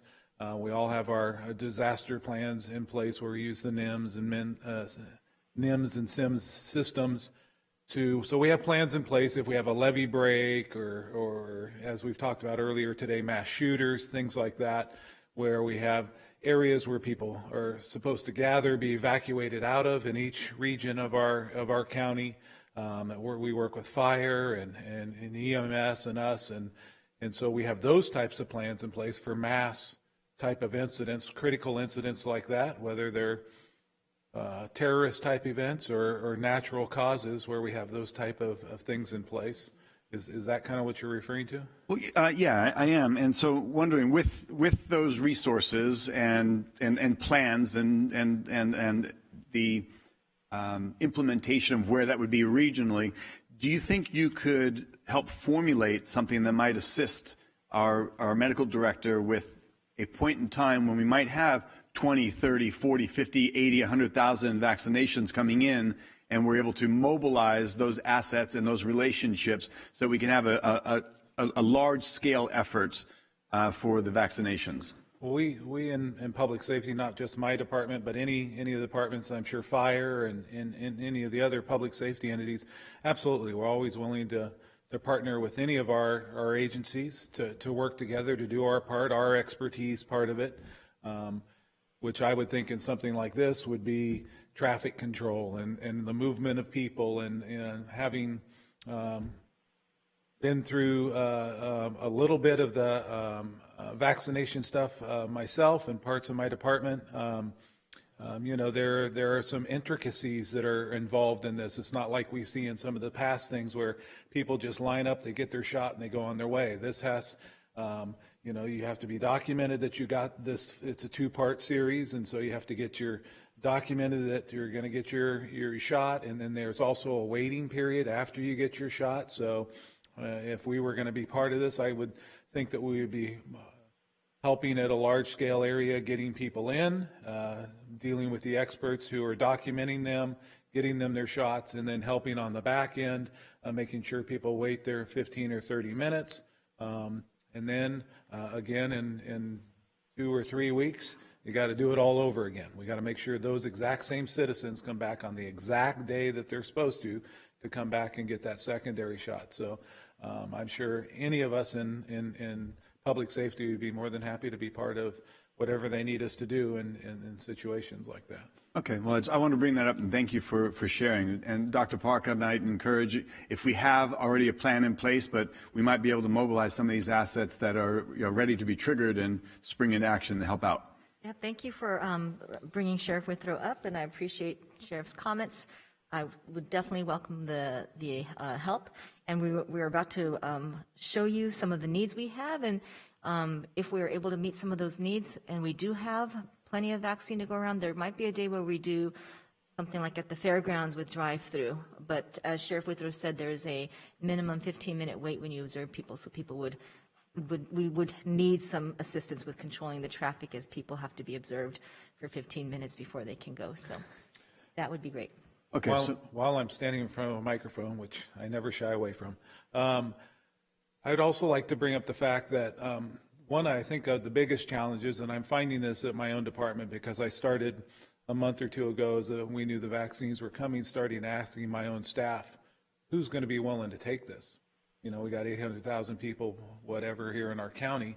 We're going to figure about half of those are going to be hesitant in taking this. That's what we're starting to find at our own department. We're hearing it with our nurses in the hospitals and everything like that. So my suggestion would be, we did a big campaign about going out and getting tested. I think we really need to start selling the fact that this vaccine is safe to use. We're hearing of little or none type of reaction, negative reaction of getting this thing. And if you want to help small business in our area, then get vaccinated. Just go out and get vaccinated. That's when our businesses will be able to open. That's when our schools will be able to open. When we reach that critical mass of enough people have been vaccinated, then that's, in my opinion, is where we really are going to help our business community and help our community get through this. That's a great suggestion, and I would just follow up with that with Dr. Park. Perhaps you could put out a couple of bullet points of what the vaccine is and what it isn't. That we know that scientifically it's been tested. There isn't any crazy ingredients that might have caused birth defects or anything that we've seen in the past. So I think that would be helpful to have not only a press release, but something that we can push out to the public and share on social media. Great suggestion, Sheriff. Thank you. Anything else before? Okay, before you go, I know that we have a request from Supervisor Miller, so maybe a follow-up with you as well. Actually, I was going to ask if Mr. Birch would, if I could ask him a few questions, Certainly. but along this same line of questioning. And Chair Patty, I'd just like to also add, on our Sunday night call with CDPH, it was mentioned that currently, Dr. Park mentioned everybody has to be approved through CalVax. There's only about a little less than 25% of the approved vaccinators currently than there was at the height of H1N1. So really the state and their delayed approval in getting certain of these entities approved is a cause for some of the delay. Understood. Thank you. Thank you. Mr. Birch, thank you for being here. But as we talk about a big ramp up for a vaccination program, and we're talking about first responders being able to administer, I'm just wondering what your thoughts are in terms of the possibility of, because I mean, this is an emergency mobilization.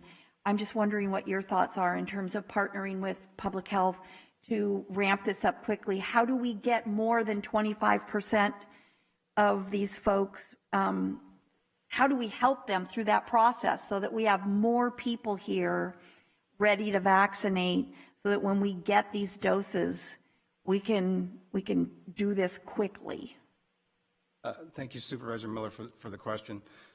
there's really, I think, two approaches to getting the vaccine out. One is following the normal vaccination process using the healthcare community, the clinics, your private medical physicians, those you would normally get your vaccine from. That's one avenue. What we've approached in Tier 1A and assisting to get the first responders, the paramedics, and EMTs vaccinated is we took two approaches that I think could be a model for how to roll it out to the larger community. One is we worked with San Joaquin County clinics to get them vaccine to get first responders through the clinic process so they could schedule appointments and come through. Then we did one mass vaccination program with American Medical Response and our office in partnership along with the other emergency ambulance providers in the county and several of the local fire departments to get personnel through. And using that, and we basically, we had scheduled that to do something like 160 to 180 doses in one day, and we were able to accomplish most of that. We had to kind of scramble to get all the people in to get vaccinated. We did have several that had scheduled to be vaccinated who then dropped out. We had some that showed up and then decided not to get the vaccine after being counseled by nurses on side effects and others. But for years now, actually since the anthrax scare of 2001, public health departments nationally have been giving preparedness money for a lot of different strategies. And one of those is mass vaccination clinics. So there is a template in place that we could follow, which is essentially what we followed when doing our mass vaccination pod. Now there is the Pfizer vaccine, the ultra cold storage, and the limits on it does make this logistically difficult. So, and that's what we've learned through this process, through the first round that we participated in, the hospitals have also participated in, is logistically you want to make sure that you have a person for every dose that you're going to open, so you don't waste any doses. And so that has been difficult to do, but not impossible as you go through that process to make sure that you can use every part of that vaccination or that vaccine. We originally were told that we only had 5 doses per vial, and just before we started our vaccination program, we got permission from the FDA and through public health to use as many doses as we could draw from a vial. And what we found is on the Pfizer vaccine is you could pull 6 doses out of every vial fairly easily with standard equipment. But the equipment, the needles and syringes that you've received from Pfizer, from the federal government, in a very fastidious registered nurse drawing the medication, you could pull 7 doses for every vial. And we were able to actually, we had 200 doses that we were planning to give over basically a 3-day period. We ended up doing, I think, 230 or 240. I'd have to go back and really check our numbers. So we really were able to maximize the doses between us and the clinic in that process. And in the initial phase out, the clinics in their vaccination didn't get the word that they could use all available vaccines, so they're only using 5. So you can really get more, we can squeeze more doses out of the vials than we have. So I think if we follow that model, we can really roll this out in a broader scale. We have permission from the state already to allow paramedics to administer vaccinations, and that's who we had actually administering the vaccine into people's arms. But what we need is to provide them a vaccination program to work under that's approved through CalReady, that's approved through the local, state, and federal to participate in the process, and really to do all of the paperwork of entering all the vaccine, because they're not trained to do the data entry and the tracking of the patients that need to be tracked as a vaccination program.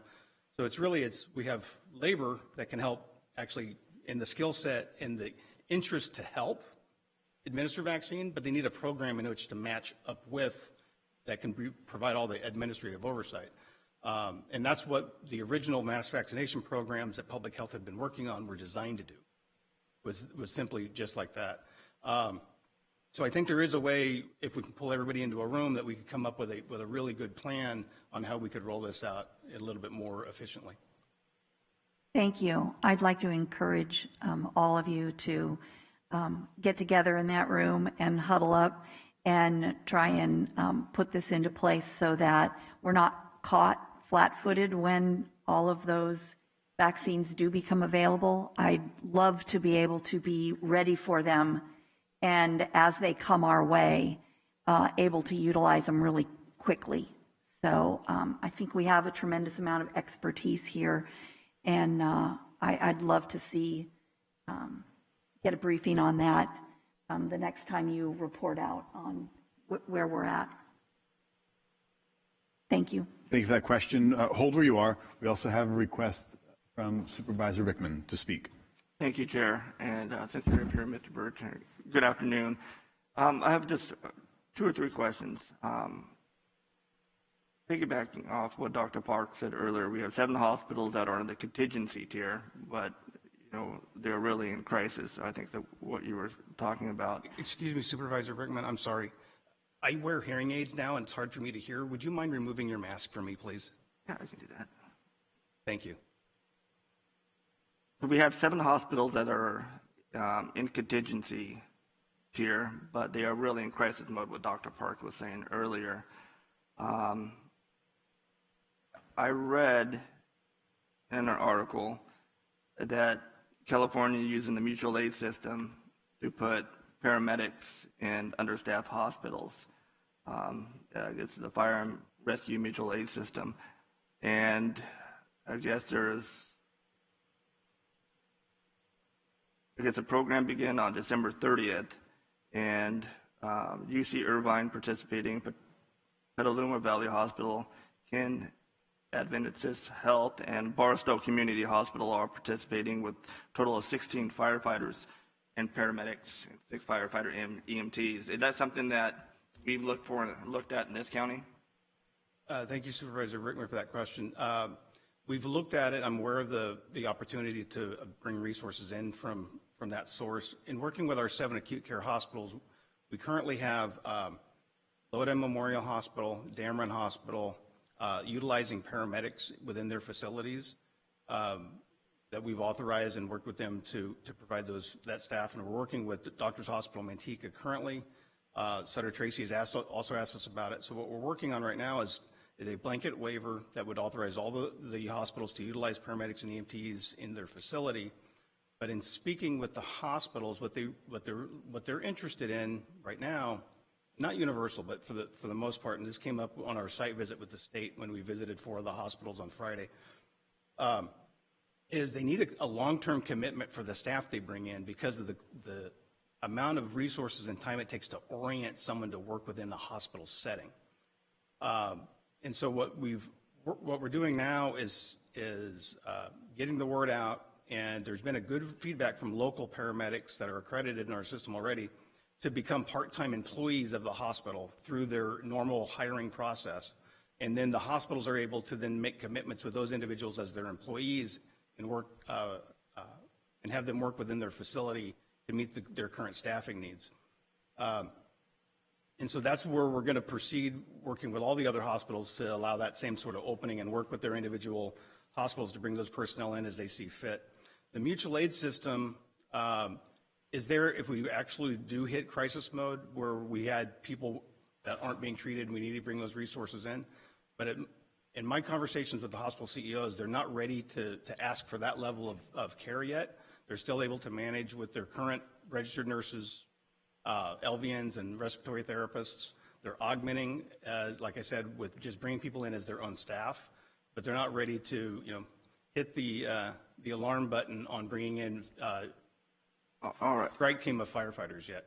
If you were here earlier, I wasn't sure, I didn't see you earlier, but if you were here for items from the audience, we heard from nurses, many nurses, and a lot of them talking about the long hours and being overworked and being exhausted, and even co-workers getting COVID, so you have a shortage of staff. At least that's what I've been hearing. I talked to Dave Thompson, the CEO of Sutter, about this. And what I have been told by some in the fire service and from Mr. Thompson himself is that they requested firefighters and they were denied. And I asked him, I go, hey, is this, what would that do for, the hospital? And one, he was saying that it would reduce wait times in the ER, for one, and which would free up other nurses to help other patients. Second, that some of the hospitals have, like I mentioned earlier, and you heard earlier today, people out for various reasons. So there's a shortage of staff, and these firefighters, paramedics would supplement that. In fact, he was stating that he requested 8, but the local agency said, we couldn't give you 8, maybe 4. That 4 could work in the ER and get the line moving, but if he had more, he could use them in other parts of the hospital and to supplement what's going on. As what I've heard, and I've talked to another firefighter, paramedic here today, was that instead of using them in our county, we have agencies in San Joaquin County, fire department agencies, sending personnel to Southern California to help out. Why aren't we using those folks here in our own community? That's a very good question, Supervisor Rickman. So as part of my process working with the hospitals is I respond to the requests that they actually submit. We've had conversations with Sutter Tracy Hospital, and I was just actually talking with Dr. Yu, who's their chief medical officer, on Thursday about how to maximize the use of available paramedics for their facility. But I honestly don't have an actual request from Dave Thompson for paramedics yet. After this meeting, I'll be happy to call Dave and give him and find out if that's a real request, and I'd be happy to work with him on processing that. I can't speak to the fire service self-deploying out of our county. Every paramedic deployment that goes out on mutual aid as a medical request is supposed to go through our office. So if they're deploying through the fire mutual aid system without the permission of the EMS medical director, I can't speak to that. Somebody sent me an email from you to Douglas Brim. I'm not sure who that is, but you were stating, and this is email dated January 1st, and coming from you, and you state, I am sending this email to confirm that I am canceling the OES mission for the deployment of paramedics to San Joaquin General Hospital.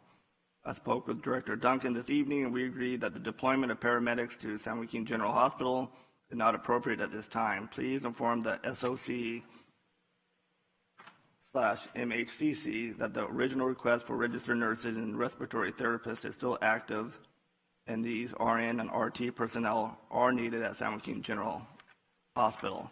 So that wasn't our request. Was it for paramedics or help? Thank you for that question. Yes, I did send that email after speaking with Dave Duncan, who's the director of the State EMS Authority. San Joaquin General Hospital didn't request paramedics. I did not request paramedics as part of the medical health mutual aid system. And that was a self-deployed response. So that's one of the reasons why we canceled it at the time. No one consulted with us from the state about sending paramedics in order to respond to requests that we'd asked for registered nurses. Actually, it was just a conversation I was having with Dave Culberson earlier today about how to best utilize paramedics within his own facility to help with staffing. Doug Brim is the Regional Disaster Medical Health Specialist, and he's our connection for the mutual aid system from the operational area to the region to the state. That's why the email went to Doug Brim. So at least what I'm getting at least what all the evidence that I have before me, and I'm speaking to, the CEO of Sutter, if we have a hospital CEO asking a local fire department for help, and the local fire department will agree to help to alleviate some of the problems that you talked about earlier, please don't tell me that the county is in the way of this from making this happen. No, we'd be happy to facilitate that arrangement. I just have not had Dave Thompson or a member of his staff specifically ask me for that, nor have had Chief Bradley reach out to me about the process it would take for him to be authorized to go to work in Sutter Tracy. So I haven't spoken to those two individuals, but I'd be happy to follow up after today. Would you authorize if a hospital saying that they need paramedics and it would alleviate wait times, that would help these nurses and doctors, is that something that you would be willing to do to help? We've already done that for 3 hospitals, and we're in the process of making that available to all the hospitals without even a request. So I'll end it there.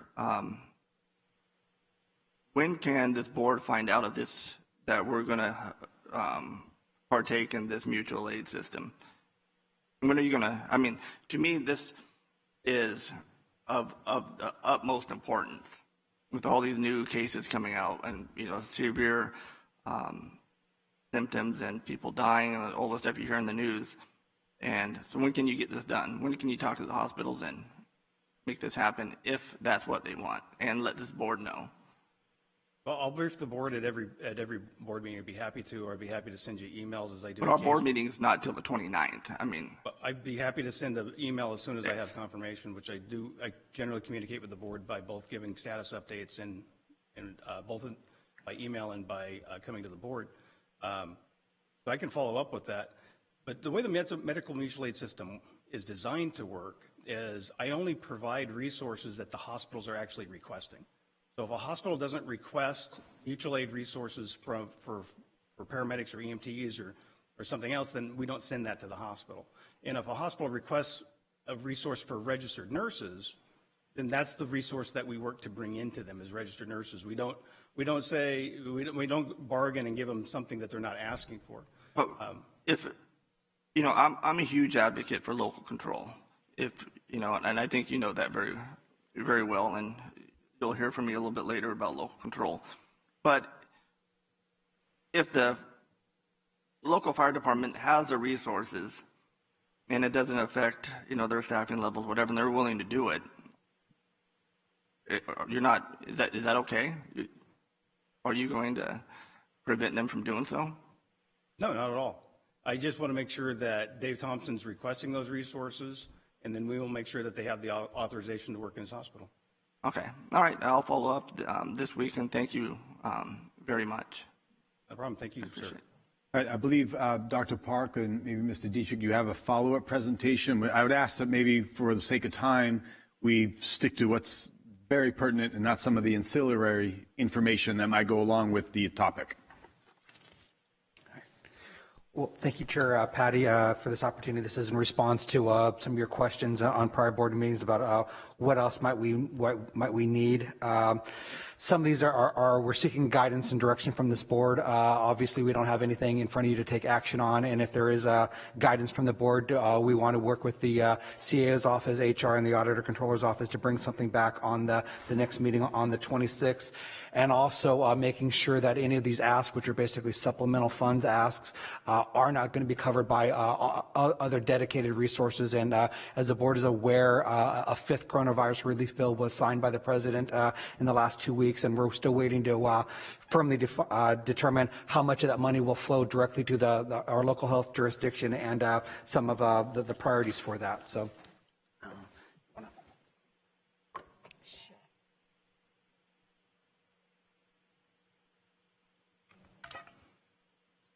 And Dr. Park and I will co-lead this presentation. Ziana Blackwell-Rodriguez, our Public Health Director, was unable to be in attendance today. So this first slide is about our potential to expand COVID-19 testing services, which is something that I know a lot of on this board have had a keen interest in. The very first part is about a company called Fulgent, which does COVID-19 home testing. These are collection kits that will be mailed to the resident. It can be pre-positioned in their home. They could use it whenever they feel the need. Maybe they're symptomatic, they want to know if they have COVID. They drop it in a FedEx box and get a turnaround time of 24 to 48 hours for results. We did talk with Chuck Davis from Bayesiant, and there are 25,408 individuals in our county with the extreme CORA score. As you might remember, that's the COVID risk assessment score, which puts them at highest risk for having a severe outcome. And so the idea here would be to get those 25,000 folks what's a so-called gift code, and you would then use the gift code on the Fulgent website, and the website is called picturegenetics.com. If you look at picturegenetics.com, you'll see that this normally costs $119 a person. We were offered a deal at $100 after I spoke with them a couple of times, and this includes the ability for the kit to be delivered straight to the home and straight back. So this offsets any go-between bulk shipments and the need for public health to ship anything back. It comes to the person, it goes back to the company. So at $100 kit for 25,000 people, we put this $2.5 million number up there on that particular item. And we're also looking for funding to support wider use of the Binax Now rapid antigen test, specifically with some of our municipal partners and employers of essential health workers. There are some limitations. We do have several thousands of these test kits in stock. These test kits are not individualized. They basically come in a 40-pack where there's 40 cards and a reagent.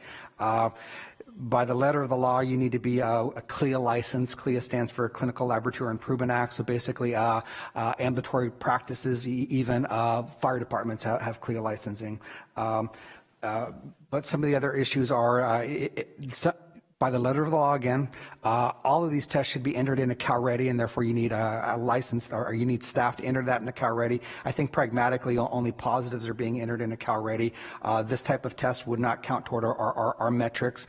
Since the test kits themselves are provided free from the federal government, urgent cares that we might provide this to could not bill directly for the test, but they might need some funding to support the administration of the test, some of the data entry. And we're looking at our urgent cares, larger employers that might have occupational health RNs. This kit, or actually Binax Now, has been waived for a home use, but for the home use kit, it does require a prescription. So external COVID-19 vaccination services, I did explain how we are trying to ramp up partners, and we need multiple partners in the community to help us. And after having conversations with some of them, we had the realization that they might need some support as we want them to ramp up their efforts. So partners such as San Joaquin County Clinics, community medical centers, and Golden Valley. As I told you, I've already had conversations with San Joaquin County Clinics and CMC, and they are willing partners. But we'd like them to really function as our main COVID-19 vaccine distribution points, to target some of these tiers that we need to get through for essential workers. And in talking to them, I realized that there is some need for more support if we would like them to carry on with evening hours, weekends, and perhaps mobile vans going into our health equity populations. And there are some concerns with the billing in the FQ environment. You need to be an FQ patient, and just by giving you a vaccine does not make you an FQ patient. And in an FQ environment, only certain providers can bill, and that's generally a nurse practitioner or physician. So a nurse-only visit would not be billable. So I have to work through some of their billing concerns and how we could help support them, because we really need additional vaccine partners. The second half here, we have HR support who was about 20 static sites now to do testing. Want to work with them additionally and support them on doing vaccine administration. The vaccines are provided free from the federal government, so you cannot charge directly for the vaccine. However, you can charge administration of the vaccine, and that is $16.94 for the first dose and $28.39 for the second dose. But they will also need coordination, and this might come into Supervisor Miller and how the sheriff could help out. We might need some site control and other funding to support them standing up, having reservations and resources to reach back out to enter the data and confirm that the patients will come back for their second visits. We would like to have our own mobile vaccine strike teams at Public Health. At this point, we don't have the manpower and bandwidth to do this, but with the addition of staffing, we believe that we can create our own vaccination teams that can go out into the community, perhaps have these mass vaccine pods set up. And so if we do have the 3 nurses and the 9 LVNs and 3 OAs, we believe that that would be enough for 3 teams, so a nurse on each team and 3 LVNs and an office assistant on each team. We would also need some coverage for materials and supplies and their transportation needs. And this would allow us to reach out into some of the the lower disadvantaged ELC neighborhoods for our equity metrics. But as you know, we're onboarding approximately north of 50 staff within public health. So onboarding staff has been problematic. And as I mentioned in comments earlier, really finding LVNs and nurses, doing a mass vaccination, even in the best of times, let alone at the height of the pandemic when our health systems are stretched, is problematic. I really need to have the state authorize medical assistance under the supervision of RNs that would really help us have a lot greater presence. Pause for a moment. I have a quick question. You have noted 365,000 roughly. What period of time? Is this daily, weekly, for a month? What's the cost there? This particular slide is looking at these. These are all part-time personnel at basically unbenefited rates at 75% FTE, so approximately 1,560 hours per person. About 1,500 hours per person? Correct. That buys us how much time? I don't know what that is. If I worked them full-time, that'd be 9 months. 9 months for 634,000. Thank you much. Moving on. I will say, in regards to that team and what Mr. Diedrich just said, is that we do want to work with Chuck on his Bayesian data, and he is now building, using our health equity quartile map, areas where we find the 75-year-olds who will be in Tier 1B, Phase 1B, Tier 1, and then letting us know where the 65 to 74-year-olds are and those with medical conditions. He's building those maps for us. So those might be areas in which we could mobilize ourselves and get to people who don't have the ability to really transport themselves to some of these vaccine clinics. And public health looking to do, this is your slide. For the, I have mine out of order. No, this is my slide. Public health, obviously a lot of logistics going on with receiving of vaccines. Most of these vaccines transit public health. They have to be stored, and a lot of auditing and documentation. Beyond that, we are wrapping up and finally onboarding our high throughput PCR to do more COVID-19 testing within public health. We also do a lot of distribution of other supplies, not just PPE, but laboratory supplies and other supplies that are going out to some of the partners. And currently, we have some lab staff that are actually acting as couriers. I need to have them function as lab staff and actually utilize other brand new resources to directly drive all of this throughout the county. So looking at 186,000 for 4 part-time clerks and a stock keeper. Much time again would that carry? For the 4 part-time, that would be at 75%, so that's nine months. The other one is asking for an FTE, because I think that's more of a long-term position. Okay, so this is in line with something that you said, Chair Patty, about our education campaign and messages about saying what is the vaccine, what's in it, what's safe about it, what's not. The vaccine and misconceptions. I really need a communications team to be working on this, and so this is something that would really assist us with getting vaccine messaging out. So there's a position called a public information specialist position who would be responsible for developing communication plans, serving as a department spokesperson, hosting trainings, establishing and maintaining media relations, and developing messages and materials for emerging public health crises. So it could go beyond COVID into other outbreaks and other communicable diseases as we need.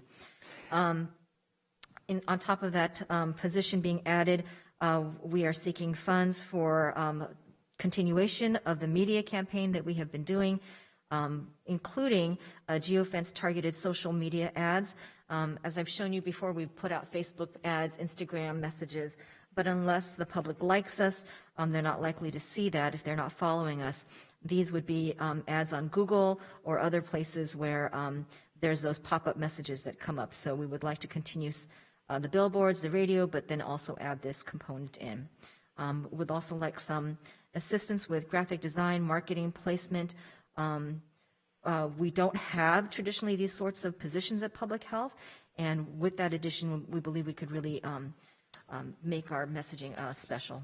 And that messaging would align with the state's new campaign to vaccinate all 58, and it would really pivot from testing into vaccines and also allow us to reach some of those ELC-targeted communities and some of those ethnic populations that might be more vaccine resistant than others.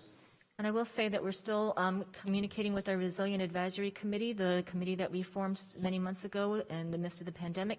And these are members from our community-based organizations, our CBOs, and they have had a couple of meetings with us already, assisting us with how they think we should put the messaging out. What might work with the Latino population? What might work with the African American population as far as what to say to encourage people to get vaccinated?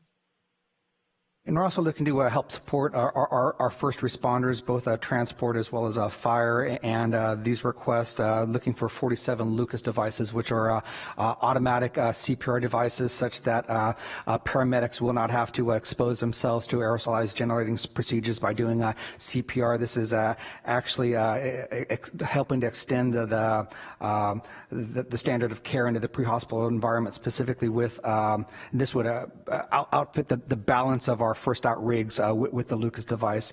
We're also looking for transport ventilators, and that would extend the standard of care from the hospital to the pre-hospital environment. So people that need to be intubated rather than being bagged would have a transport ventilator available to them. And this is also, in addition to the standard of care, protecting our paramedics and transport staff from contracting COVID, and also looking, EMS has operated a logistics base for about 10 months now. A little surprised at the cost of a rental rate for a forklift, but if we outright purchase this is basically 10 months worth of lease. We're already basically at this price point, but looking to purchase that forklift long term at this point. And then this is our last slide before we move into questions. As you've probably heard from David Culberson and San Joaquin General Hospital, there are individuals that are at the hospital that they are medically cleared, but they cannot safely discharge because they cannot be discharged to home. They might need to go to a behavioral health facility or a memory care unit. And at the end of the day, the discharge plan, that falls on the hospital itself, but these skilled nursing facilities, long-term care facilities are all impacted.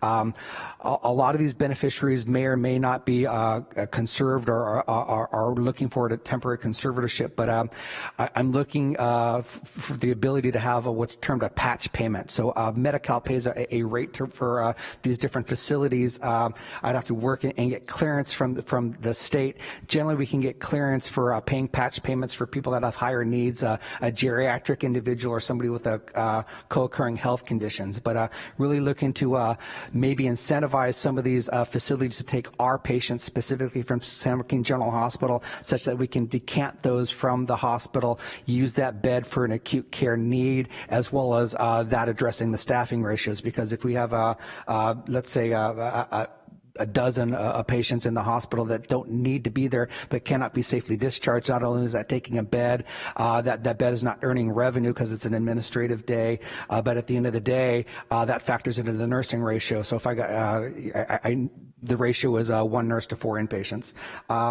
And Dr. Park? Bayesian? So again, as I already said about Bayesian, we are working with Mr. Davis to use core scoring, use his social determinants of health mapping to guide us as to where might we find these populations, where would be a great place to put any mobile van or any sort of vaccine structure where we take the vaccine to people instead of having them try to find transportation to one of our clinics. So the data is forthcoming, the maps he's creating is forthcoming. We did have a contract with him that is going to end in March, and I would really appreciate the ability to continue working with Bayesian. So it would be great to be able to expand on that contract. And the last item on this slide is anybody in a hospital environment or that might be exposed to aerosolized generating procedures, or even at this point, somebody may be taking a temperature at the front door, should be wearing an N95 respirator, which protects you from that exposure. These masks are source control, which protects others. Generally, public health, OES, EMS, even the hospitals have certified fit testers. But basically, if you've ever been fitted for an N95 N95 respirator. They put call it a SpongeBob Square hat on you, and then they give you sweet and bitter smells and see if the respirator is precluding you from smelling that. It gets to be a little subjective. This is a lot more objective. And no, this particular mask, I know you might want the 3M mask, but this mask, the device tells you that it is appropriate for you. It will allow some automation of that and allow staff to do other needs rather than fit testing. So with that, those are our recommendations seeking guidance, which one of these we should carry forward on, or if there's other recommendations from this board. Thank you for the presentation and the brevity. Just before we go to questions from the board, I wanted to step back to the very first slide. We talked about $2.5 million for home testing and that information that was shared. And I have a question for that. I know that some people have been tested and they've gotten information on 3 to 5 days of the results. Some people have gotten literally 2 weeks later, they've gotten results. I've also been tested and I've had results within 2 hours in our current system. So, and I'm sure it depends on where it's sourced and the workload at the time and time of day and all that. What would it take to utilize our existing structure and enhance the testing process so that the capacity is higher? Maybe we're hiring 4 or 5 people, 2 people to man more machines. The cost for those machines to have a higher turnover. I know that the rapid antigen is within 15 minutes, but we know that it's a whole nother process. And I also know that we're phasing towards vaccination.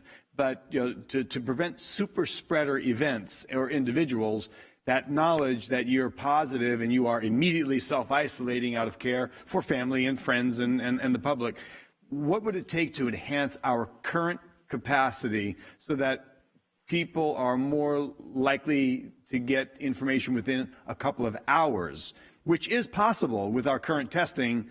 It's just the workload has it backed up to where it's several days. Well, we did greatly expand testing with our partner HR Support, and we ran into be frank, a cluster with our back-end lab right before Thanksgiving. That has improved, but as you've seen, the lab volume's gone up through the state. But to your point, anything that has to go to a lab is going to cause that delay. It's still hit and miss to a degree. But these are PCR tests that count towards our metrics. And as you saw in Dr. Park's slide, we were testing above the metric for a while, and now we're below. That is a test that counts. But to your point, how do we do it rapidly? These Binax or these other antigen tests are rapid. Their emergency use authorization under the FDA is for symptomatic. I know they're used widely. Beyond that, they should be used in a serial environment where you might be tested every other day using this to basically find that person before they come in infectious. But it's going to come down to, do you need to have a CLIA license to do it or not? Are you administering at home? Who's administering to you? How much throughput can you do in that 15 minutes? You don't need a analyzer. These are basically cards where you swab your nose, put in the reagent, and close it and wait 15 minutes. Not a complex test, but it still requires a CLIA waiver. It's really going to come down to who's going to do that, and then what are other priorities? We have these surges in the hospitals. We want to pivot to vaccine administration. Who's going to do it? One of the reasons why we put this one, we want to pre-position things. I'd much rather get to the point where these Binax Now tests, which is a rapid antigen test, pre-position them in the home. Right now, when I said that it needed a prescription, I can basically, call up or go on the website. They'll overnight it to me. I'll do it. I'll take it to the FedEx drop back, overnight it back, and that would be for a PCR test. But if I don't pre-position it and I can't go somewhere where they can be administered compliantly, I want to get to the point where these can be pre-positioned, an antigen test in the home, and basically, hey, I'm not feeling well today, take it out of my medicine cabinet, swab it, hey, it came back negative, it might be the cold or whatnot. But how do we get more of that out there in the public where it can be used in that environment? I think it takes staffing, and as you can see, staffing is short everywhere. So instead of going to a new process and going through this as you've explained, if we have a mechanism for PCR testing, what's the percentage of positives? I don't know what the statistics are. So we have, thousands of people being tested. What percentage are we having that are positive? Right now, it's 17% throughout the county and 19% in our health equity quartile. Per 100 or 1,000 people? So it's a percentage. So of all people who take themselves and get tested, 19% are coming up positive. 19%? In our lowest health equity quartile. Overall, 17% for the county. Okay, but so that would be, but there's got to be a per 100,000. I know that these are standards, what we're questioning, 17% of. So we're doing between 4,000 and 5,000 tests per day on average in the county. So 17% of 4,000 or 5,000 are coming back positive. Okay, so that's becomes a pretty big number. If we were to inform that 17% that you're positive within hours, I'm an example. I got notified right away. I canceled a date with a girlfriend going to a Christmas party at her company where I would have been a super spreader. Thank God I found out within a couple 2 hours, preventing and home isolating when I actually still felt perfectly fine, and I was convinced, 3 or 4 days, I'll be done with this one. And maybe that's an opportunity. I know we heavily went into the PCR testing because the blueprint metrics and reopening, but maybe that's a conversation we can have with some of our testing partners. Hey, I'm going to use 2 swabs. One's going to go to the antigen test. The other one's going to go to the lab. And that way right now rather than 3, 4, 5 days. I think that's worth examining. And when we look at it, 2.5 million as that ask, which has a couple of variables. I'm just wondering if we can maybe enhance the mechanism we already have in place, so we are using that PCR and getting informed rather quickly. So that, and as I mentioned, we are finally on the cusp of getting all the ancillary pieces toward our Perkin-Elmer high throughput PCR, so we'll be able to ramp up to north of 1,000 tests in public health, but that is going to be targeted toward outbreaks, not just general surveillance. Understood. And lastly, before we go to the board for any questions, I would ask a question for Matt. Has any of this been reviewed by the CAO's office and considered possible funding sources and prioritized based on a request? Mr. Chair, not at this point. We've had pretty high-level discussions, as Mr. Diedrich indicated, pending guidance from the board today. Then we'll drill down in those areas where we need to. Okay. And have we identified a potential source of revenue and what that might look like for this, as this board may ask and prioritize?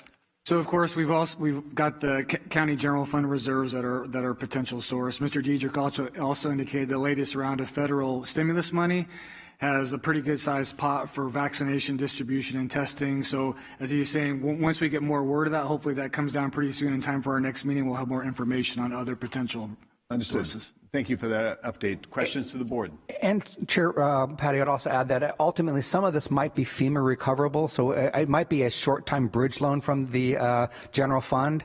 And then 2 years after the end of the pandemic, maybe there's a 75% reimbursement from the FEMA. So ultimately, it might only be a 25% ask of contingency if I cannot find other dedicated funding.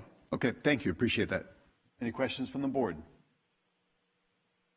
Chair.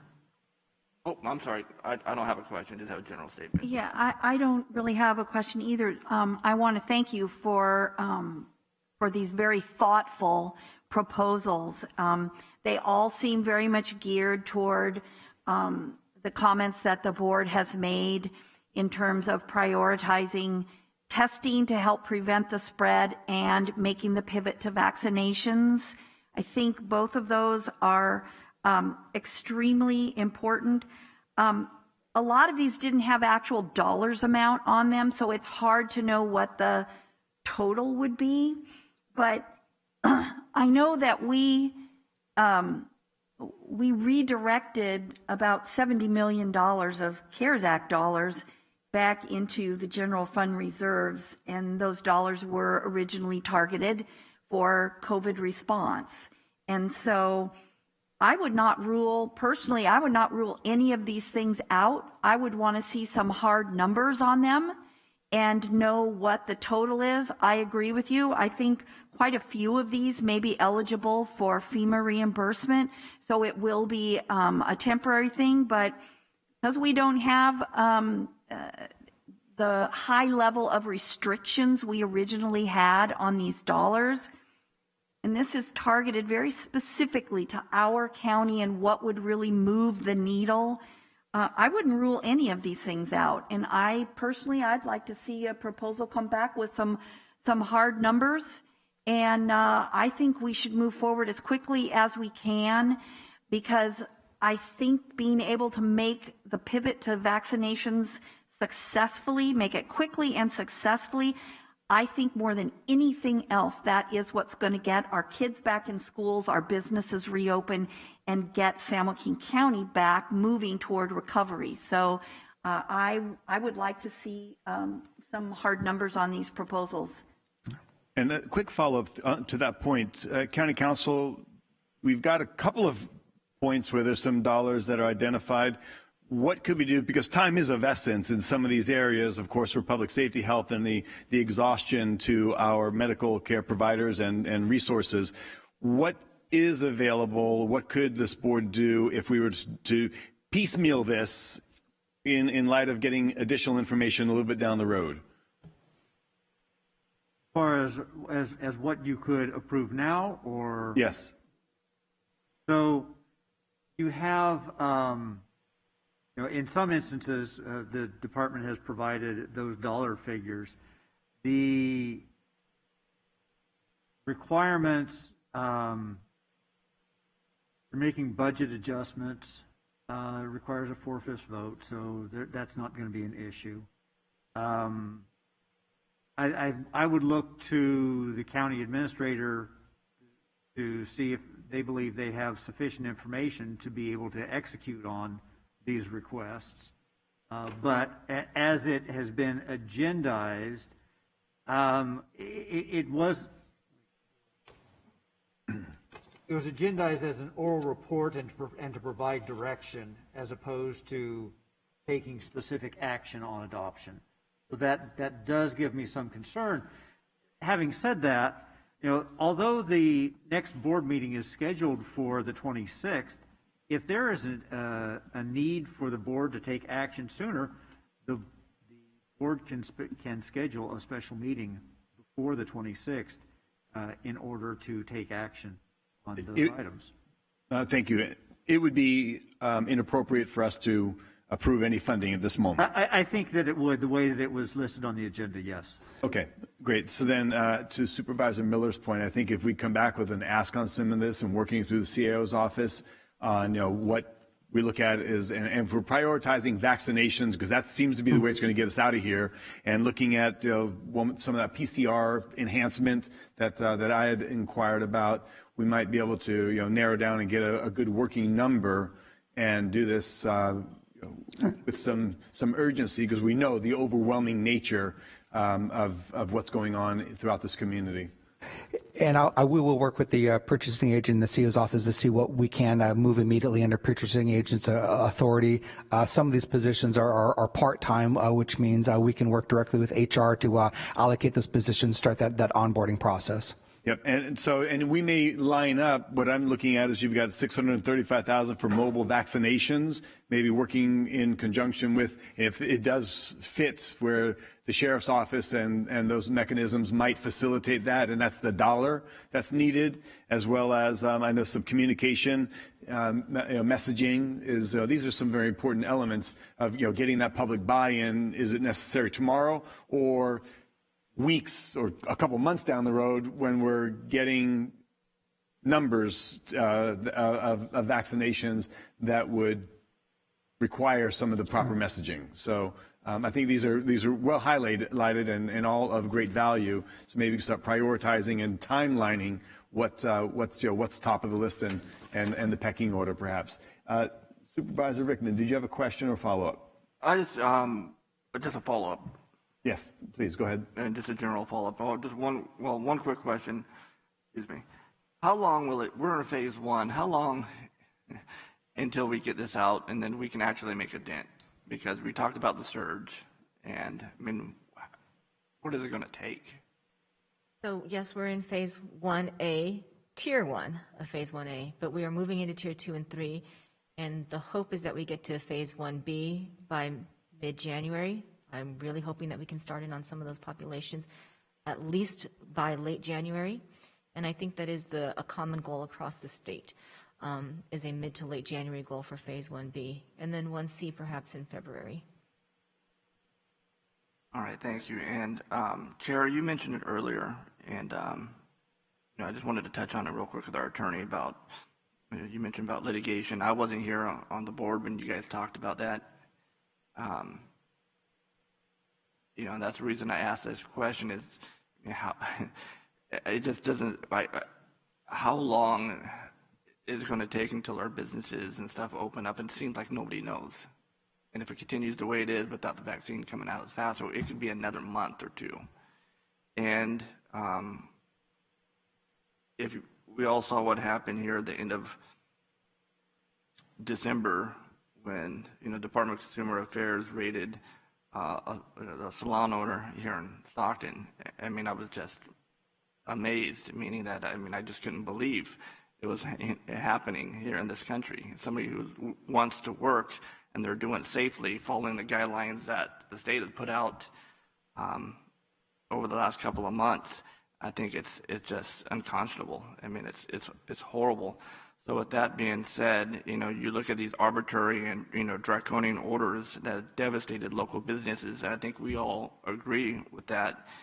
And these business employees have been asked to shoulder an unfair burden, and they've spent tens of thousands of dollars trying to comply with these orders. And like Supervisor Wynn was talking, every time they do, the goalpost seems to move, farther down. And you have people that say, follow the data and science, and we are. And again, I'll point to what Supervisor Wynn was saying. If you hear tonight or today, this afternoon, the data and science, the data says it's not coming from restaurants, it's not coming from bars, it's not coming from small businesses, it's not coming from churches, and yet these businesses are still closed. There is litigation throughout the entire state. I believe the salon owner, I think the salon industry filed an injunction just recently. And then you have San Bernardino, you have Sutter. And what I would like to know, and what I would like you to look at, one is, the constitutional rights that have been laid out in some of these cases, and how does it apply to us and how we can apply to those. There would be like due process, equal protection, the Fifth Amendment, the taking clause, and of course the First Amendment. And, and correct me if I'm wrong, churches here in San Joaquin County still can't have indoor services, right? Yes, in any county that's under the regional stay-at-home order. Right, and so, and I think we all agree is that, freedom of religion, freedom to pray to any God that you want is protected under the Constitution.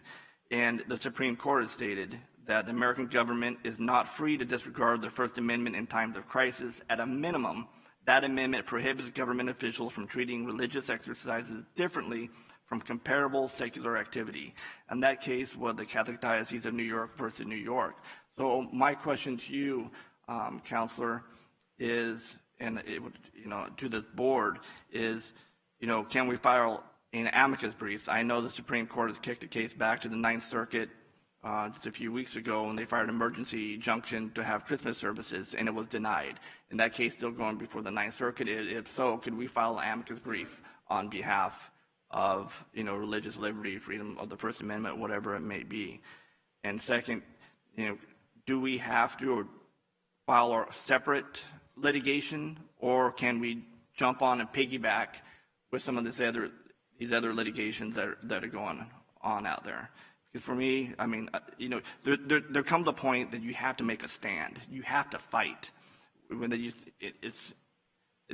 it's wrong, and in my personal opinion, that we need to stand up and protect our, the Constitution, and protect our small businesses and our churches. So that's all ended. And ladies and gentlemen, I usually don't talk this much, but this is a lot of moving parts. So thank you, Chair, for your patience. Thank you, Supervisor Rickman, and these are all great questions and very thoughtful. county council that's to pursue Supervisor Rickman's inquiry. Perhaps we can elaborate a little bit. Waiting another several weeks, 3+ weeks before our next board meeting, for many people is a very detrimental timeline, daily, hourly, between when they're closing their business, losing it all, and their backs are up against the wall. What can we do that now that maybe might join forces and efforts a little bit down the road? Where are we at, and maybe give us a brief. Sure. As you and I had discussed, our plan is to bring a closed session discussion on the 26th to discuss with the board. And thank you, Supervisor Rickman. Those are all points that we will present in our discussion to the board.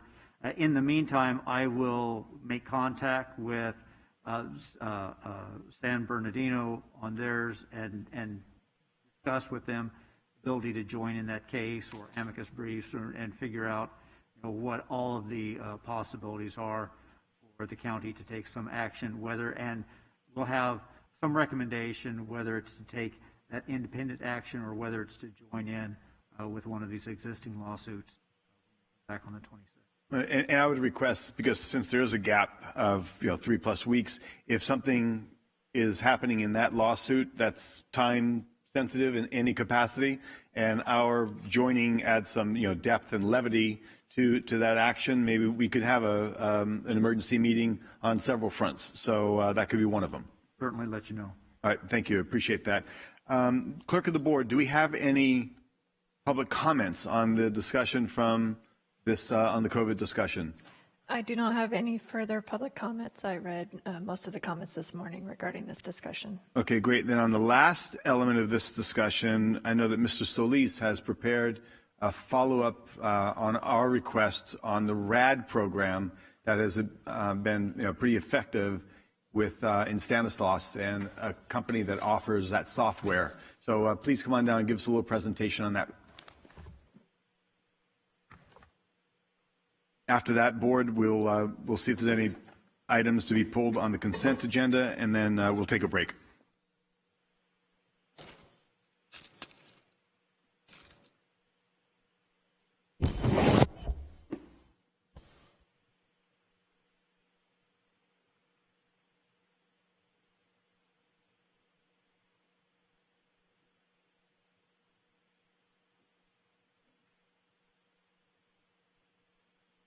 Perhaps a brief presentation, Mr. Solis. Excellent.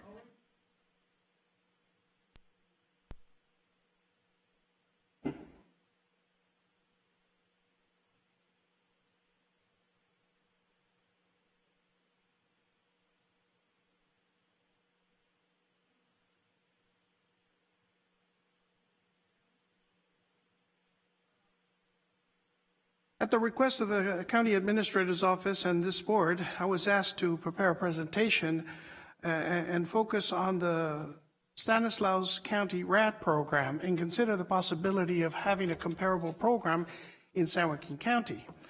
The purpose of this program was to support small businesses and merchants who are under crisis as a result of the pandemic crisis, and especially this insurge of activity right now and the COVID restrictions.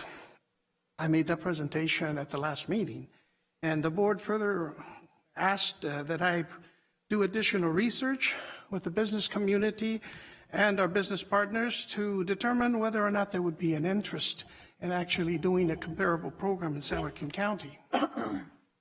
So, just to refresh your memory, the RAD Car program would be a partnership between the downtown Modesto Partnership, who has developed the application and the card. And the card matches the people's contributions dollar for dollar for up to $100, which can be used to pay meals and other purchases at participating businesses. Why a RAD card in San Joaquin County? Well, our businesses, our small businesses and merchants are the heart of our community, and we need to help them get through the COVID-19 pandemic crisis. We want to stimulate greater business engagement and support our local merchants and businesses so they can survive, because some of them are on the verge of bankruptcy. We released a survey, to get the information about whether or not there was an interest. And so this is the breakdown of the participating agencies. There was 7.9. There were merchant associations. There was 3. Chambers of Commerce, 26.3, 10. Business Team San Joaquin, there was a response of 3.5. That's 2. But a lot of the Business Team San Joaquin includes some of the members in the other classifications. Of course, there's the municipalities. That's 18.4%. That's 7. And there were other participants. Some of the organizations that we sent it to took liberty in sending it to some of their members of their boards to provide, pertinent information. Now, the big question is, do you believe that the program will support our local merchants and small businesses and stimulate consumer spending? There was a 97.4 response, 37 said yes, and there was 1 response, 2.6, that said no, for a total response of 38. Now, the RAD program is intended to stimulate consumer spending during the current surge of the COVID-19 positive testing and additional restrictions. The question was, would you be interested in participating in the San Joaquin County RAD card program? Please check what's applied. So pretty much the first answer was yes, they would want to participate as a business. That was 42.1%. That's 16. Then yes, they would want to participate to promote the program to potential consumers or customers. That's 8.84%. That's 32.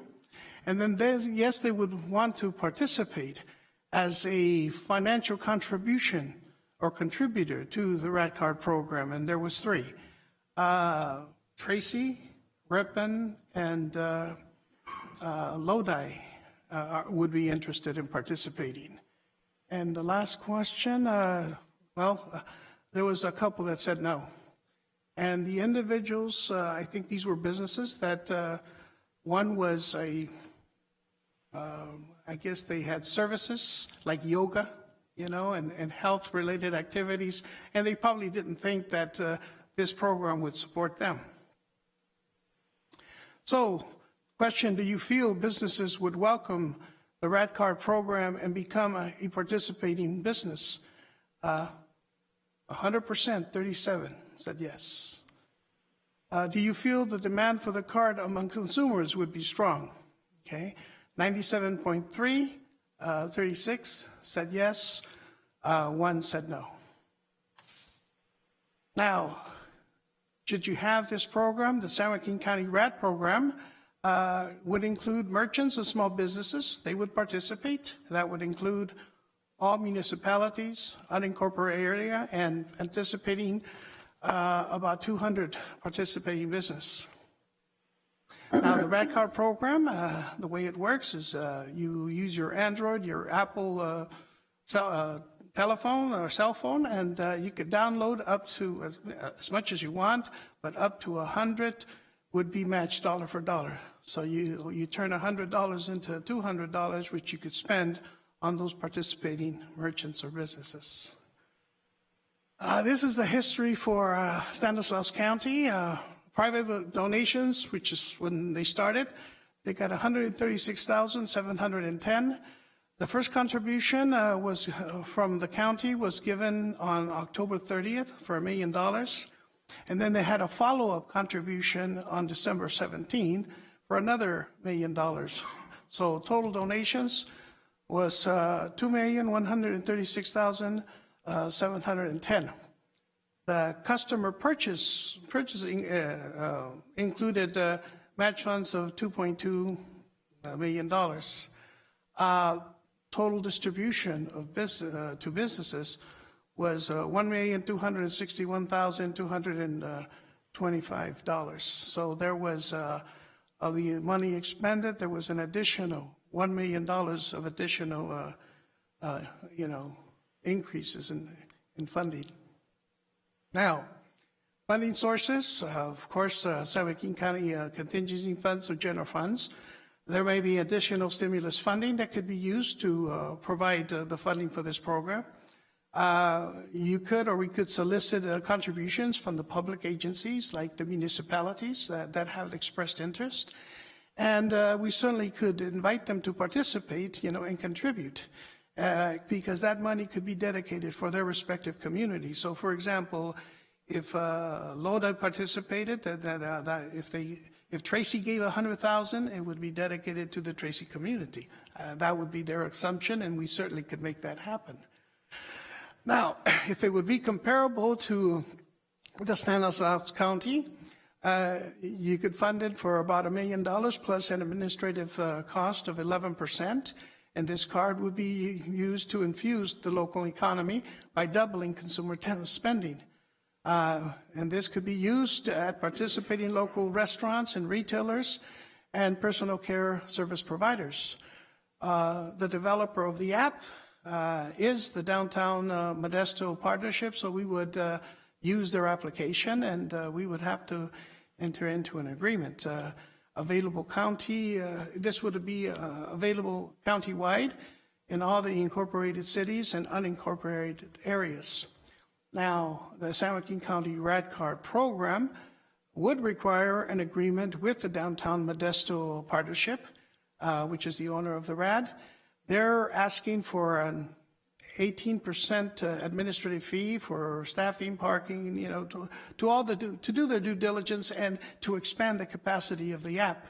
And there's a 3% credit card processing fee that would be covered as well, and that's part of the 11%.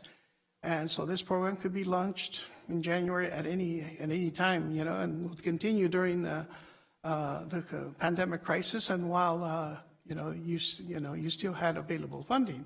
And the focus would be on downtown core and business districts, with the flexibility to go wherever you determined appropriate.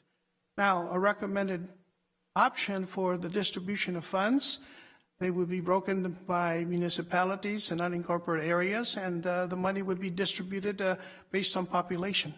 And this would be the allocation of, for example, $1 million. Now, county options, I would be allocate the use of the available funding to partner with the Downtown Modesto Partnership and launch this San Joaquin County RAD Card program. Then you could authorize the Director of the Employment and Economic Development or anybody you would designate to negotiate and execute the agreement and initiate the services. The President and CEO, Josh Bridegroom, would forward an agreement that would be executed by San Joaquin County. But the bottom line cost would be the whatever money we want to contribute plus an 11% for administrative fees. So that concludes the presentation. I can answer any questions. Well, first, Mr. Solis, before we open to the board for questions, I want to thank you. I know you sprung into action. I landed this on your lap because I had heard about it coming out of Modesto and what the board had done there. And during the holidays and in between meetings and stuff, I really want to thank you and the staff, the team you work with, to have jumped in, done what you did to engage through different associations and merchant organizations. I really want to thank you for this good, brief presentation and something for us to consider and discuss as a board. Opening it up, Supervisor Miller. Quick question, Mr. Solis. You had one slide that said administrative costs of 11%, then you had another slide that broke it out with 8% and a 3%. I just want to make sure that it's a total of 11%. Correct. 8% for their administrative fee and the cost of actually expanding the credit card. Plus the credit card, 3%. Okay, I just wanted to make sure that it wasn't 22%. No. That it was truly an all-in at 11%. Thank you. That's my question. Okay. Any Supervisor Miller, any thought on the RAD program coming to San Joaquin County? I don't see any problem with it at all. I mean, I think if it'll help infuse a little bit of life in our small businesses, it's a very appropriate use of some of our repurposed dollars. I think starting with $1 million is a fairly modest amount, considering ours is going to be countywide. but I like the concept that you can continue to reallocate funds to it if you see that it's working. Yep. So, And the beauty of this is that it could be used as a catalyst to get the municipalities to participate. And at this point, 3 were very interested. On Sunday, I talked to the city manager. He sent me an email, and he wanted to know what the cost would be, and he wanted to make sure it wasn't just anything but outside, the actual contribution that would match, dollar for dollar. And pretty much, like I said, we got 3 municipalities that are interested, and I think the board has a lot of pull with some of these municipalities, and if you sent letters from board members asking them, to participate, I think they will participate.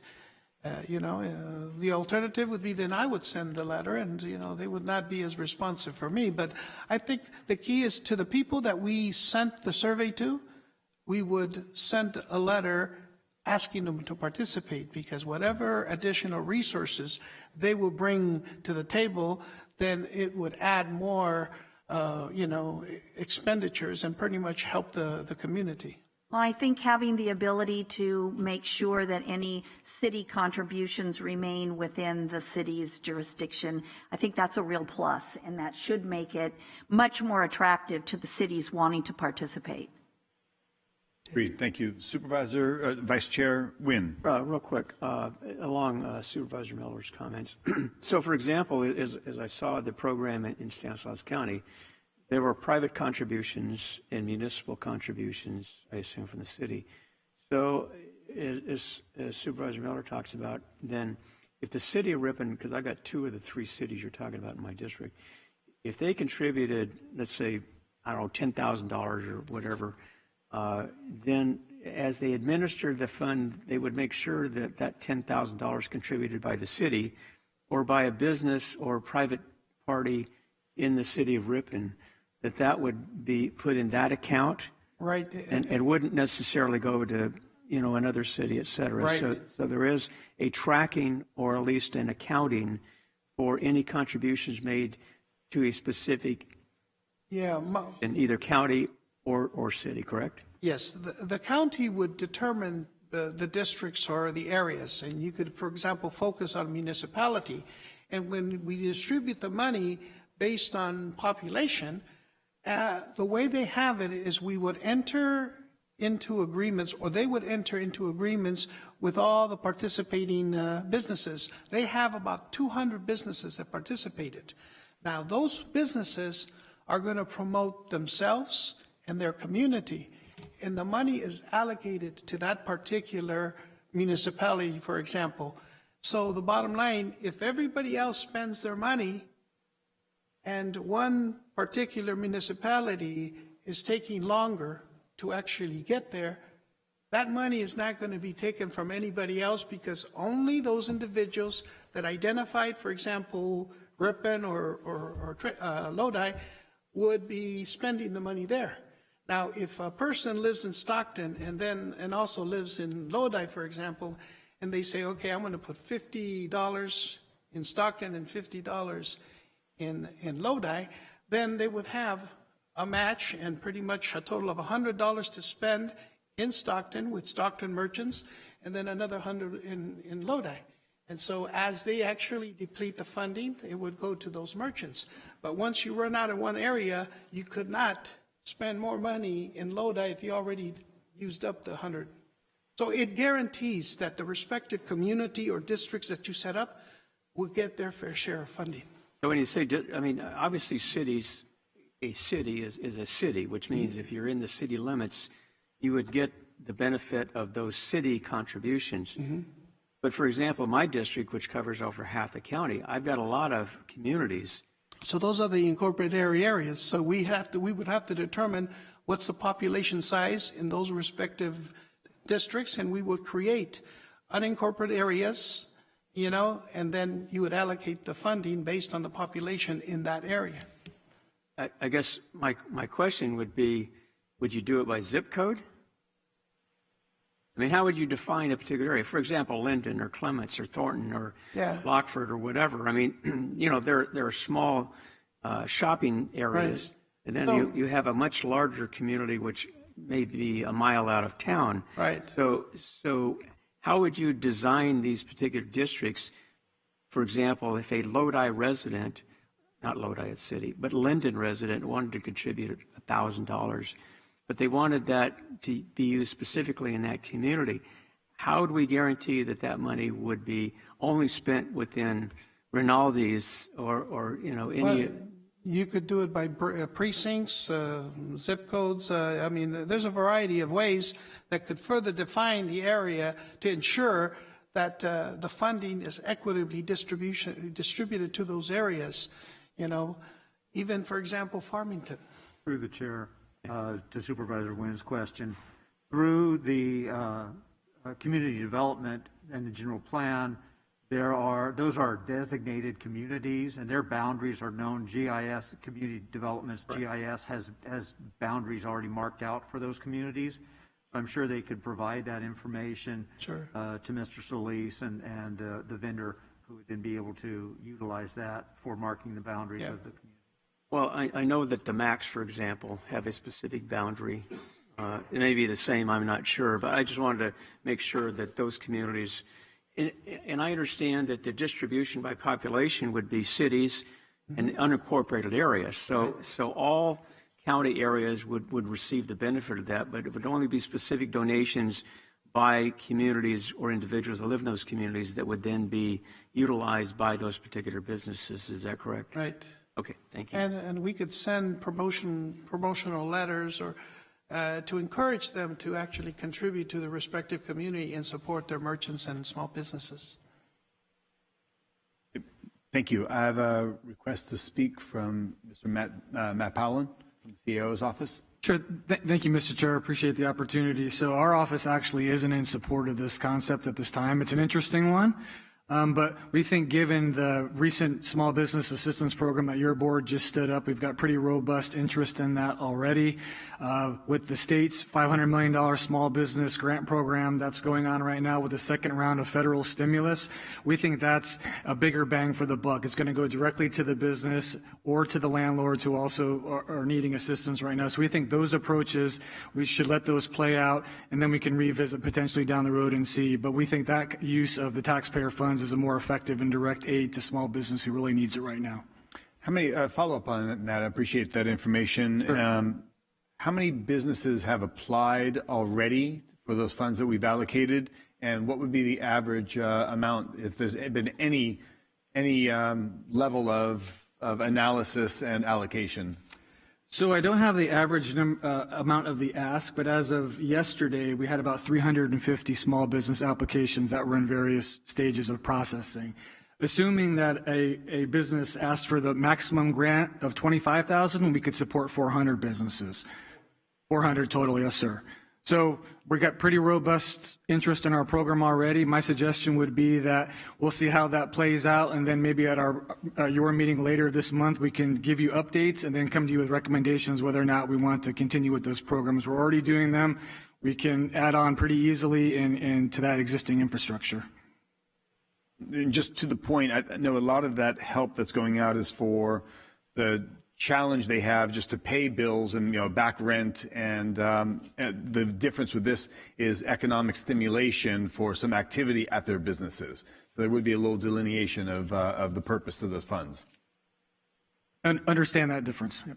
Okay, thank you. And any Supervisor Villalpando or Rickman, did you have any comments?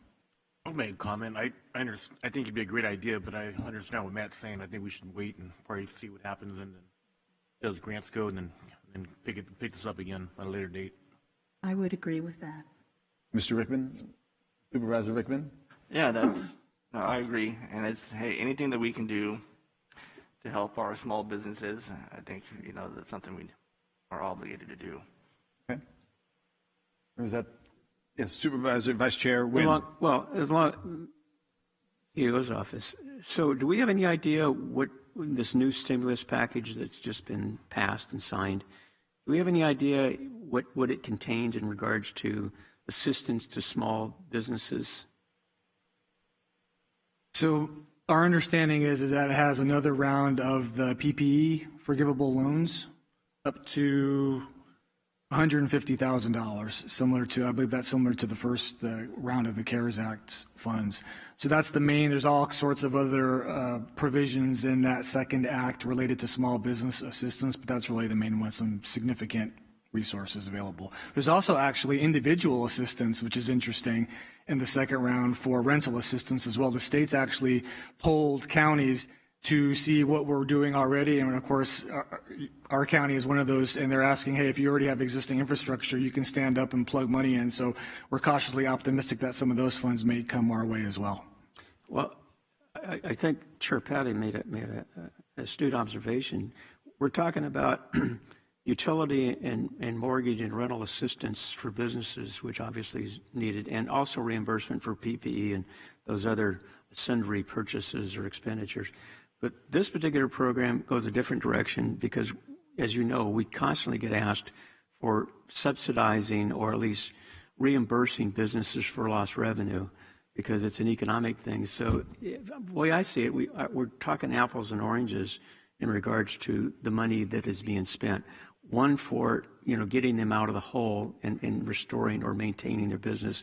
But the second one, I think this program is more focused on economic development in regards to getting people to buy, in those stores, et cetera, which obviously should help them to recover because at least people will be spending money or have an incentive to spend money as opposed to just providing money to backfill their back payments, so to speak. So I kind of see it a little differently that we're talking two different programs that provide two different direct benefits.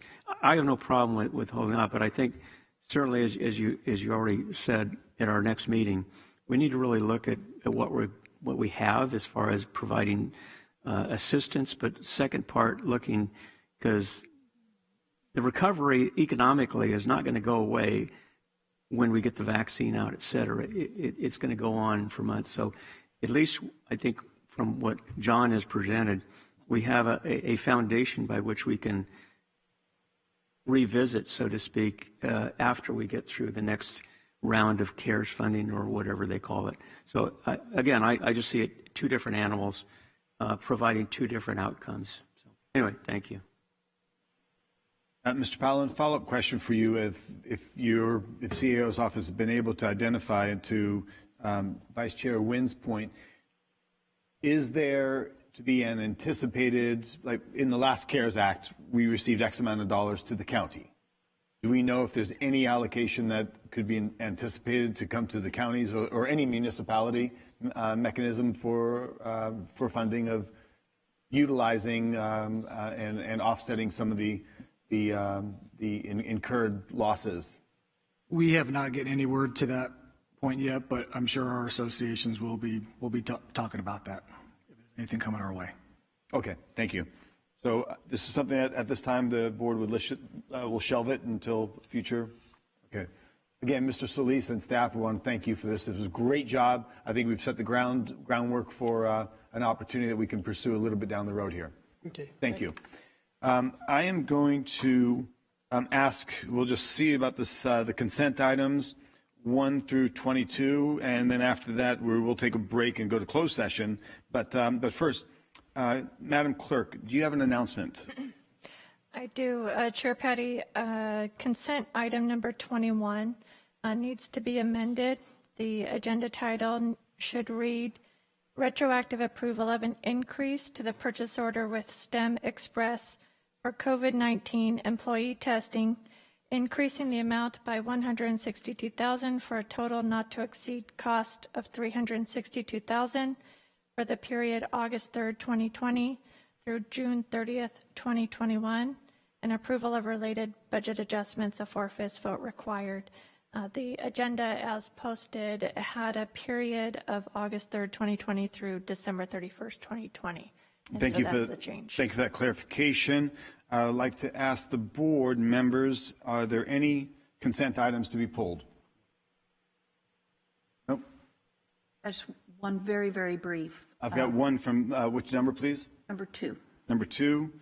And Vice Chair Nguyen? That was the one I was going to pull. Okay, great. So then moving forward and going to consent item number 2, Board of Supervisors adopt a resolution approving the Board of Supervisors committee assignments for 2021. Supervisor Miller. Thank you. The only thing I have on this is just an addition to my list. It should include, even though it's not a county appointment, it's a COG appointment, but it is an outside agency, San Joaquin Regional Rail should be included on my roster because I will be, that was approved at the COG board meeting, and I will be serving there and representing San Joaquin County. Excellent. We'll be represented very well, and more work for you. So thank you for clarifying that. More work and there's no more pay. No.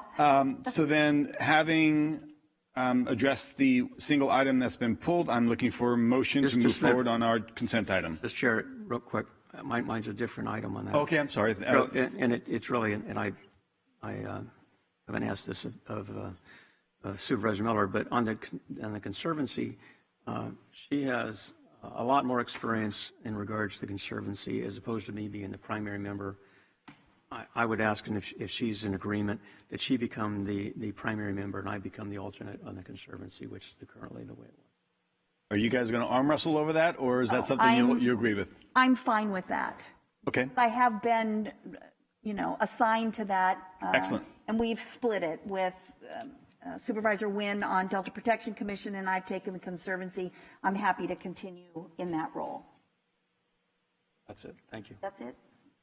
Okay, with those 2 amendments to consent item number 2, I'm looking for a vote to approve and a second. Motion approved. I have a motion. I'll second. And seconded. Please vote.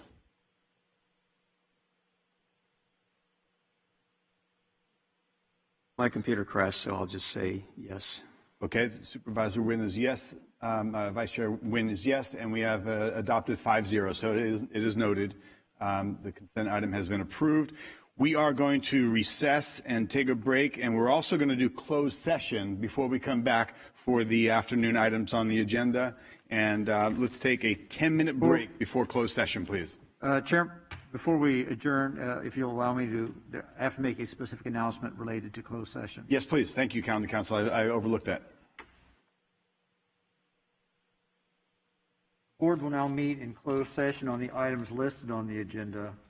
With regard to the 2 items for anticipated litigation, those are to discuss threats of litigation received from RD 1614 and Mr. Dominic Gooley. Their letters, I believe, were provided to the board, both directly from those individuals as well as from the clerk of the board. Good. And there will be a report after? There may be. We will come back after closed session for the discussion items, and there may be a report out. Okay, thank you. At this moment, we are adjourned.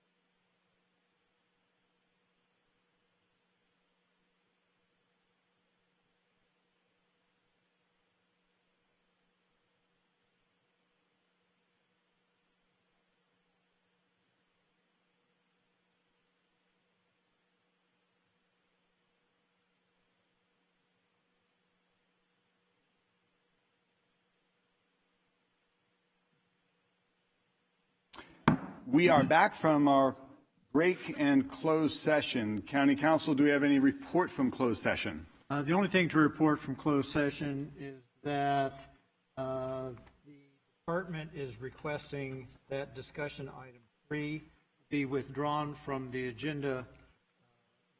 We'll be bringing that back at a later time. Okay, thank you. So then let's see where we are. We're going back to our discussion points, I think, in the agenda. And we're going to have, first up, I think we have discussion item number 3 is pulled. Is that what you've just? That's correct. Okay, so that's good. So then moving on, we've got a discussion item from Supervisor Rickman. I'd like to ask Mr. Rickman, do you have a discussion item to present?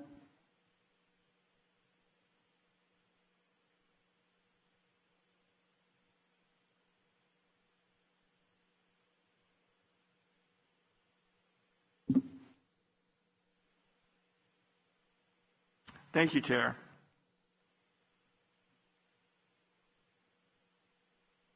And I asked for this to be brought back, and thank you, Chair and staff, for bringing it back. I appreciate it.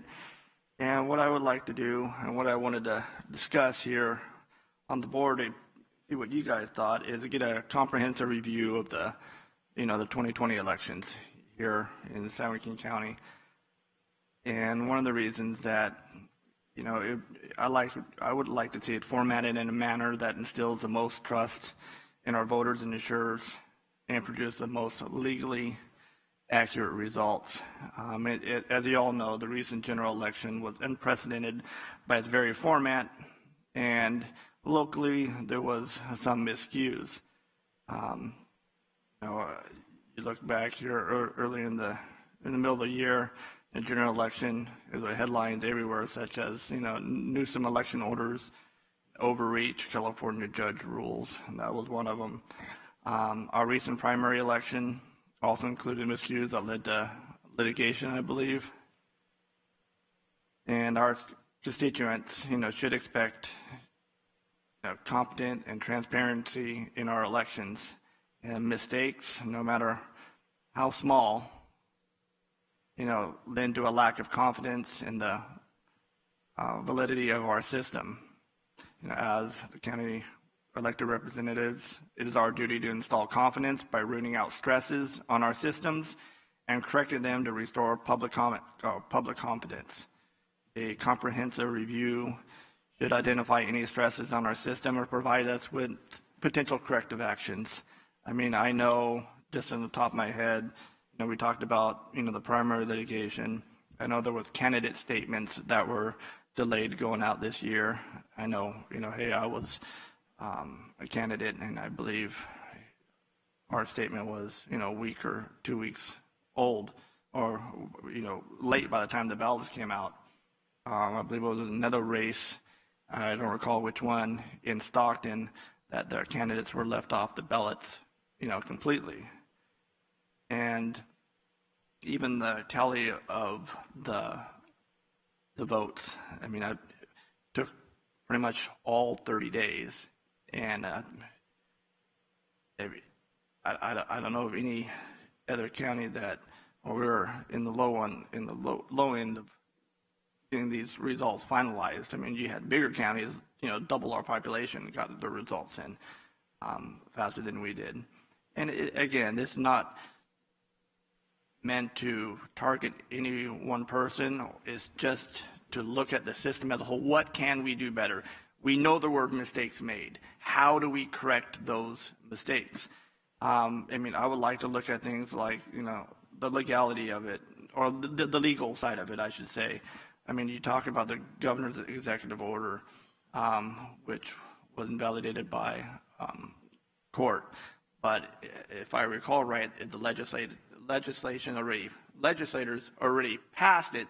So the moot point, however, how does that affect future elections? Are we still going to have like the mass mailings that we did here in the future? And, I think that's one of the questions I would like to see answered. What are the department roles? What is the ISD's role? And what are the election services role? is this combination, common? Our voter rolls, who maintains our voter rolls? When were the voter rolls last updated? And, ballot drop boxes, and, what security measures were used to ensure, that they were secured. And, for example, store location after hours and closed to the public, or the chain of custody from drop sites to RV county sites maintained. How many ballots were collected at the drop site, and equipment, what kind of equipment are used by the RV and their purposes. Casting a ballot, provide a breakdown of methods ballots were cast. Legal ballot, what process are used to identify a legal ballot, what process are used to identify a legally cast ballot, and so on. And even like ballot envelope, what role does the ballot envelope play? These are questions, that I heard from members of the public, and I believe the public, our constituents deserve those answers. And I look forward to, hearing input from you guys, and we'll see if you would support this request for a comprehensive review on, just 2020. And in doing so, excuse me, I believe we can identify lessons learned, best practices, and make any improvements that are necessary to implement and going forward. I mean, it's you hear a lot about transparency and accountability, and this is a chance to show that transparency and accountability. Hey, if there's mistakes made, own up to it, fix it, and we'll be better off going forward, and we'll have the full confidence of the public and the legality and the accuracy of the elections here in San Joaquin County. So that's what. Thank you, Supervisor Rickman. Any questions from the board members?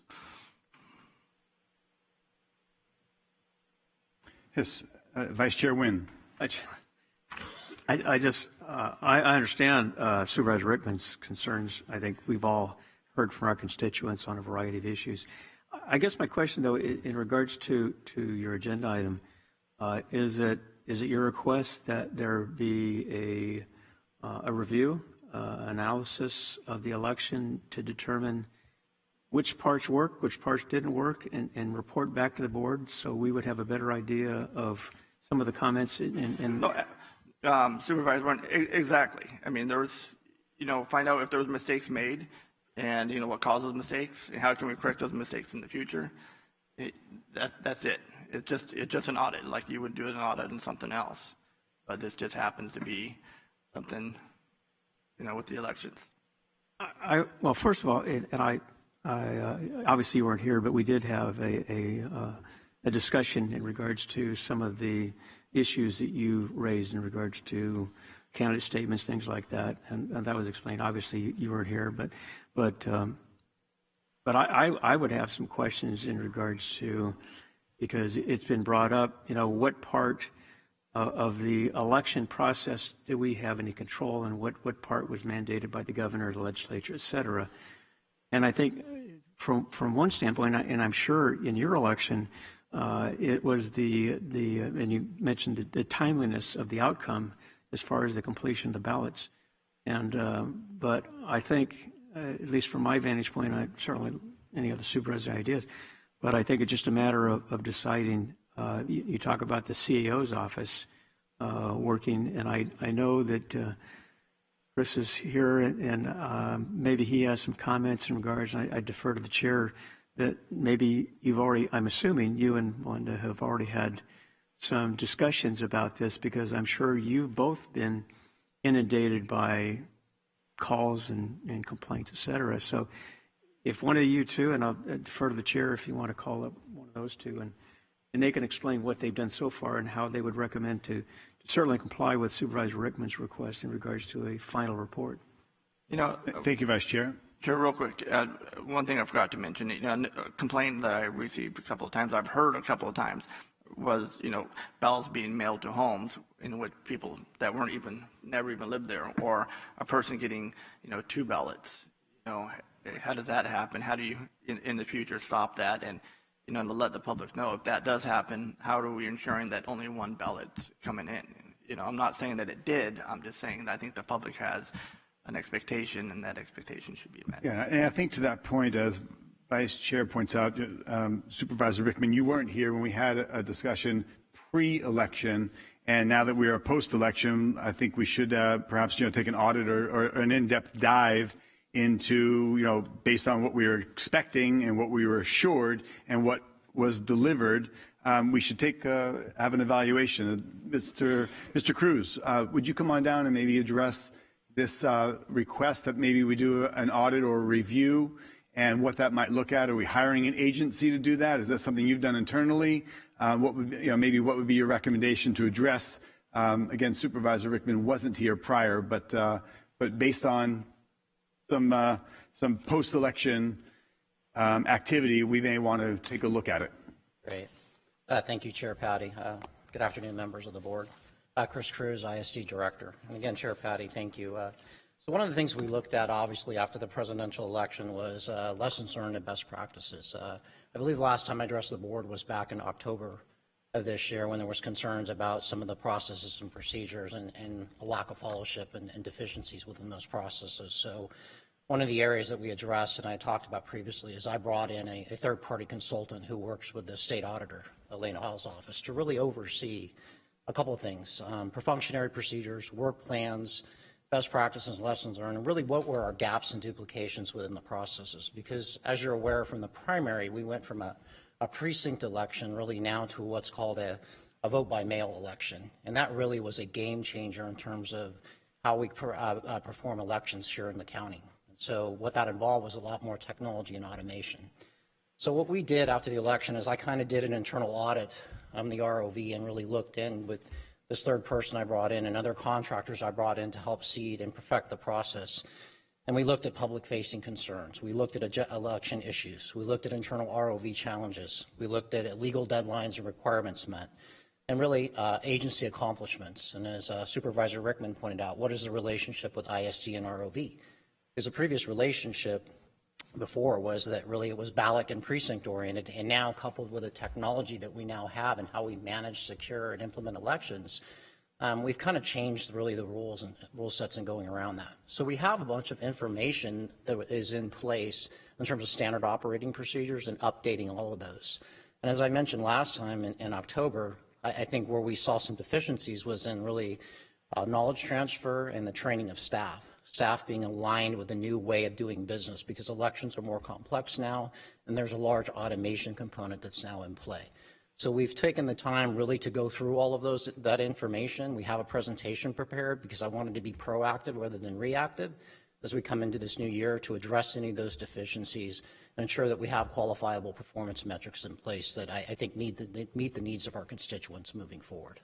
So, Director Cruz, just to be clear, do you have a presentation for today, or is this something that we need to agendize so that it might be actionable? I'm uncertain. Yeah, I'd like to agendize the presentation maybe at the next Board of Supervisor meeting, but I wanted to become prepared in terms of the information and would be happy to share that with you moving forward, because I think it takes a deeper dive into what we're doing and what the best practices is and the lessons learned are moving forward, so we can ensure that these mistakes are minimized moving forward with future elections. Thank you. Appreciate that. And would you say that the audit you've done and the review is in depth? We don't need to go outside. You've done the legwork, and the presentation would be adequate, sufficient, and fully informative. Yeah, I believe, Supervisor Patty, we've done a deeper dive, and I think that we have the right information to come and present and identify where those deficiencies or gaps were in our processes and what the peripheral process improvements will be moving forward. Excellent. Well, then, unless any further questions, but I think at this point we'll agendize, ask CAO's office and County Council and whatever process we need, but we'll look forward to that at our next board meeting. Great. Thank you, Chair. Just a quick comment. Yes, Vice Chair. I know from what Chris says, he's done it in depth, but I would say that whether any one of us have as Supervisor Rickman has heard, complaints, allegations, whatever, if there's something that maybe we haven't addressed, maybe just send an email to Mr. Cruz, Director Cruz, in regards to making sure that he can answer those questions when he makes his presentation. So, again, I would open that up to the rest of the board members to make those inquiries to make sure that his presentation is complete and we don't have to go back and revisit it at some later date. Sure. And you're saying to submit by email? Yeah, by email is fine, or telephone call, whatever. And Okay. he may already have it in his package, but he may not. So again, I'd want to see it complete. That's why you're the vice chair. You come up with great suggestions and ideas like that. Fill my gap. Thank you very much. I appreciate that. Unless there are any further questions, then I think we have adequate direction and look forward to it, Director Cruz. Great. Thank you. Thank you very much. Very well. So moving on next, we have a discussion item, and I believe I'm scheduled to, oh, by the way, Clerk of the Board, did we have any public comments on this last discussion item? We have not received any written public comments for this item, no. Okay, great, thank you. Well, then moving forward. I'm sorry, Chair Patty, I believe, though, the Auditor Jay Wilverding may want to make a comment. Okay, on it. Mr. Wilverding, thank you. Please come forward. Chair Patty and members of the board, I was mentioned in the board letter as being a part of this process, and the board letter called out a comprehensive review, and then Supervisor Rickman, who mentioned it being an audit, and then Director Cruz had also mentioned he did an audit himself. And I just wanted to mention a couple of things here as we throw around the word audit. I'm the auditor controller. So, and there's standards for which we do auditing and what we call audit. And I'm not trying to be a semantical pinhead, but there are some things we need to be careful of as we march forward in this kind of a process. And I just want to bring it up because there's government code that has statutes, and I had this conversation with County Council last week about some concerns that if we're going to do an audit, then the audit has to come through either me or be directed by the board. We can't assign department heads or the CAO's office or whatever, and I'll be happy to go through the government code if you'd like me to do that. And then there's, of course, auditing standards. We audit by generally accepted government accounting or auditing standards, and when we commission an audit, we have to audit against those standards. And there are certain criteria for somebody to hold my office because you have to have certain knowledges and experiences in order to do that. So while I'm sure Chris Cruz is very adept and knowledgeable about ISD and the ROV process, and he could probably contract with somebody, legally that stuff is supposed to come from me. And like I said, I'll go through a little bit more in detail if you'd like to hear it, but I did want to kind of put that cautionary comment out there because the audits are supposed to either be commissioned by the board or done and or commissioned by the Auditor Controller's Office. Understood. Thank you, Mr. Wilverding. So turning to County Council, I know I use the word audit, but if we didn't use the word audit, and since we have what would be a third party, I believe, somewhat of a knowledgeable outside source of review, are we sufficient and adequate in moving forward and accepting what that review might be to our election process without having to trigger anything going through the auditor's office?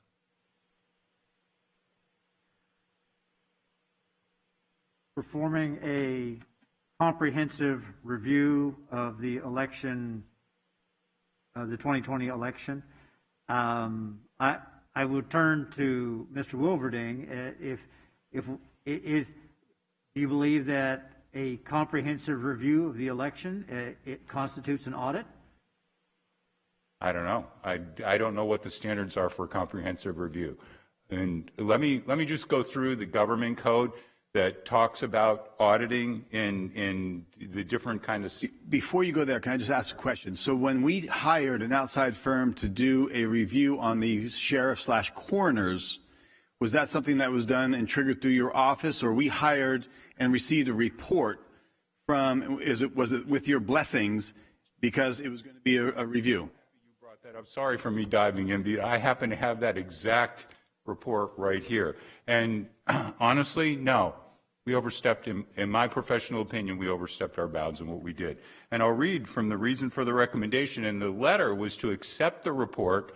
And in the report, it said the county administrator and county council retain the professional services of RAM Consulting, LLC, to provide a county coroner review and audit report. And when I checked to see if it was agendized and authorized by the board, it was $50,000 is what the cost was. It was under the threshold to come for the board to commission it, and therefore it wasn't commissioned by your board. The only thing you all on the board did was you accepted the report after the fact. Okay. And I had. So if we're just doing a report and taking out the word audit, as you are the auditor, and this is a task, and there are government regulations if something is an audit, if this is a comprehensive review on the process that happened under the ISD department through the ROV course of action, is that something that's triggered through your office? It's just going to be a report and a review. I would have it be a best practices analysis or something like that. Okay, and so, Director Cruz, would you be able to use the terminology that this is a best practices review? I think you did use those words actually in your in your presentation. That's correct, Chair Patty. I could call it a best practices and lessons learned review.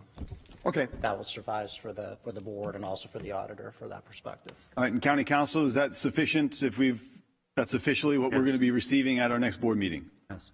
And the reason I mention this, Chair Patty, is if you look in the government accounting standards under attestation, which is where there is a review in government standards. A review consists primarily of inquiries and analytical procedures applied to financial data. It is substantially less in scope than an audit. The last statement it says there is auditors should not perform review level work for reporting on internal control or compliance with provisions of laws and regulations, which is exactly what we want to be doing here, as I understand it.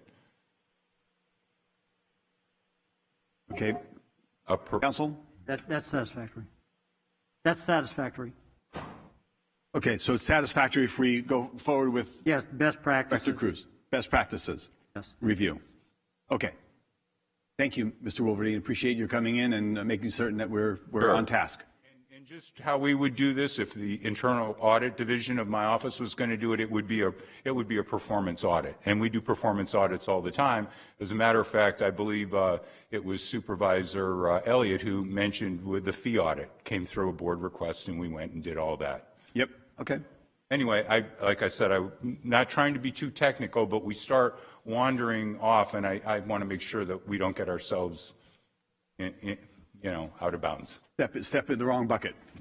Appreciate it. Thank you very much. And I believe we're okay now to go forward. Right, County Council, we're done? Okay. Thank you. Thank you very much. Thank you, Director Cruz. We are still going to segue into discussion item number 2.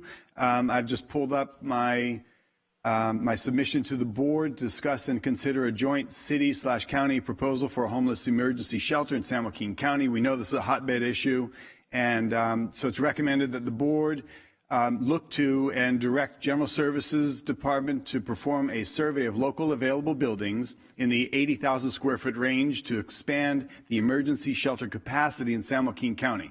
We'll direct the county administrator or the appropriate department agency to prepare and present to the board within 30 days a report and thereabouts, give or take, a report on the available building inventory with a report on the potential partnerships from local agencies as well as cities that have an interest in join in on this project.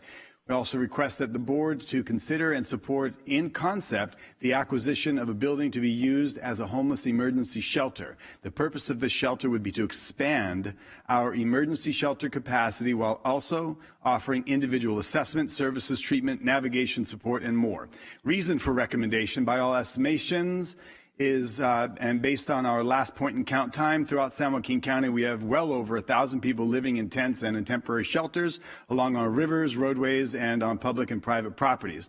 With a substantial expansion of emergency shelter capacity, we can offer a centralized location with support services, transitional housing, compassionate care, and a clean, healthy environment for those most in need and most impacted by the current lack of shelter space.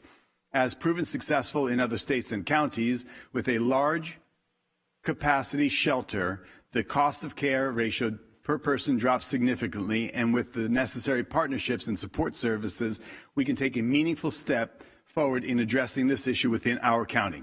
It's been estimated that we could house roughly 800 people in a large 80,000 plus square foot building with sufficient space available for kitchen, common eating area, showers, bathroom, plus individuals' partners, plus an individual's partner, pet, and possessions. If the county is to move in this direction, and if we are to succeed by increasing the scope of support services, we will need partnerships and commitments with our local agencies and beyond. As such, during this discussion item, in order for the board to move forward, we will need to identify the level of support that we as a county can count on and verify. These might also include one or more of the following points to address: sustained funding, support services, code enforcement, trespassing enforcement, dealing with public loitering, criminal activity, panhandling, and possibly other issues as they arise. So I wanted to bring this to the board. And I know that's it's a hotbed issue. I will just say this before I turn to you. We are not doing anything more. We're not making a commitment other than to look at inventory. And in the interim, we could talk with our partner and listen to and review. We know we have a continuum of care strategic plan that we've endorsed, and we know in that plan it recognizes we need to increase emergency shelter space and what that looks like. And is it through the existing programs or perhaps more? I've had an opportunity to speak with Kristen Burtwhistle from United Way. I have an opportunity to speak with Police Chief Jones, Sheriff Withrow, City Manager Harry Black, Mayor Kevin Lincoln, Stockton Mayor Kevin Lincoln, Tracy City Manager Jenny, forgot her last name at this moment, Adam Cheshire and I have engaged on this, Mr. Dietrich, and our District Attorney Tori Verber, amongst others.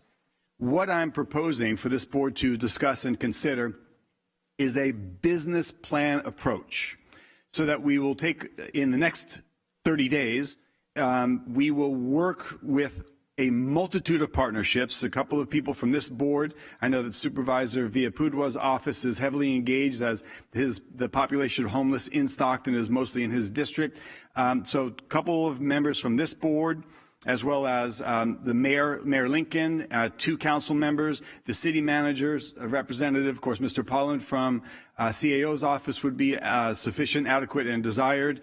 And working with a slew of agencies and partnerships that would be necessary for this to be endorsed and embraced and brought back to this board in consideration of what that might look like. But in the meantime, we will have looked at what the inventory availability may be. We will pencil out what the business plan looks at like, and are we expanding current facilities and capacities, or are we looking to enhance and do something additional as what would be considered by what I'm proposing? So this is certainly not a go it alone. This is not a one-year proposal. This is something that would have to be sustained, a commitment, and a plan that will be flushed out and brought back to this board, working in concert and in partnership with a multitude of agencies, again, including Continuum of Care, United Way, and some of the agencies that some of the people that I've already named off.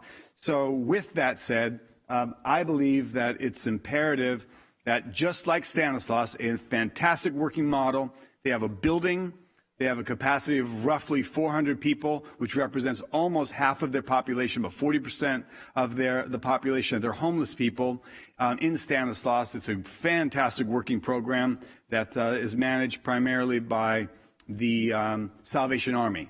So I'm interested in moving this forward. I believe it's an imperative action that we need to take and show support and commitment for either the existing plans and programs or enhancing what's proposed and looking at it in the most affordable way in, again, a business plan approach in partnership. So with that said, I'm sure that this is something that everybody might want to weigh in on. So who would like to go first?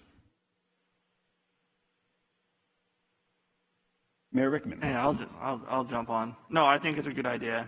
I mean, something has to change. It seems that the problem's getting worse and worse. And instead of just keep doing the same thing over and over, we have to try something else. And that doesn't, and you heard me talk about it here today in the beginning. For me, it's not just a housing issue. It's also a substance abuse issue. It's also a mental health issue. It's also an enforcement issue. So I think, what you're referring to, what you stated earlier in your comments, you're targeting all those things. So it's not just build homes or build housing, you're having, like you said, wraparound services. And I believe I'm familiar with, you said that, was it the Red Cross or United Way in Stanislaus? Salvation Army was me. brought in as the operator for a building that was donated to the county to facilitate expansion of emergency shelter services. Half of it is overnight emergency shelter. The other half is a transitional housing program, roughly and close to 200 people per side, a little bit less. And I think they've had, at least the research I did, it's been a while now, they had some great success. And the only thing I would add to that it would be to, maybe partner with some judges. And, when you talk about diversion programs, so people that are getting in, the criminal side for drug influence, under the influence of whatever, addicted to whatever narcotics that are out there, that these individuals are going to be getting help, either, mandated to get help and to get clean, and hopefully to get them off the streets. And even, vocational training and so on. So that's what would be my 2 cents. But no, I like it. Okay, and just to that point, in the conversation, I had a Teams call, whatever it is, a Zoom call, and Judge Vlavianos was on it. And what was really great about that conversation is there was no brick wall. We all realize that there's gaps and there's needs and there's process and procedure to get there. And so we really didn't hit that brick wall, but it needs to be refined and enhanced with more engagement from adjoining agencies. So so to that point, we did, and they're actually excited about this, so where they could do more and help more by the hundreds. They didn't feel it would be overwhelming. It wouldn't. None of the agencies felt this is a daunting task. They all agreed that they can and would and are willing to step up and do their part for this program to be successful for those most in need. And the most compassionate thing we could do is help these individuals. And one thing I forgot to add, this will be it, the mental health side of it.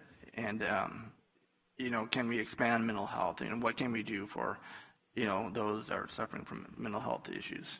Yeah, the program to be clear, the program in Stanislaus as a model, they had, I believe it was 40 beds for just behavioral health clients that needed that place. And they got their medication daily and they got their services and their meals and everything, but it was a designated room just for those clients to get some services. So I would absolutely believe, that would be an inclusion to any program, and they would be part of the dialogue moving forward before it comes back to this board. Chairman Patty, if we can I hear from Adam Chezar and find out why? I know we all know this needs to happen, but why hasn't it happened? How come we haven't done this already? Is Mr. Cheshire here? He is. Thank you. Great.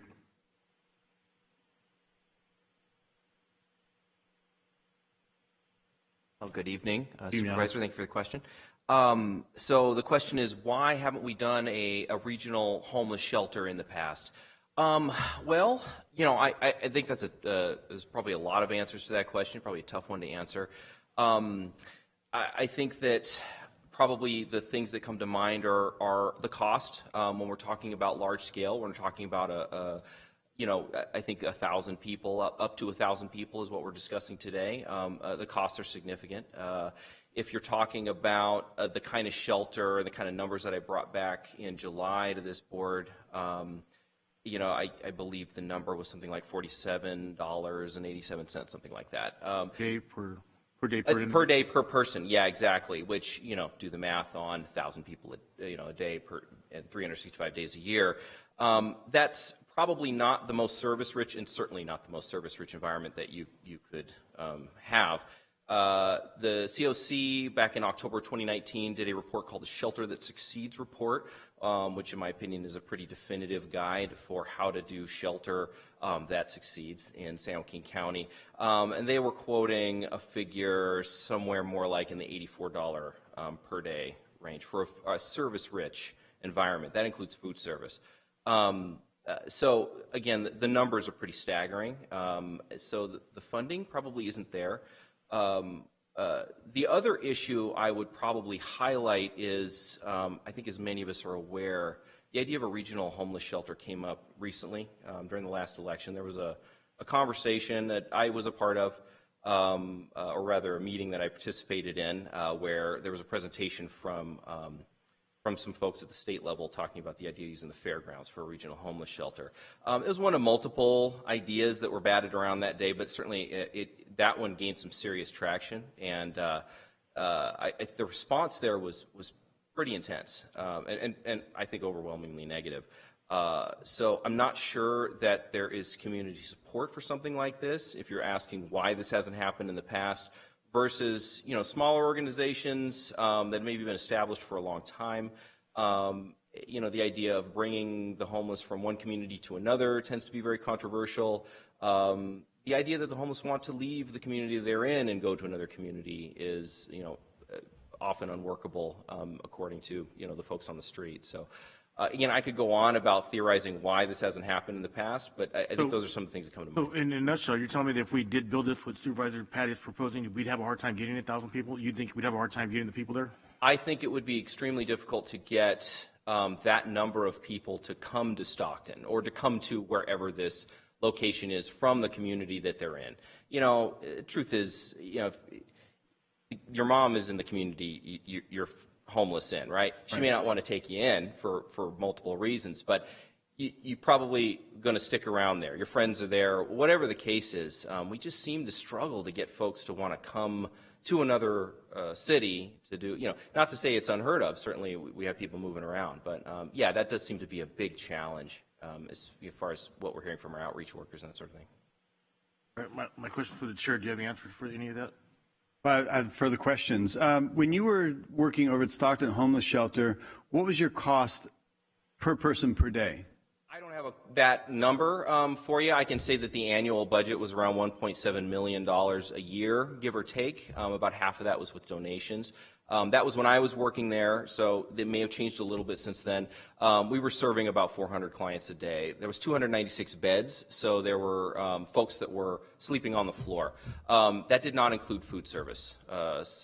Pretty quickly after I started there, St. Mary's Dining Room moved to a 7-day-a-week service, which meant that Stockton Shelter eliminated their food service. If we divided, I don't have a calculator in front of me, and I am not good at math, but if we divided how much million? It was 1.7 million. Again, 1.7 million by 400 people. We are probably roughly under $20 a day, I think. Yeah. Maybe no less. You might be 10 or 12, 15 days. So maybe I have a calculator and pull that up. I would appreciate that. So that's different than the $47 a day or the $84 a day that Continuum of Care came up. Now, there's a big disparity between that $10, $12, $15, $18 a day, whatever it is, and $84 a day that you're quoting COC had come up with. Interestingly enough, Ms. Cindy Basso volunteered and worked as a civilian person with Stockton roots. She had found the Bridge Shelter program in San Diego, and she also did a comparison in Stanislaus, and they're averaging between $35 and $45 a day when you're on that transitional housing support services, not the emergency overnight shelter. The staffing engagement would be a little bit different and less. So I'd be interested to find out the justification for the $84 a day when Bridge Shelter in San Diego is doing it for, again, between $35 and $45. We know I've gotten a quote from St. Mary's that they would provide meals, $2 per meal per person per day. So it's $2 for $6 for 3 meals a day per person. And that quote may have gone up maybe $2.50, maybe $3. So it sounds to be like it's maybe under $10 a day. They would provide those meals. So I'm looking forward to working with you in this little ad hoc committee that we'll put together and finding out the justifications that when we bring back to the board a business plan proposal that is or isn't affordable and sustainable, then we will have dotted I's, crossed T's, and found out how COC came up with $84 per person, which is roughly more than double in some instances of of organizations and programs that are accurately, currently engaged and serving well over 1,000 people down in San Diego. And if, you mentioned that it'd be difficult to get 1,000 people there. If Stanislaus is roughly 400 people, give or take, between shelter and transitional supportive services, they've got 40% of their homeless population at that location, and their homeless population is around 1,200. It's over 1,000, a little bit over 1,000, but I believe it's under 1,200. So if they've got around 1,200 and they're getting 400 in there, they're getting a percentage. So I would suspect that if we have the ability to enforce the Boise, Idaho trigger that we have adequate space, bed, support services, that with engagement from the sheriffs and the police department, as I had spoken with them about, and with engagement from Judge Flavianos and District Attorney Tori Verber, they seem to feel compelled to believe that we could, in fact, get people over. And as Sheriff Withrow said, I just need a location to bring them to, and I can get them there. So the idea that if we build it, they won't come, when we're going to offer 3 meals, security, safety, pets, possessions, and partners, like they're doing in Stanislaus and they're doing effectively elsewhere, I think it's kind of pessimistic to say that if we build it, they're not going to be there, and it'll be hard to get them there. I'd like to think that we can engage and bring them there in a positive manner of influence in people's lives when they're struggling, they're suffering, they're living in squalor and filth and dirt, and they've lost perhaps their human dignity, but we have an opportunity to bring it back. And what I saw in Stanislaus firsthand is I saw hope. I saw a spring in people's steps. I saw that there was a pathway for them, and then I saw it to be a 100% success rate. A lot of them are going to go through the transition, rejoin their family and friends, and maybe fall off the wagon, and maybe unfortunately have situations or moments where they reappear back into the system, and they need some more help and services. They may not get it the first or second or third. Maybe they might get it on the 5th time, which, as Tori Verber's pointed out, she's got people that she's engaged with repetitively, and on the 8th or 10th time, they've actually completed and been successful.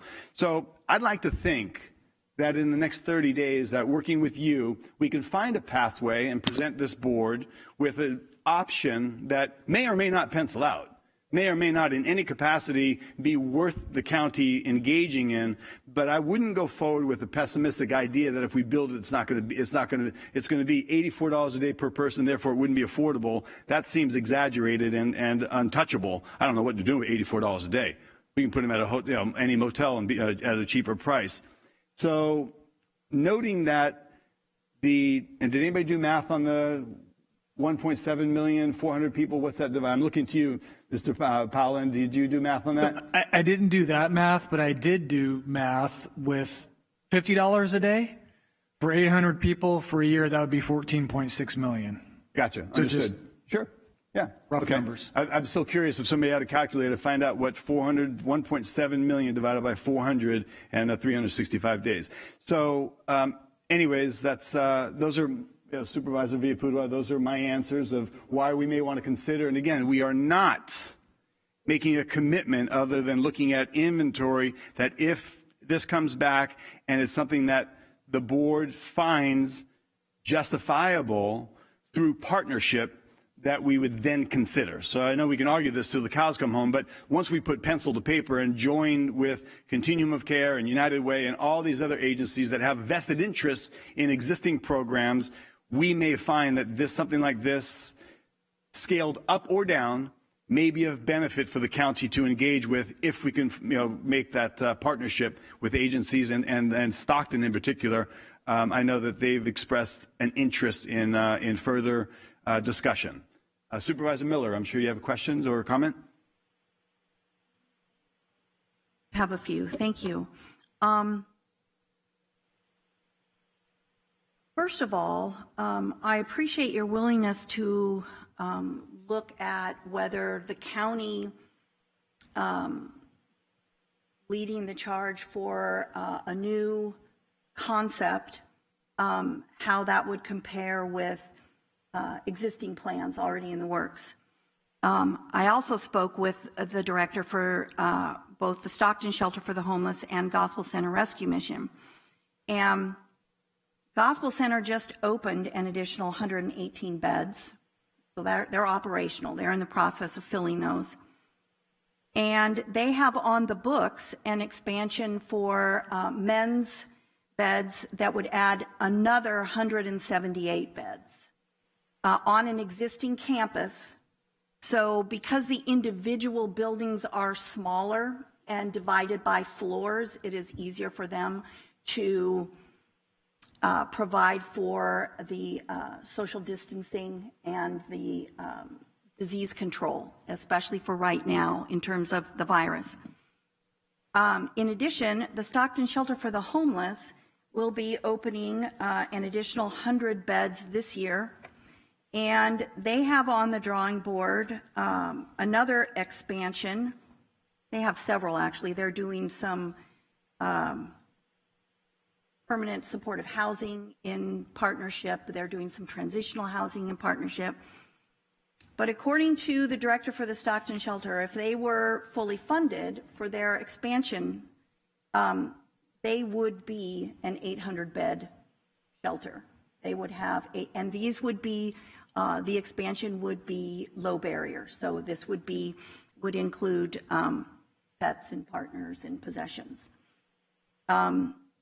In both of those locations, you would have less community resistance because they're already operating and they're known operators. In addition, with the Stockton Shelter, with it being a much larger shelter, they already have a very established relationship with St. Mary's to provide the food. And there would be no acquisition costs with either one of those. Both entities already own the property. And in the case of Gospel Center, their director said that their operations would require no ongoing public subsidy, that their donor base will be providing the funding as they already do for their existing programs. So I think everybody agrees, and this board has voted several times in the last 6 months to prioritize additional shelter beds, which we did with this first round of HAP funding. We directed the vast majority of our funds for shelter. I guess I would want very much to see, if we're going to do a business plan, I would very much like to make sure that the existing service providers and their existing expansion plans, in the case of at least one of them, they're already well through their permitting process, or they've already begun. So it seems to me that time-wise, this would be a speedier way to address it. There are also plans which they applied for funding, and we partially funded for smaller shelters facilities in the cities of Tracy, Manteca, and Lodi. They are also very interested in providing smaller scale shelter and navigation or supportive services for their own local homeless population. So I guess I would want to make very sure that as we move forward, we take a deep dive and we look at what's already on the drawing board that at this point is simply lacking funding. If what we're talking about is the county leading an effort to secure funding partnerships, I believe that it may be more cost effective for us to work with our existing service providers and simply fund those plans that are already well developed. And lastly, I think that looking for a property first is putting the cart before the horse. In my experience, when you develop a business plan, you put together costs and benefits and you analyze those. You look at the ability to effectively deliver the final product, and so you can right size your business plan. And only after that would you be looking at specifics in terms of a building, because as you said, we don't know if it'll be 1,000, we don't know if it'll be 800. If we're looking at a smaller space, it seems to me that we would work to identify the property after we made the decision. Do we want the county to go forward and develop its own shelter, or do we want to fund existing plans? I would think identifying property would come after we made that sort of a decision. So if what we're looking at is an analysis to compare existing plans and with a clear mind and looking from a cost benefit standpoint, I don't have a problem comparing starting from scratch on a new shelter versus funding what's out there. I would not be willing to commit the county to moving forward with such a plan until these partnerships have been locked down, voted on, and we had MOUs and agreements that we would move forward together with the other funders. Because the number that Mr. Paulin put out there based on $50 a day, and by the way, the difference between the 84 and the 45, that goes to Mr. Cheshire's description as a service-rich shelter. The additional cost on that are for those supportive services that are offered on site, the mental health, the substance abuse, all of those other supportive services that are baked into that annual operating budget. And somebody has to pay for those. Typically, a large portion of those services are provided by the county, and that's part of our partnership on these various projects around the county. So as long as we will do an honest assessment of comparing the county starting from scratch on a new shelter project versus what's on the drawing board, and how quickly could we put together a funding coalition for those that would supplement the continuum of care money, the county's money, and the city, mainly the city of Stockton, but the city of Stockton and Lodi get direct allocations. If we can do that sort of an analysis before we look for property, before we move down the actual road, so that this board could make a truly informed decision as to what's the best course of action, then I have no problems with doing that analysis. But I don't think moving forward with identifying property is the appropriate first step for this effort. Thank you. That's it.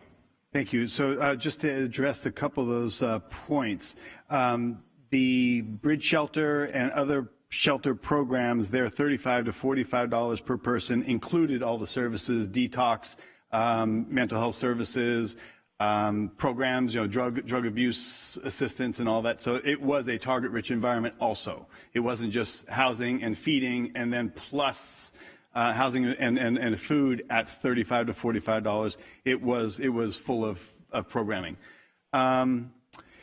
The point of, and you're spot on, yes, all these things, you need to dot I's, cross T's.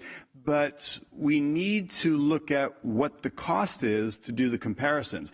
We can bandy this about and then open up the search for a building and find out, well, gee, the building's an unanticipated 2.5, 5, 7, 9, 12 million plus renovation of 100,000 or 8 million. Wow, we're up to 8 to 18 million. We didn't factor that into the presentation we brought to the board.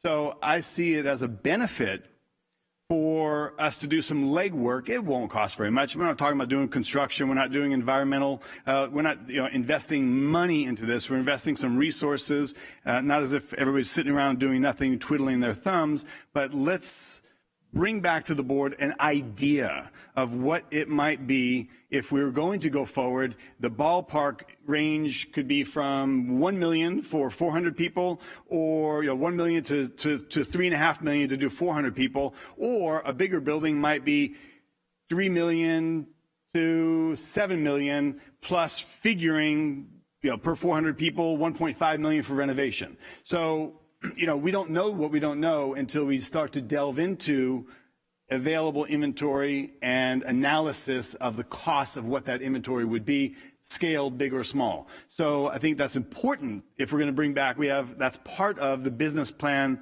approach of what the cost would be. I know that Gospel Rescue Center, to their blessing, they're 178 bed. Last time I read their proposal, if it's changed, it was $14 million for 178 beds, but no continual cost after that. Stockton Homeless Shelter has buildings that are in disrepair, bad roofs, mold, a lot of bad things. They're landlocked. They're trying to go upwards. So having dialogue with both of them and including and partnering with them going forward and looking at their plans and how could we enhance, what would our plan or a plan look like to accentuate what's already available, or simply take a dive into funding a little bit more. I know that Mr. Cheshire had mentioned, I believe the number was somewhere around $38 million to do, to adequately fund the planned expansions in the pipeline. And I believe that was helping numbers in the hundreds. I don't think we got to 1,000 people for 38 million. Do you know what the number was for that 30-something million? Yeah, I believe what you're quoting is the total number of funding requests for the HAP round one. That would include outreach programs, shelter, prevention services, permanent supportive housing. So how many beds would that be to helping? If we were to get, here's $38 million, how many more people are you getting off the levels of despair and homeless and living in squalor? Well, so that figure it's not all for shelter, right? It's for permanent supportive housing, outreach, and so forth. So if you're just talking about shelter beds, I haven't done that examination to say how many beds were being looked at. What I can say is that there were 462, I did do that examination of, let's say we just funded all of the shelter beds, 462 additional beds for right around $7 million additional dollars. So the county already put forward 2.1 for shelter. It would be an additional $7 million if we're just talking about the projects that are in the pipeline from HAP round. $7 million for 400 beds. Yeah, 462. That's a great number to realize when we're having conversations. These are factors to consider. If we got for $7 million, we get an extra 400 people off the streets, and I don't know what the continual cost would be or what the commitment is, but these are things that we'll discover in this committee that I'm proposing, and that's been mentioned. And I know that our newly elected mayor campaigned on this issue. He and I have spoken.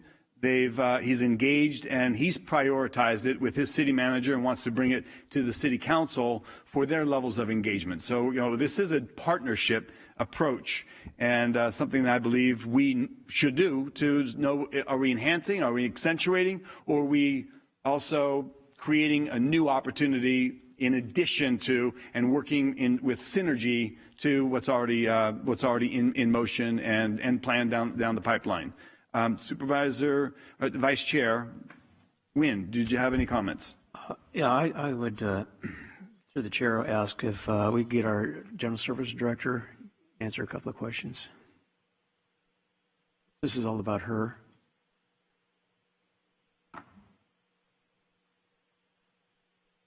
I know we've had several conversations in regards to properties around the county in various departments and those types of things, expansion.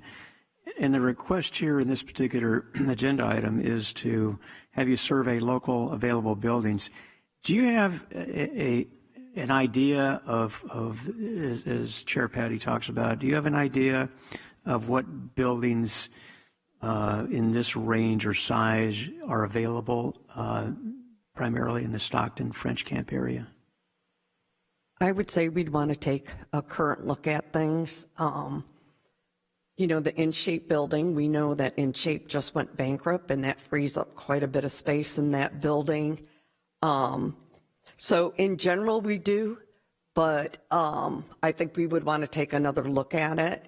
And from a 30-day perspective, and not just typically we're looking at a commercial building. We're not typically looking at hotels that may be available. So we would want to look at that, right? Because that could very well be a viable solution if we're going down this route. And what 30 days would allow us to do is to assess the current market, look and see what's available beyond just a business type building. But that doesn't mean that we've done any deep dive. So it would be possibilities, right? We wouldn't be able to say the viability of a building. We could give estimates of costs. We've looked at other buildings where we do, you know, the environmental study, ADA upgrades, you know, what's the condition of the building, how old it is, all of that could come much later in the business plan. But to say today exactly what's out there, no, I can't say that without us taking another look. But it's ever changing. Within the 30 days, though, you could come up with just a list of possibilities. Of possibilities without a deep dive, just generally square footage, location, those types of things. Right. Age, potential, you know, remodel costs or restoration costs, et cetera. But that only gives us a start in regards to, you know, the range by which it may cost to at least acquire the building and then possible additions or renovations that would be made after that. Right, and what might be available. Okay, and that's fine. And I don't have a problem. As we've talked about here, we're trying to determine what our options are, Right. whether it be the large or the smaller. One of the things, though, that in fact Supervisor Rickman has mentioned a couple of times, which are the services, the mental health aspect of it. Like, for example, Lodi, we have a 3-story building with 40 beds in it, and that's specifically for people who have need for mental health treatment. Mm-hmm. But my main concern, and we can talk about this later, but because we're obviously focused on at least the listing of those potential properties. I'm always concerned, and I appreciate that Supervisor or Chair Patty talks about, you know, the building was donated in Modesto. Well, I don't think we have anybody around that's going to donate a bit. I don't think Corp Properties or anything are going to donate a building. So that's going to be a cost. But the other side of it is I'm always concerned not just with the cost of the project or the property or building or whatever. The thing that kills everybody is the ongoing maintenance costs, whether it be services or meals or beds or staff or whatever. And so I guess with maybe coming back with some kind of idea of what's out there, the second part would be, Mr. Cheshire, I know, has been involved in a variety of studies and has a knowledge, but I'd want to know, you know, what are our funding possibilities? And not just now as far as acquiring a building and then maybe, you know, restoring or renovating it. But where's the money going to come to staff it, to provide the services, the beds, the meals, those types of things? And this is a big chunk because we're talking about, you know, with whether it be the gospel mission or the Stockton shelter or other facilities we have in the county, those are all staffed. I mean, they're already in place, they're operating, et cetera. So we're talking about building something, you know, 800 to 1,000 with the attendant services. Where do you get all that? And more importantly, I think, and I know, well, I shouldn't say I know, but I assume that the city of Tracy has its own homeless population. City of Ripon has 8, so it's not a big deal. Lodi obviously has a lot. I'm sure Manteca has quite a few. But, you know, our point-in-time surveys, oftentimes, because the argument is, especially from my residents or constituents in Lodi, is because the service available, they become a magnet for the homeless population. But as I recall, it seems to me the study shows that most of the homeless are from that particular area, city, et cetera. So we don't get a lot of migration. Again, the question would be would a homeless person in Lodi or Escalon or wherever they happen to be want to come to Stockton? I don't know. But the other part of it is, I think the other concern that I hear is that we don't want to become a magnet for the homeless population. I agree with taking care with what we have. We certainly have a tremendous need. But on the other side of it, I don't want to create something that then becomes an attraction for the homeless population, as California has become, in the nation. So again, I'd need to know, beyond the property, I need to know where are we going to get the money and where's it going to last? And I agree with Supervisor Miller in regard to partners and working with other agencies, et cetera. But my inclination is to take those that currently exist that are already in place, that have everything kind of locked down, and have the business plan, as Chair Patty talks about, to expand and try to assist them in that regard as far as helping them financially to expand their services, since they already have an anchor or a foundation to build from. So again, I don't have a problem with general services making a quick search, not take a lot of time, and coming back and see what we have. But then the second step is where we go from there, and how do we pay for it?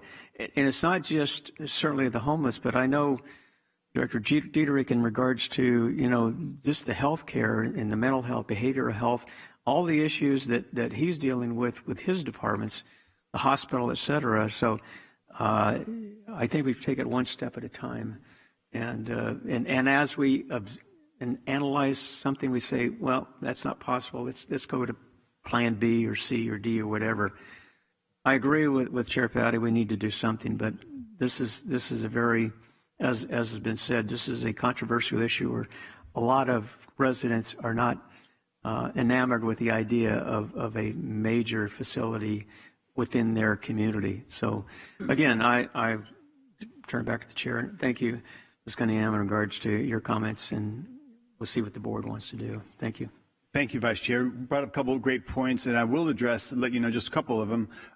Former Mayor Kevin Faulkner, I believe is his name, had initiated the bridge shelter, and exactly to that point, everybody's like, if you build this plan and put up these sprung structures, which each sprung structure is between 300 or 400 people, and investment, this is going to be an attraction. Southern California, they're going to be flocking here. Exactly the opposite, actually. So he found a proof of concept. It was not the case. And these are things that need to be discussed. But when we looked at our point and count time, I remember specifically that we had identified that 30% of those that we interviewed had been here for a year or less.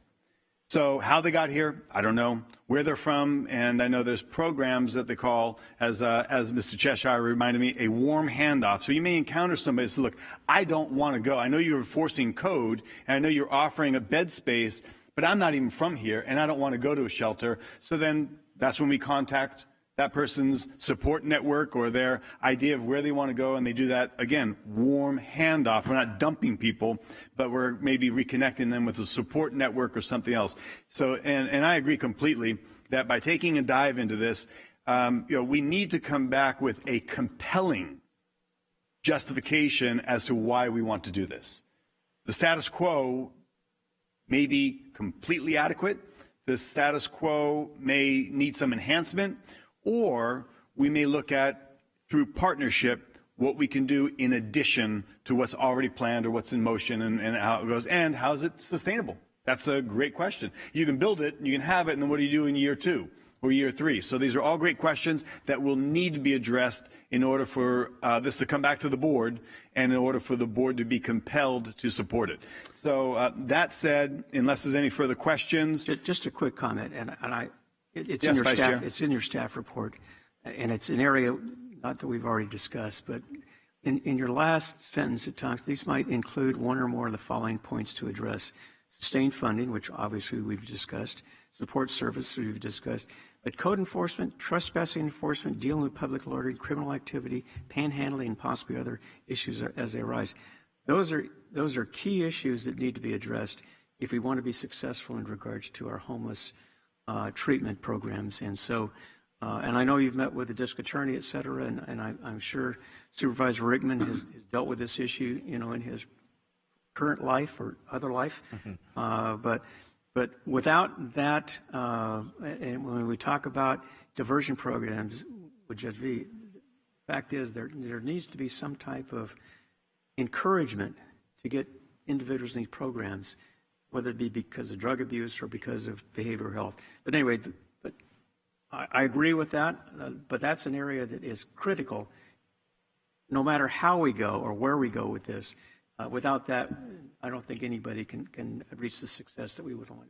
Understood, and all very valid points. I see Supervisor Miller has a question or a further statement. Thank you. You know, what we haven't talked about at all here today, we've only been talking about shelter, emergency shelter, and providing that first step into some supportive services.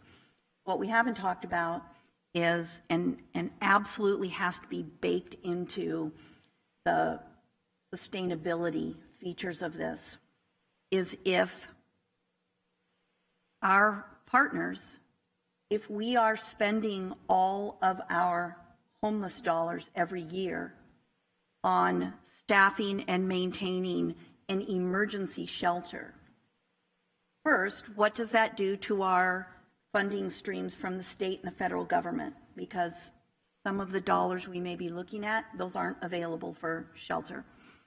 But the other thing, and even more importantly, is the only thing a shelter solves is where someone will sleep, perhaps where they will get a meal. It doesn't move them out of homelessness, and we have to address the fact that whatever operating budget and projections are put together, we can't stop funding development of permanent affordable housing. And if there's nowhere to move people to from the shelter, all we're doing is building a warehouse for people. And I don't think any of us wants that. I think we all believe that people deserve a decent place to live that's actually a home, not a barracks. And the point of something, an emergency facility, should be to help people make that first step. But it's really critically important that we don't derail our efforts. We have a lot of outstanding permanent supportive housing projects finally coming off the books and going to be constructed. I mean, the county's own Victory Gardens that will provide 49 units for veterans, supportive units for veterans and their families.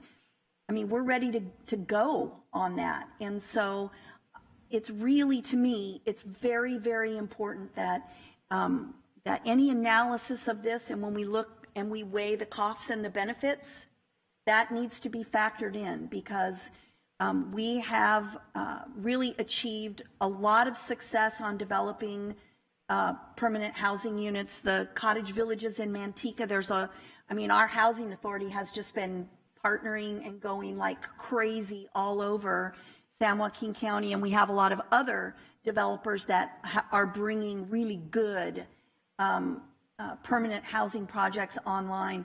I want to make sure that we are not starting down a path, which is something that government does all the time, that we start down a path, we're just going to explore this, and then we get a little further and we get a little further, and after a while everybody says, well, we've already invested this money in it, and so, we've got to go forward with this. I want to make sure we don't derail the progress that we have been making on permanent affordable housing.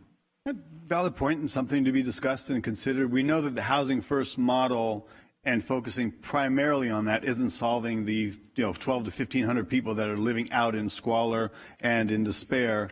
So we need to take a holistic view of what else we can do, not sacrificing anything, but in conjunction with and complementing. We all know that the continuum of care strategic plan noted, and I have it here, noted that we needed to expand emergency shelter capacity. So quoting those words and believing this to be true, as has been stated by Mr. Cheshire as well, that I believe this is worth us exploring and looking at and bringing back to the board for consideration. But we do know we're not going to house our way out of homelessness, and we do know that taking somebody that's got substance abuse issues and putting them in a house isn't the answer straight away. So we need more, and we also know from the strategic plan, one of the things that's missing is that navigation center, support services, or as Salvation Army calls it, transitional housing. So I think these are all very important comments, questions, and elements that we need to address. At this time, unless there's any further statements, I will look for a motion if this board is interested in tasking general services with looking at some inventory. But the caveat is this is not for temporary housing or transitional housing or motels that could be converted. We want to narrow our focus down so that we will discuss in the future very soon the expansion or not of a scaled emergency shelter program. So it could be 400, 600, 800, whatever we might come up and find, but that the scope of search for my liking would be to focus on those commercial buildings, much like what we saw, the concrete tilt-up building in Stanislaus that worked very efficiently and effectively. Thank you. Chair Patty, if I may, we do have several public comments on this discussion item. Great. Thank you, Madam Clerk. Would you please read them? Thank you. The first one is from John Mendelson, Chair of the San Joaquin Continuum of Care. And he writes, "We are thankful County Supervisors recognize the desperate need for more emergency homeless shelter beds. The strategic plan approved by the Board of Supervisors includes specific actions that will reduce the number of people on the streets based on community input, local experience, research, data, and nationwide best practices. Those actions including adding a significant number of shelter beds, but a single supersized shelter does not align with that plan. To be clear, we must support existing congregate shelters, but new investment needs to think beyond a barrack-style model. New shelters must meet the needs of people experiencing homelessness. That means gravitating towards environments that have adequate staff, allow pets, accommodate personal possessions, and provide space for wellness and dignity. There are existing opportunities for the county to expand shelter beds while following the strategic plan. These opportunities include supporting efforts to establish shelters in Manteca, Tracy, and Lodi, as well as supporting ongoing efforts to expand space and services in existing shelters in and around Stockton.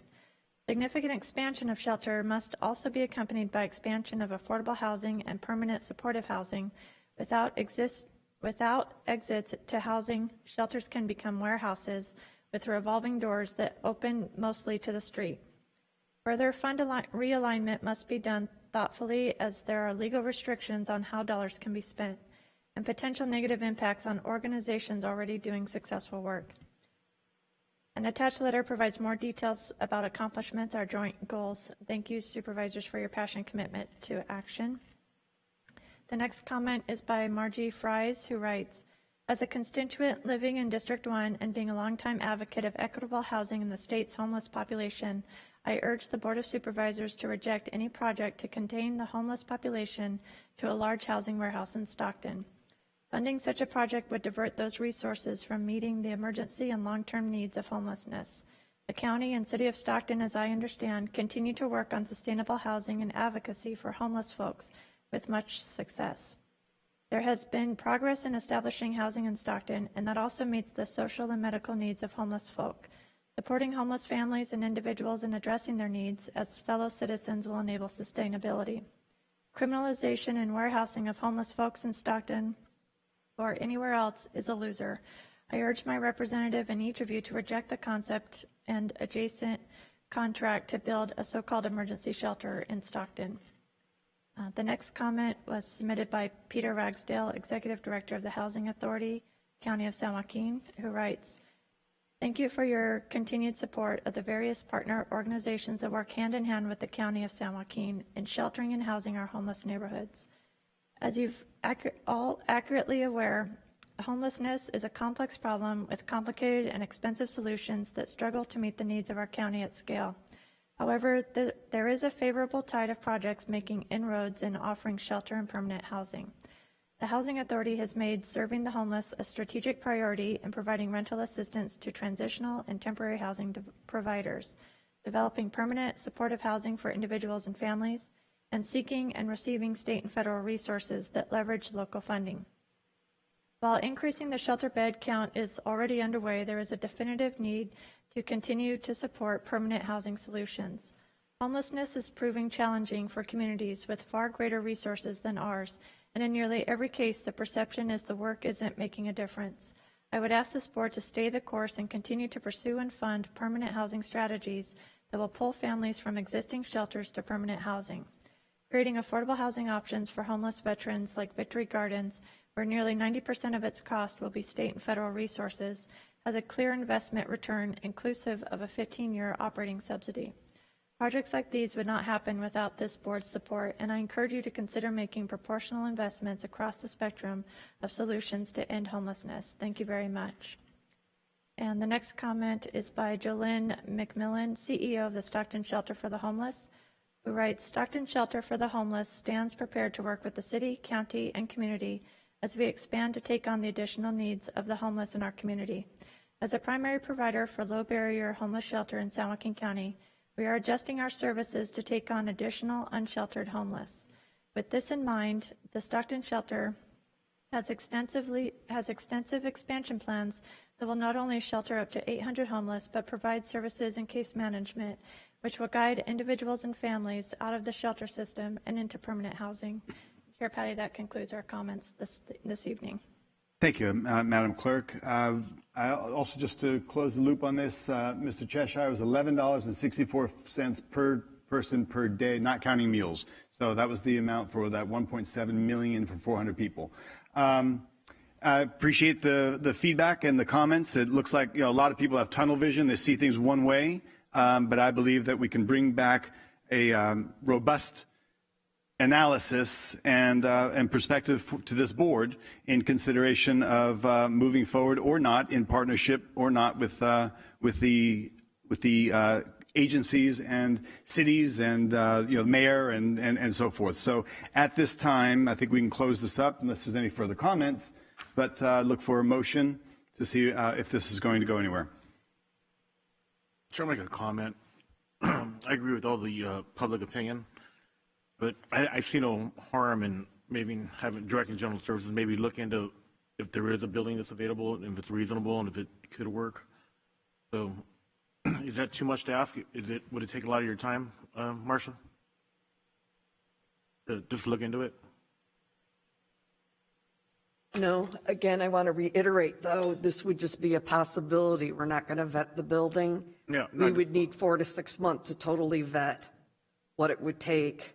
But we could do some estimates based on, past buildings we've looked at and common things that you find when you're looking at buildings. So it would be a list of possibilities, yes. Okay, in that case, I'll just make a motion to look into it.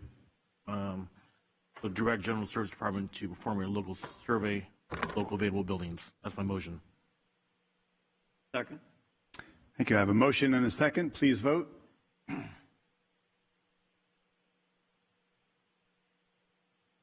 It is adopted 4-1. Thank you very much. Appreciate everybody's comments and engagement on it. It's a hotbed issue, and it's something that I appreciate that as chairman, we'll take a little bit of look into this.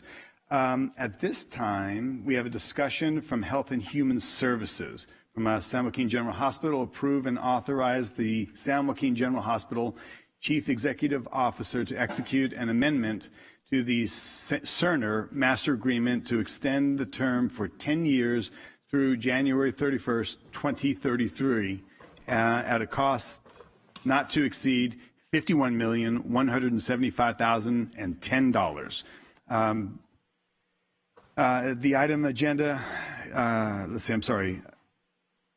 the item as listed on the agenda and the department staff report, please. Director, we've got our CAO from the San Joaquin General Hospital, Mr. Culverson. Welcome. Good evening, Mr. Chairman, members of the board. Here to request your approval to authorize the CEO of the San Joaquin General Hospital to go ahead and execute a 10-year amendment to an existing contract with Cerner. Cerner is our current electronic health record, and our health record system is installed, came live about 3 years ago. It became live on March 5th, 2017.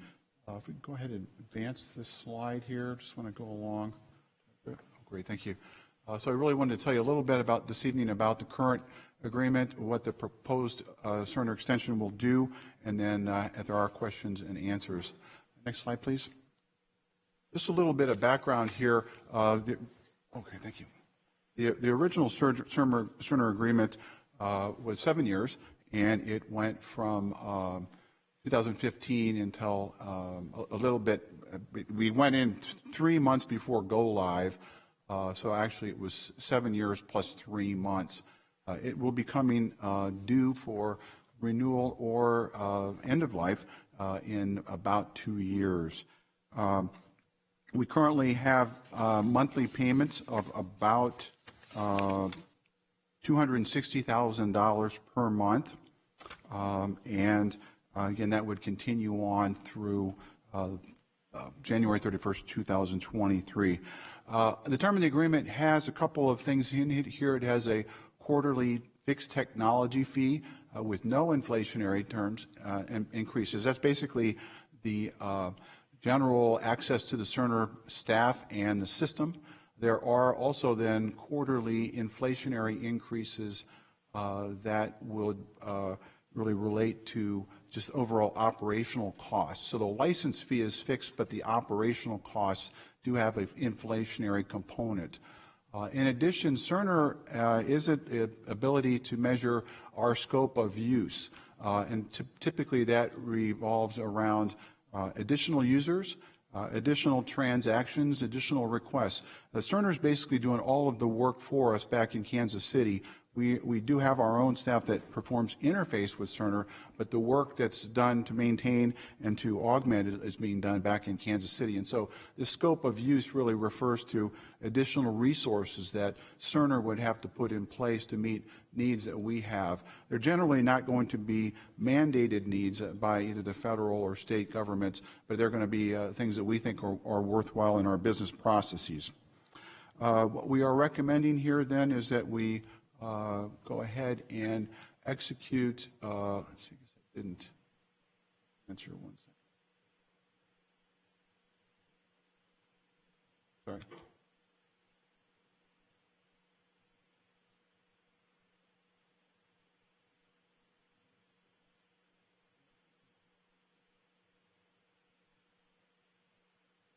Okay. So we're at a spot right now where and this is typical in healthcare systems here, that they would like us to lock in now so that they can plan for really the next 12 years here. We're at a window that I'm sure they feel that if we aren't satisfied, we would consider leaving. It would take about 2 years for us to make a decision if we chose to leave the Cerner system, make decisions, and then install. So they really are trying to help us out and help themselves, quite honestly. So they're proposing an extension term of 10 years through January 31st, 2033. This fixed technology fee will have no inflationary increases. They're waiving for the next 36 months the scope of use. Again, this is very important, particularly as we've added staff users. As you heard, the COVID volume is way up.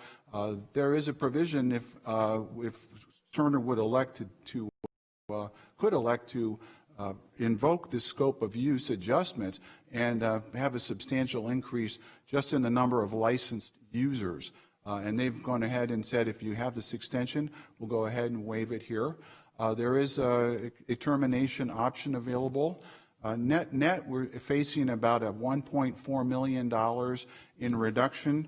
That's a reduction from $260,000 per month to $235,000 per month for the current term, the original term that ends in a little bit more than 2 years. And then they're also offering essentially an $8.4 million $7 million reduction in the 10-year term from the current reasonable inflationary projected costs for a total of about $8.4 million reduction compared with our existing renewal terms. So we're recommending then that we go ahead and allow the Chief Executive Officer to execute the Sterner Master Agreement to extend the term for 10 years at a total cost not to exceed $51 million. Again, for the 10-year term. In reflection here, the first 7-year terms, including the build-out, which was about a year and a half worth of Cerner's time, was roughly $30 million for 7 years plus the development costs. So that's what the recommendations here. I'd be happy to answer any questions you may have. Thank you, Mr. Culberson. Any questions from the board? Seeing none, any public comments? No, there's not. Excellent. Move forward for a motion on this for approval. Need a first and a second, please. Move to approve. Have a motion to approve. Second. And seconded. Please vote. Confirm, is that Supervisor Villapudua that seconded? That is correct. Yes. I know we look like twins and it's hard to distinguish, but he did second it. That approved, 5-0. Thank you very much, Mr. Culberson, and the board for approval. Moving on, and we are there. Thank you. It's been a long day. Event and action-packed, of course. But I will conclude, and I will have a couple of comments, supervisor comments and committee reports. Are there any supervisors that have any comments or committee reports? Supervisor Villapudua. Thank you, sir. Earlier today, I forgot to thank Supervisor Miller for a wonderful job she did as chairman. It was a tough year. 2020 was horrible, and she did an outstanding job at leading the ship. And thank you for everything you did, Supervisor Miller. Thank you. Excellent. Supervisor Rickman. No, not really. I just want to say thank you to all of you for being so welcome and, working with me. I truly appreciate it. And I look forward for the next couple of years. There's a very swift learning curve, and you're going to get up to speed quickly on a lot of things. So It'll be fun. I know you're up to it, and thank you. We'll be well served. I have great colleagues. You do a great job, so it's an honor to be here with you guys. Thank you. Supervisor Miller, any comments or reports? No, other than just to say once again to welcome our newest supervisor, Supervisor Rickman, and we're off to 2021. That we are. Vice Chair Wynn. I would say the same thing. I appreciate Supervisor Rickman's participation today. He did a great job, and I look forward to his additions to the board for the next 2 years. But anyway, that's it. I didn't even tell everybody I used to train you back in the day. I'm going to have a couple of comments real quick. I'm going to follow up on something I spoke to County Council about. I read recently that some California state counties and even cities have looked at putting a limit on the amount of money that DoorDash and Uber are charging for the pickup and delivery of food services. They're currently, their standard fee is 30%, and restaurants operate at about a 10% profit margin by and large. So when you're losing 30 cents of that dollar and you're struggling to stay alive, some counties and cities have limited that to 15%. So I'd like County Council to look into that and bring that back as a possible actionable item for this board to consider and maybe enact in our county. Also, Supervisor Miller had brought up something very interesting and important, of course, is housing for homeless and affordable housing. And it reminded me, and I'm adding it here now, and we can maybe agendize this as needed, and County Council will recommend. But in a CSAC breakout session conversation I had, one of the counties in the state of California, rural, had taken some county land and donated it to developers free of charge for them to develop and put up housing, affordable housing components. So I would ask, and I know we've just tasked General Services, but not today from this moment forward, but if it needs to be agendized, that we ask General Services to come back with and maybe work with Public Works Department, but identify some land that is sitting idle, that's vacant, and there's absolutely nothing on it, and we might want to offer it to developers to present a proposal, incentive-based, that's maybe for veterans housing or low income housing or a shelter housing, or I don't know what it could be, but I think it would be worth this board pursuing. The supervisor that talked about it said they had a robust amount of interest and they needed housing and affordable housing, so donating land was a kickstart to getting some development in that county. So County Council, is that something we would agendize for General Services to do and bring back a report of available inventory? Well, I would suggest that the county administrator check with General Services first, because they may already have a list of county-owned parcels that are vacant, and be able to narrow it down from there, and then the assistant county administrator can get back with you and we can have a discussion further about what needs to be agendized on that discussion. But certainly to have a discussion where you're going to go through and try and identify parcels or give direction to engage in a RFQ process, something like that, to engage with developers, that needs to come to the board for direction. Right. Okay, great. So through the CAO's office, Mr. Pollan, if you would maybe do that and reach out to General Services and Public Works. And just, one of the components is, tying into services. So you wouldn't want to do a remote piece of land somewhere and there's no way to tie into water and sewer and electricity. So those were elements. And this, as the supervisor had expressed, it's idle land sitting there. When it was developed, of course, it had a tax base that became much more valuable to the county. So therefore, it was a very good program that they initiated and was looking to be successful. So I thought that might be interesting for the board to consider. And then lastly, I will say that in memory of my district, two people passed away. A very dear friend of mine, Don Parsons. He was a government and political consultant, as well as a local business owner, John Hughes. So I close this meeting in memory of those two from my district. And barring anything else, I'll adjourn this meeting. Thank you all. It's been a very long day, but very productive.